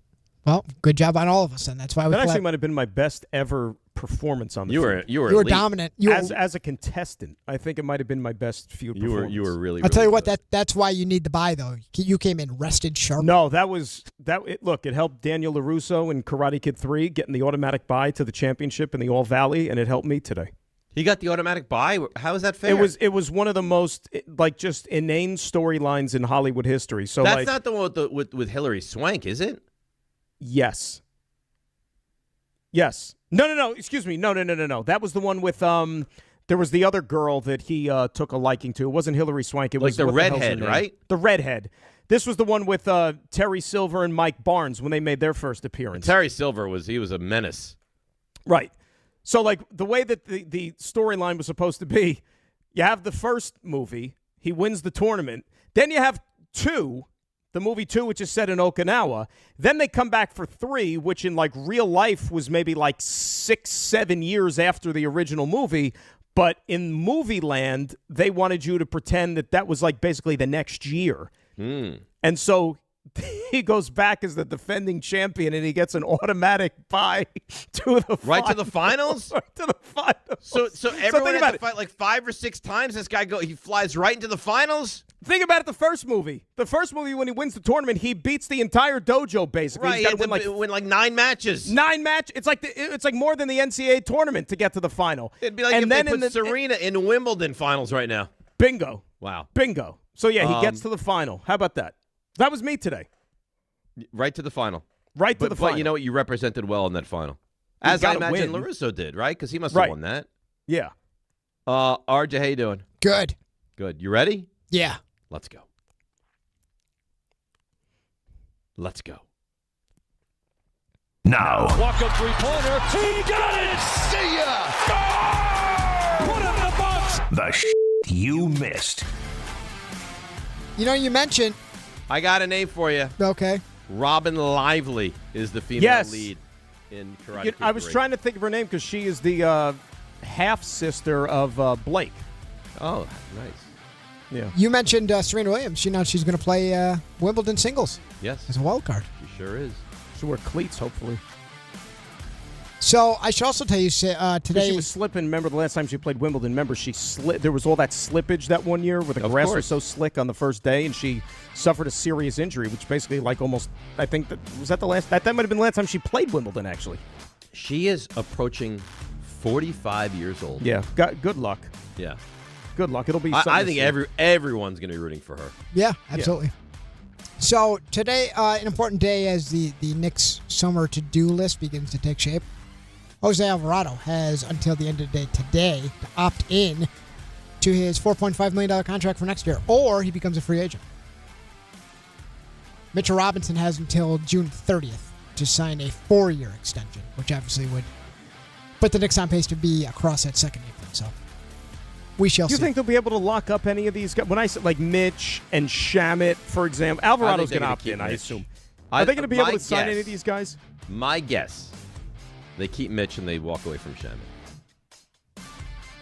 I just think a team's going to not overpay, but a team will offer Shamet more than the Knicks are willing to. Oh, I think other teams might be willing to offer, even Alvarado.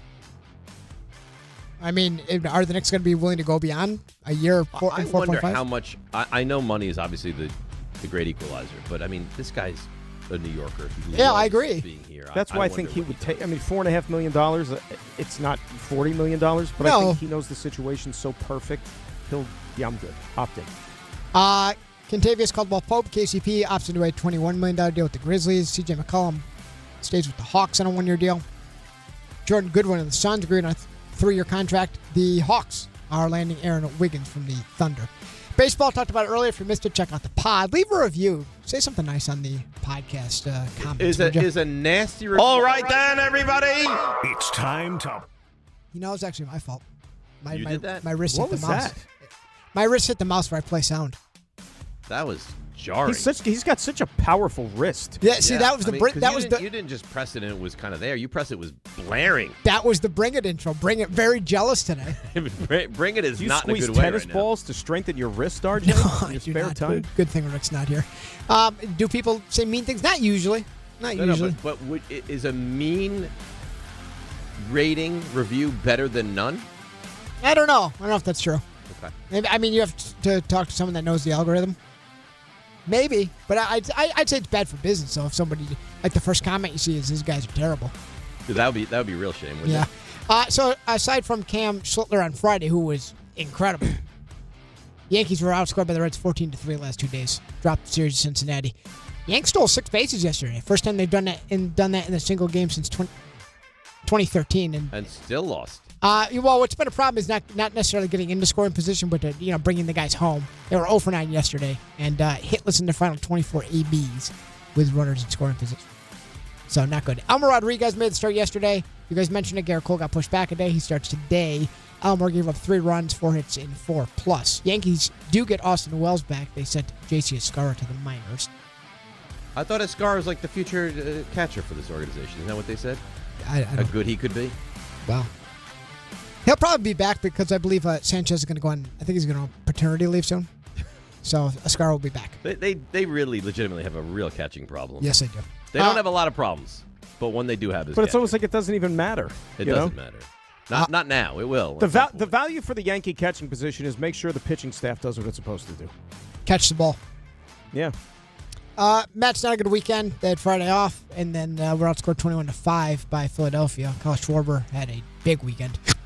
Bryce Harper hit for the cycle. You know, I have the hiccups for the first time in like 5 years right now. It's very annoying. Is that what's happening? I hear these weird noises, and I thought Dan was laughing No, at it's some of the me. stories that you were telling. I bet you I have not had the hiccups in 4 to 5 years, somewhere in that ballpark. It's That very is one of annoying. my Your breath great is a good fears. way to. I get tried rid of holding my hiccups. breath. I held it for like a minute. I can Joe hold Leo, it. you know what? You have to you scare him. Do I have to Terrify him. scare RJ? Yeah. Joe Leo's When he's least expecting it, just scare him to death. he's such a nice fellow though. It's hard to be afraid of him. Or what if Joe Leo reads the next story while RJ holds his breath? That could be something. I could forward him the script. He could Or RJ, you get. I think you have to drink a glass of water. Does that do it? Backwards. Like gulp it. Backwards. Well, yeah, so like hold it like I don't know. Haven't you heard of this? No. Stand on your head and drink a glass of water. It's something. You got to drink it backwards. You let me know what that means, and I'll try it. Yeah, you have to swallow. You know what? I'm gonna do a little googling. I'm gonna look up. You Google. Hiccups. Yeah. Cure. You go ahead. All right. Well, Francisco Lindor getting close. He's at AAA, so you got that. Deep breaths will help. I tried that. See, it's not working. Try sipping ice water. All right. Holding your breath. Eating a spoonful of sugar. I don't have that. Or giving all your money to a dear friend. All right, let me try that. Joe Leo, here's all my money. Your credit card, Thank your you. social security number. Surprised How I many put people that in fall the for that? document. Jacob Mierzarowski, see what he did? 47 pitches, 101 miles an hour or faster. He threw a 104.2 mile an hour pitch. That's pretty quick. I mentioned this earlier as well. Justin Verlander hurt his left hamstring during a bullpen session. So he's going to be out sometime now. Panthers, they made a lot of news. Brady Tkachuk from the Sens. He is now a Florida Panther. He'll play with his brother. Ottawa lands both of Florida's first-round picks in Friday's draft, as well as a 2029 first, which is top 10 protected, and they get a 2027 second. This feels like a really good trade for Florida. Hey, it makes a lot of sense, too. I mean, get a little taste of what we saw with Team USA, and now you get to see that with the Florida Panthers. Florida will be back to playing spring hockey next year. It feels it. Late RJ, spring if the hockey. hiccups persist for more than 48 hours, please consult a doctor. Oh, wow. Okay. Well, I got about 47 to go, so I'll keep tabs. Jonathan Taves, 3-time Cup winner, announces his retirement. Wyndham Clark.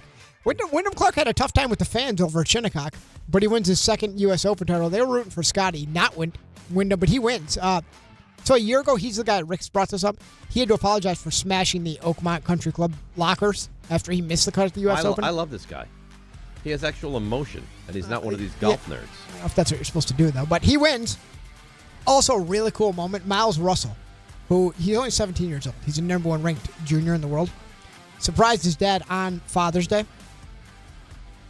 On 18, had his caddy, Miles Russell did, hand over the bib to his dad, and his dad caddied for him on 18, his final hole at the U.S. Open. I saw that. That was really cool. And he doesn't even look like he's 17. He looks like a baby, that kid. Yep. He's supposed to be really, really good. I mean, nice showing. I made the cut and everything. Titans and Jeffrey Simmons, stud D tackle, agreed to a 3-year extension worth up to worth $100 million guaranteed, and up to much more than that. Lamine Yamal, name you're probably hearing a lot, scores first World Cup goal. Spain bounced back. They rout Saudi Arabia. Brazil has some concerns about Rafinha and that hamstring injury when he might be back. Sparks beat the Liberty by 1 in some WNBA action. And North Carolina beats Oklahoma, forces a Game 3 in the Men's College World Series. And I still have hiccups. You still have them. So you're approaching medical care. I better tap out and head home. Let's take the rest of the week off. We'll come back. We'll get to your I'll calls. see you guys next week. Was that going to be okay? Is that what? I'm out of here. If you went deeper on the list of the things you tell the cop when you're caught speeding, I have what was hiccups. You know what? Hiccups. I think you could use it now. Because I need the sugar. Now it's a real problem. All right, we're way late. Let's break. We'll come back. We'll get to your calls. We'll get to a little more NBA draft and the baseball. DNR with you, ESPN New York. D'Agostino, Law, Bite Back. This is John D'Agostino from D'Agostino and Associates. And I know how a serious accident can change your life just like that. I'm Jenna D'Agostino, and I understand that with pain comes medical bills and time out of work. Let us get you justice. This is John Ryan, the closer. For over 35 years, our family has been getting accident victims every dollar they deserve. I started this firm for the injured so they can bite back against the insurance companies.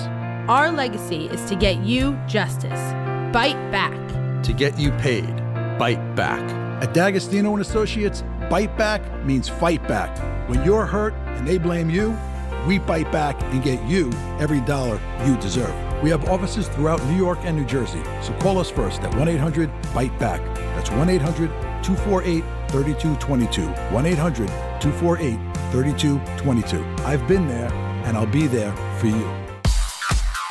All right, let's see what's happening on the roads. Here is our dear friend, the great Debbie Duhane. Hi, Dave. Hi, Dan. Good morning, company. Hey, guys. Alternate side parking rules in effect. It's a gridlock alert day due to the FIFA World Cup match tonight at New York, New Jersey, MetLife Stadium. Trains leaving Penn Station to Secaucus Junction will be limited to FIFA ticket holders only between 3:20 p.m. and 7:01 p.m. on the way back from 10:15 p.m. to 12:35 a.m.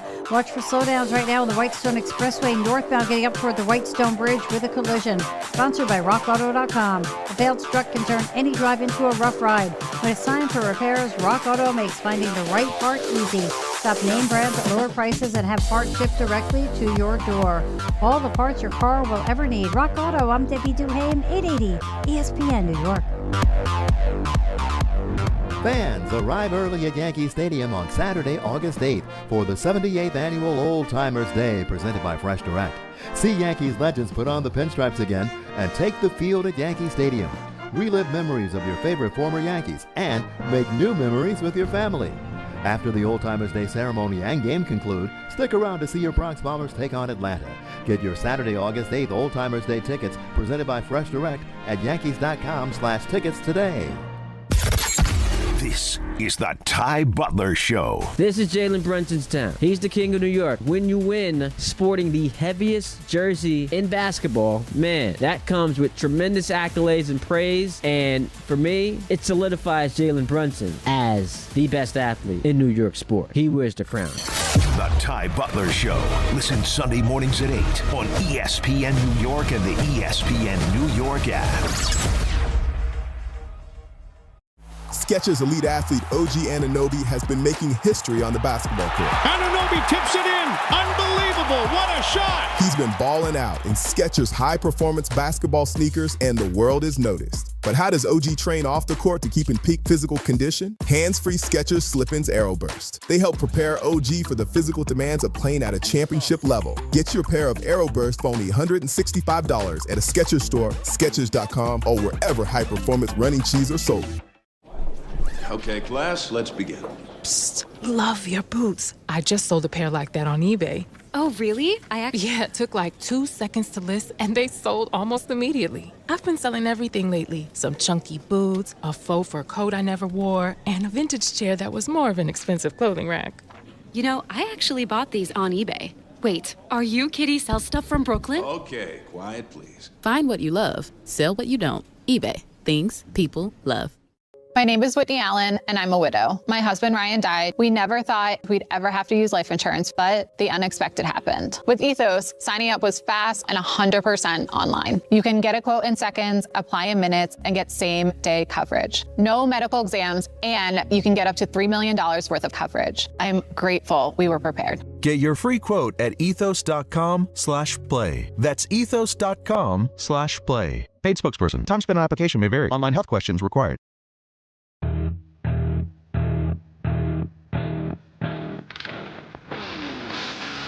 Second time you played today? Quite fun. I like it. But it is repetitive. RJ, how are we doing with those hiccups right now? Not good. Still here. They're still here? Yep. Are you just a little bit worried? Yeah. Could you imagine that's how you go? I don't think you die from the hiccups. You sure? Yeah. I'm confident you don't die from the hiccups. But you I said think you said 48 hours and you're in trouble. No. I didn't say 48 hours you're in trouble. I said after 48 hours you're supposed to seek medical advice. Well, that suggests you're in trouble. You know, I love the phrasing of that. Advice. What's the difference between medical attention and medical advice? Or so I think they're very similar. But they're not. Advice, though, they're like, if you want my 2 cents worth, I think you might need to go see a professional. I think you'll be fine. Like, I think it'll be fine. You need to see somebody more qualified than me. Medical attention is, okay, nurse. You get the diaphragm. Get my tools. You hold the jaw. Yeah. I agree. Advice is like, WebMD is like medical advice. I'm also right? reading here, RJ says, breathing into a paper bag could potentially help you. All right, I'll try anything. Yeah. Is there actually a paper bag on site, RJ? I haven't seen one. Smoking tobacco is also recommended.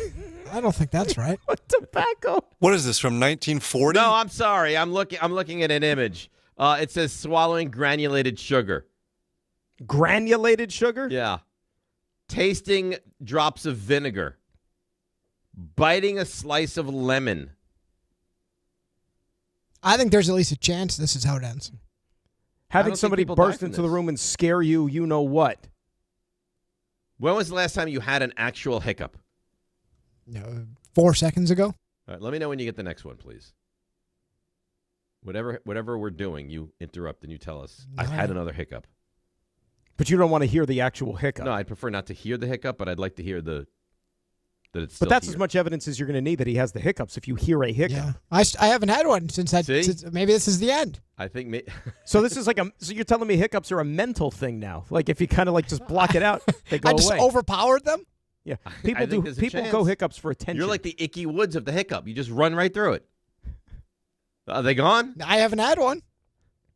Wow, what a I didn't breakthrough. get the Icky Woods reference. What a there. medical breakthrough we just had. He would just run right through.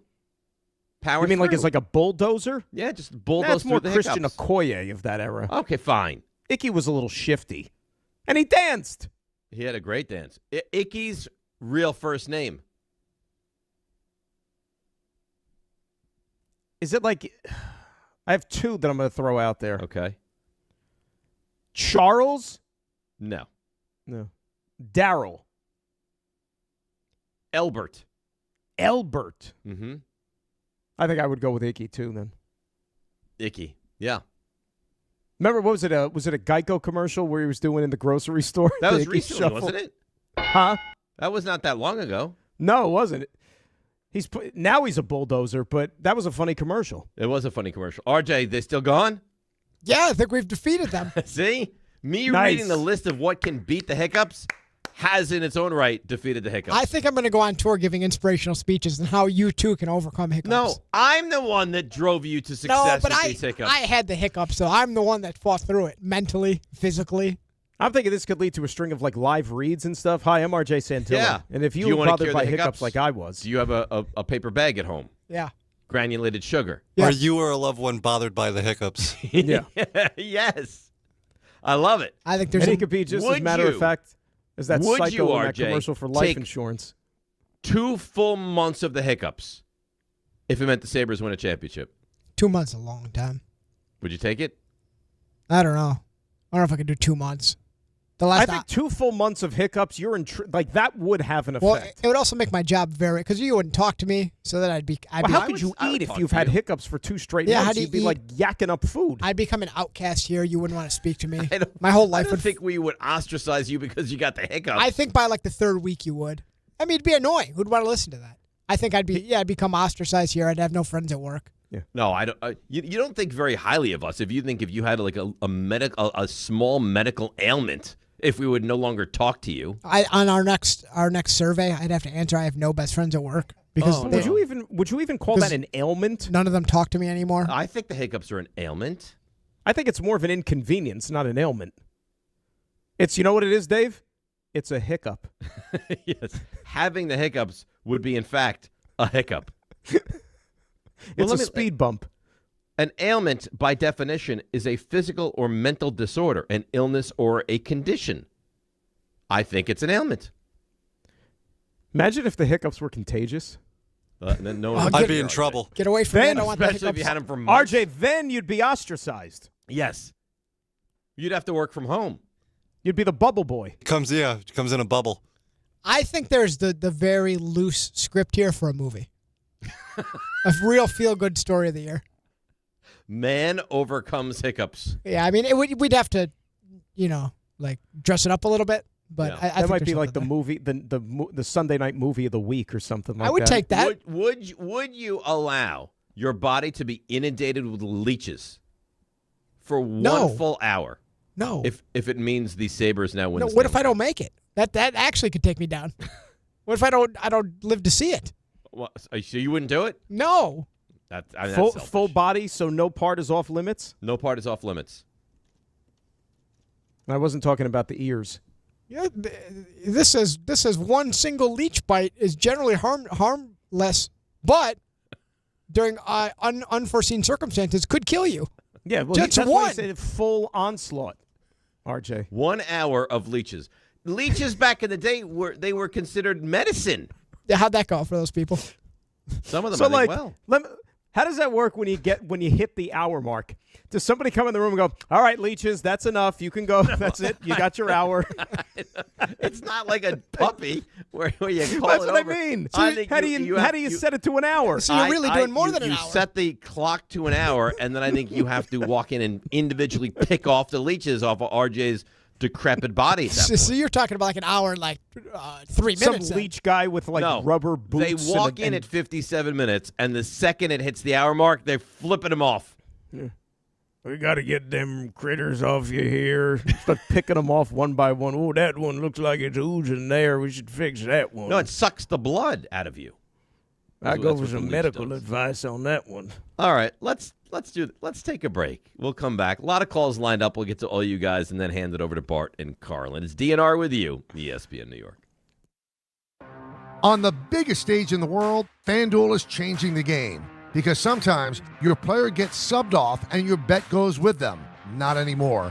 With FanDuel Super Sub, if your player is subbed out, your bet stays in. That's right, if your player leaves the match, your bet continues on with the substitute. So you're still in it until the final whistle. Visit FanDuel.com/local to get started now. All through this tournament, the betting options on FanDuel bring you straight onto the pitch. Who will score the first goal? How many shots will each team have during the match? It's all right there in the app. And with same-game parlays, you have a chance for bigger payouts. And best of all, with FanDuel, you get paid instantly when you win. Let there be goals this summer on FanDuel. 21 plus and physically present in New York. Caught with a gambling problem? Call 1-877-8-HOPE-NY or text HOPE-NY 467-369. If you've been injured in an accident that wasn't your fault, then you need a lawyer who knows New York's unique personal injury and workers' compensation laws. At the Parisman Firm, they have decades of experience handling all types of accident cases and a proven track record of delivering huge results. Their team has already recovered nearly $1 billion for injured New Yorkers. From construction to car accidents and slips and falls, they've got you covered. Call the Parisman Firm now at 718-WORKERS, where your case is their cause. Get the justice you deserve today.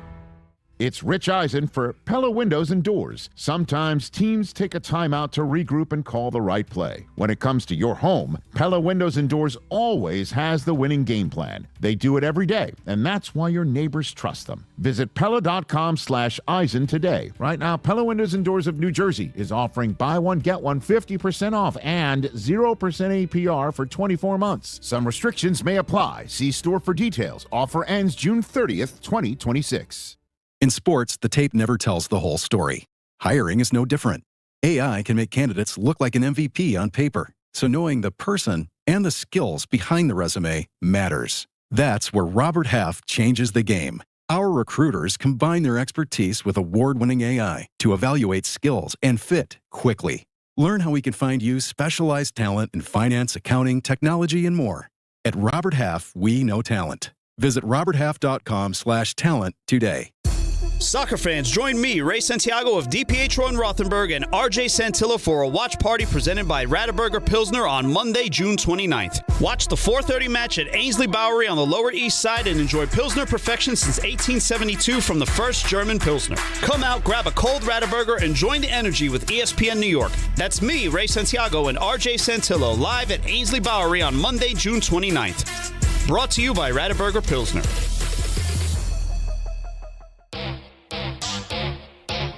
All right, DNR with you, ESPN New York. These guys have another soccer watch party coming up next Monday. Amazing. They're It's out and incredible. about all the time. They got more Game appearances time than the brought to you World by Cup has Tullamore Dew games. Irish Whiskey. When it's game time, Dan, that's when it's Tully time. I love this early Yankee start tonight. In Detroit, taking on the Tigers, 6:10, and weather permitting, the Mets would get going at 7:10 as they host the Chicago Cubs. And that's game time brought to you by Tullamore Dew, the original triple distilled, triple blended, and triple cask matured Irish whiskey. Be sure to grab a Tullamore Dew or try the new Tullamore Dew Honey during today's action. Glasses up to enjoying Tullamore Dew responsibly. Let's go to Edgar in Bloomingdale. You might know him as Everyday Edgar. Good morning, Edgar. What's up, boys? What's up, Graca? Sweet hoodie. What's up, Edgar? We're How's all things, in a brother? Good, man. We're all in a Knicks haze still. And can we talk USA soccer? This is huge. I think we Us have to. advancing to the second round. It's humongous. No one had this in the docket. No. Advancing to the second round is not huge. I think the hugeness of this all is that they have a chance to make some real noise when they get to the knockout stages. Yeah, I read the bracket. They're playing the third place opponent. The third place opponent in most of these brackets aren't that good. They have a chance of that victory there. It sounds like, Edgar, from the reading that I've done, it'll be either Bosnia and Herzegovina or Qatar in the next round. Oh, bring it on. Yeah, those are good draws. But could I give you a quick Cuddle Marry Trash Knicks before I hang up? I'm going to let Dan decide that. Quick. Dan, I think we could squeeze in a quick. Okay, all right, Edgar, because All Dan's right, squeeze it in. All right, thank you, Dan. Guard Shamit, Deuce, or Alvarado. Cuddle Marry Trash. What do you mean guard? To come back. Yeah. Why wouldn't Deuce? So what we expect to have? Oh, now he's gone. But why wouldn't Deuce come back? He's under contract. Yeah. Well, Deuce is gone. So I'll marry Deuce. Yeah, because he'll be back. I'll cuddle Alvarado and I'll trash Shamit. I just have a weird feeling Shamit's not going to be back. Yeah, I mean it's like Ben Brown all over again with the Nuggets. Somebody's going to pay him, even if it's not going to be he should chase a payday now. This is a guy who had a non-guaranteed contract at the end of camp. Right. For the veteran if not minimum. for Malcolm Brogdon, Shamit probably never makes the Knicks. It was him or the basketball version of Matt Ryan for that last spot on the roster. Right. Absolutely. He should take the money. You think Austin Reeves is going to remain a Laker? I know there's a lot of Brooklyn. I saw Detroit could also be in the mix. Yeah, it's amazing the money they throw around, man. Do you look at Austin Reeves as the number 2 player on it? Detroit, they can have one shot at bringing in that second star. Do I look at Austin Reeves and think $168 million contract? God, no. That's being thrown out there? No. Joe Leo, before you do the 3 stars, would you be interested in Austin Reeves at that kind of a number? I would, yes. You would? Yes. We need talent on this team, and we Well, need to this start goes winning. to show you. But think about what you're asking. That's how desperate him. you are. We need to start winning. We don't have our pick next year. We need someone to come here and make this organization reputable. You're moving into an empty house, essentially. You need furniture. I'm That's what the hoping that Nets are. this is our Julius Randle signing. And that he will lead you to places where the next group can lead you over the top. Correct. How did you even become a Nets fan? That would be because Vince Carter and the Nets played on Yes growing up, so huge Yankee fan. Turned on Yes expecting something Yankees and found Vince Carter and fell in love. Did you not have the MSG network as a child? I did, but again, the Yankees were not on MSG when I was a kid. They were on CBS and then to Yes. But the Knicks were on MSG. But again, I just explained to you. So it just did you not have a remote control as a child? For me, there was only one. There was two channels as a kid: ESPN and Yes. Interesting. I first had MSG as a kid, and we didn't have Sports Channel. It's a couple of years, then we got Sports Channel. Well, New Sport. Remember New Sport? Yeah, New Sport took over that. Yeah, Channel 10 on that was on weird. Cablevision. Joe Leo? Yes. How do you think you've been today? Good? I think I've been good. Good. You think you can be great with the 3 stars? Oh, I think I can. Okay. Let's leave it up to you. Today's 3 stars. So this just happened, but I can't not play I what can't hear Dave's you that well. advice Turn was. the music down and speak up. I can't. This has been a problem today. Yeah, it has. But I can't. Microphone. Put the microphone in your mouth. What are you talking about? It's right here. That's better. So I can't not let this go. Would you allow your body to be inundated with leeches for No. 1 full hour if it means the Sabres now win? No, what if I don't make it? Yeah, I don't think leeches would be. I don't think you'd find anybody that would want leeches for an hour for anything. But we got Dan with this. Got to get them critters off you here. That one looks like it's oozing there. We should fix that. That sounds like a doctor that I would like to go to. Number 2. We got into my running habits, and shout out to my friend Tim for actually getting first place in our age group. I would think that for you. Like, you look at Joe Leo, he's slight. Back then, that's like Giannis. I'm not Giannis yet, but I hope to get there one day. And RJ, are you running a marathon? RJ, would you run a marathon with Joe Leo? No. That's fine. I'll find a different running partner. Number 1. The Feud returned. My showing, not that great. I'm drawing dead here. I'm going to go back to sports. I know this might be controversial. Steve Carlton. A cop pulls you over for speeding. What's an excuse you can give to get out of the ticket? Kid is home alone. I wasn't great. Dan was, and RJ, I think he had the best answer of the day. How about I know an officer? That can work for a lot of things. I don't know if that will work for you getting out of a speeding ticket. I'm also not really sure how the my gas pedal stuck excuse works, but I'll try to figure that out.